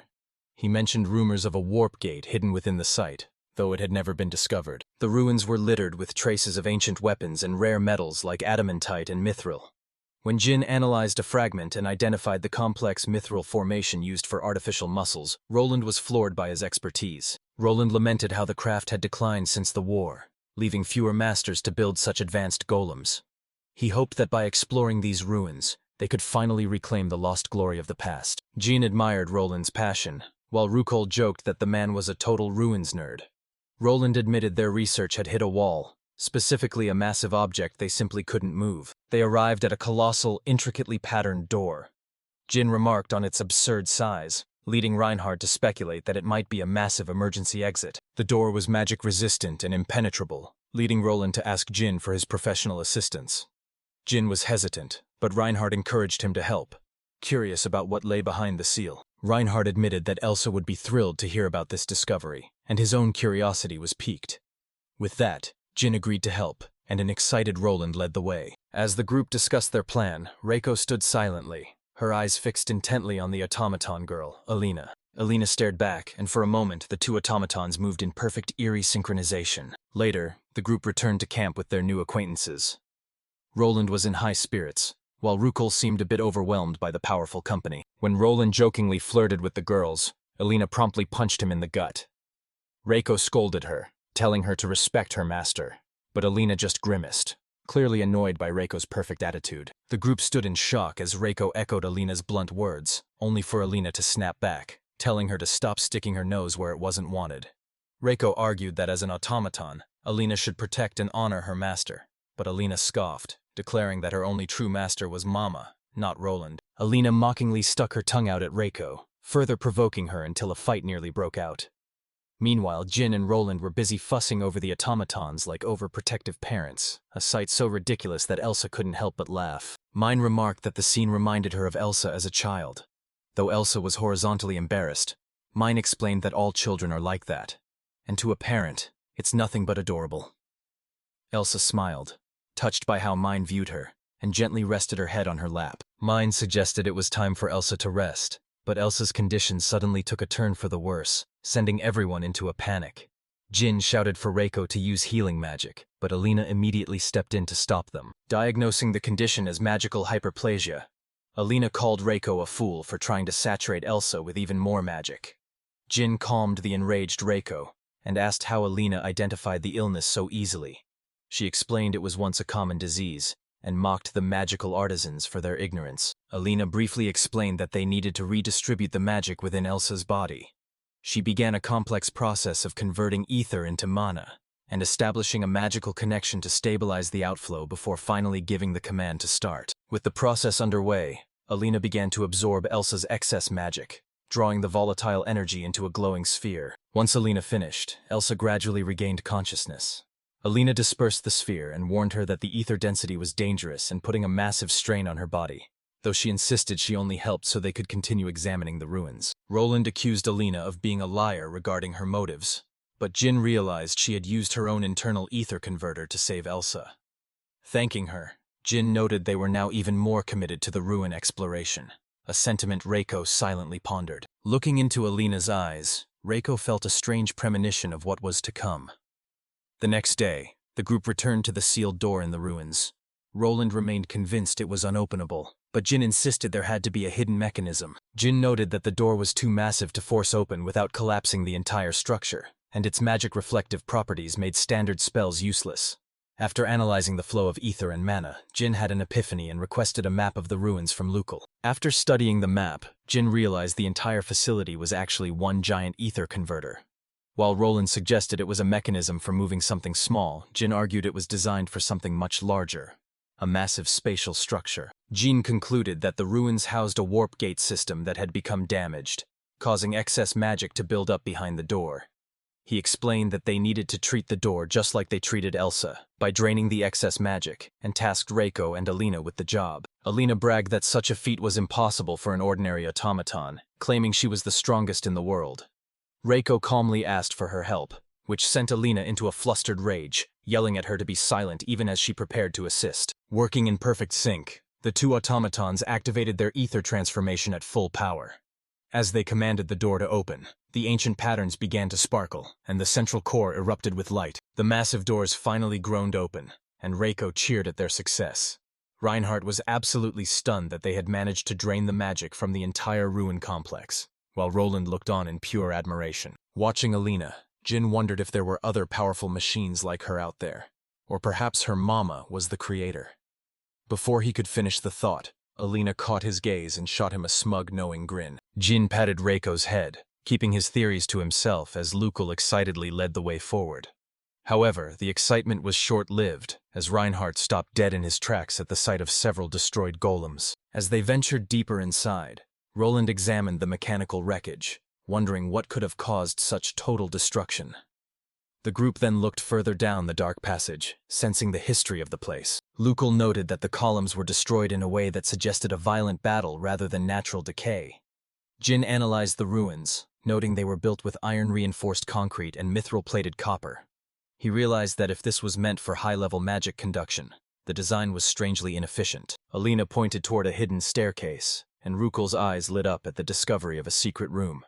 However, their excitement was cut short by a mysterious voice calling out to them. It was a battered maid automaton that had somehow survived for 3 centuries, and she desperately tried to warn them against proceeding any further. As the machine reached out to stop Roland, her hand was suddenly severed in a flash, leaving Reiko, Jin, and Reinhardt frozen in absolute shock. It was Alina who had struck, declaring that no stupid doll would stand in her way before she sent the automaton crashing into a nearby pillar with a brutal blow. As the automaton slumped against the stone, Alina coldly ordered Roland to move out, ignoring Jin's protests as they pressed deeper into the ruins. Jin questioned her cruelty, but Alina argued the machine was an obstacle. However, Reinhardt intervened, reminding them that a functioning ancient automaton was an invaluable scientific treasure. Rukul dismissed the concern, claiming there was plenty of scrap around, and told Jin to stay behind if he was so obsessed with junk while they moved ahead. Roland apologized for Rukul's obsession and insisted Alina was just being overprotective, promising to keep an eye on them and alert Jin if things got out of hand. Believing the machine held vital information, Reinhardt and Jin set to work with Reiko, meticulously repairing the automaton's damaged components piece by piece. Once rebooted, the automaton's eyes snapped open as she shrieked her warning once more, only to stop in confusion when she realized she was fully functional again. Shocked to find her hand restored, she offered her body in service as thanks, nearly stripping in front of the horrified men until they frantically covered their eyes. The dejected automaton explained that Jin was now her master, as his repairs had inadvertently overwritten her loyalty protocols, much to Reiko's jealous outrage. Jin named the new maid Anne, but the mood shifted when he asked about her warning. Anne gasped in terror, revealing that something horrific had been sealed below for 3 centuries. Down in the depths, Rukul finally found his prize, the core of the Gigas, a forbidden magical weapon of mass destruction that Alina gazed upon with pure greed. As Rukul greedily grabbed the core, claiming its power for himself, glowing threads suddenly erupted from the device, causing him to scream in pure agony. The ground trembled as Reinhardt explained that the Gigas was a living weapon from the Great War, a mindless, growing giant that fueled itself on the very earth around it. Roland's voice echoed through the chamber, screaming for Jin to run as Rukul was being physically absorbed into the growing mass of stone. Before they could escape, the colossal stone giant smashed through the wall, looming directly over the fleeing Alina and Roland. Jin grabbed his companions and bolted, while Reiko and Anne began bickering over who got to protect their master first, forcing Jin to yell at them to just keep running. Reiko and Anne tried to seal the heavy doors behind them, but the giant's strength was too much, sending shards of stone and iron flying as the entrance exploded inward. Reiko, dismissing the beast as a mere oversized target, blasted Gigas with a flaming shot before Jin could stop her, nearly tearing the creature in half. Jin barked a warning about explosive gas, prompting a frantic apology from Reiko, while Anne screamed that the fight wasn't over. Gigas was already beginning to stir. Anne explained that the monstrosity would continue to siphon ether from the surrounding earth and rocks, regenerating endlessly until the victim trapped in its core finally perished. Having fully restored its mass, Gigas loomed over the group, appearing even more massive and menacing than before. Jin recoiled at the sight of the grotesque weapon, while Reiko unsheathed her katana, ready to face the Titan once more. The maid golems immediately rushed to Jin's aid, unleashing a barrage of wind and earth magic to suppress the regenerating beast. Despite his wounds, Gigas pressed the attack, only to be intercepted by the agile ranger golems. However, the ranger's blades became lodged in the beast's massive skull, forcing them to retreat as Gigas swung back with devastating force. With the rangers failing and the maids nearly out of mana, Jin realized they were backed into a corner, desperately needing a way to buy more time. The situation was dire. Gigas was too slow to hit the golems, but his regeneration was too fast for weak spells, and using powerful magic risked killing Rukul instantly. Jin deduced that the ruins were a seal designed to contain Gigas, but Anne revealed the horrific truth. The seal only worked by letting the host die. Jin was disgusted by the use of humans as living batteries, though Alina coldly argued it was a necessary efficiency of war. Alina explained that human lives were far cheaper than crafting high-end mana converters for combat, making them the ultimate disposable components for the weapons of that era. She smirked at the irony of a weapon built to fight demons being used against humans, while Jin remained lost in thought, dissecting the machine's true nature. Analyzing the flow of magic and the machine's inefficiency, Jin proposed a shocking theory. Gigas wasn't a weapon at all, but a repurposed medical device for treating magic hyperplasia. Jin argued that if it were a true engine of destruction, it would be faster and more lethal.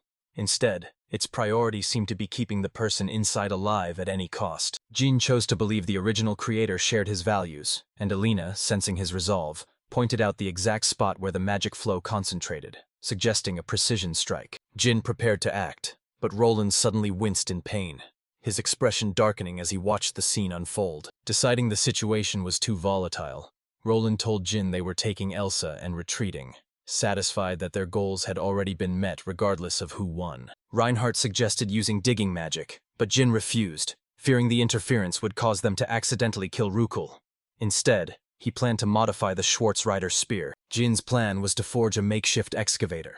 Despite Reinhardt's skepticism about the ancient materials, Jin was confident he could transform the spear into a rescue tool. Reinhardt agreed, ordering Schwarz-Ritter to pass the spear to Reiko while protecting Jin, who tasked Anne with scavenging golem parts and a machine gun before telling Reiko to hold the line as she commanded Rand to cripple Gigas. Utilizing explosive force and his vibration sword, Rand launched a fierce assault against the towering Gigas. With a single devastating strike, he severed the behemoth's leg before leaping back to safety. Topaz and Peridot coordinated with Reiko to topple the giant using magic, just as Anne returned to Jin with the salvaged components. Jin realized that while Gigas absorbs mana, it can't absorb raw magic. He needed to create a massive opening to bypass its regeneration so Reiko could reach the core, finally signaling that the weapon was ready. Schwarz-Ritter hurled the drill spear to Reiko, and as she caught it, Jin roared for her to grip the lever and crank the handle with everything she had as she faced down the monster. Grasping the mechanism, Reiko began to twist the handle with incredible speed and overwhelming strength.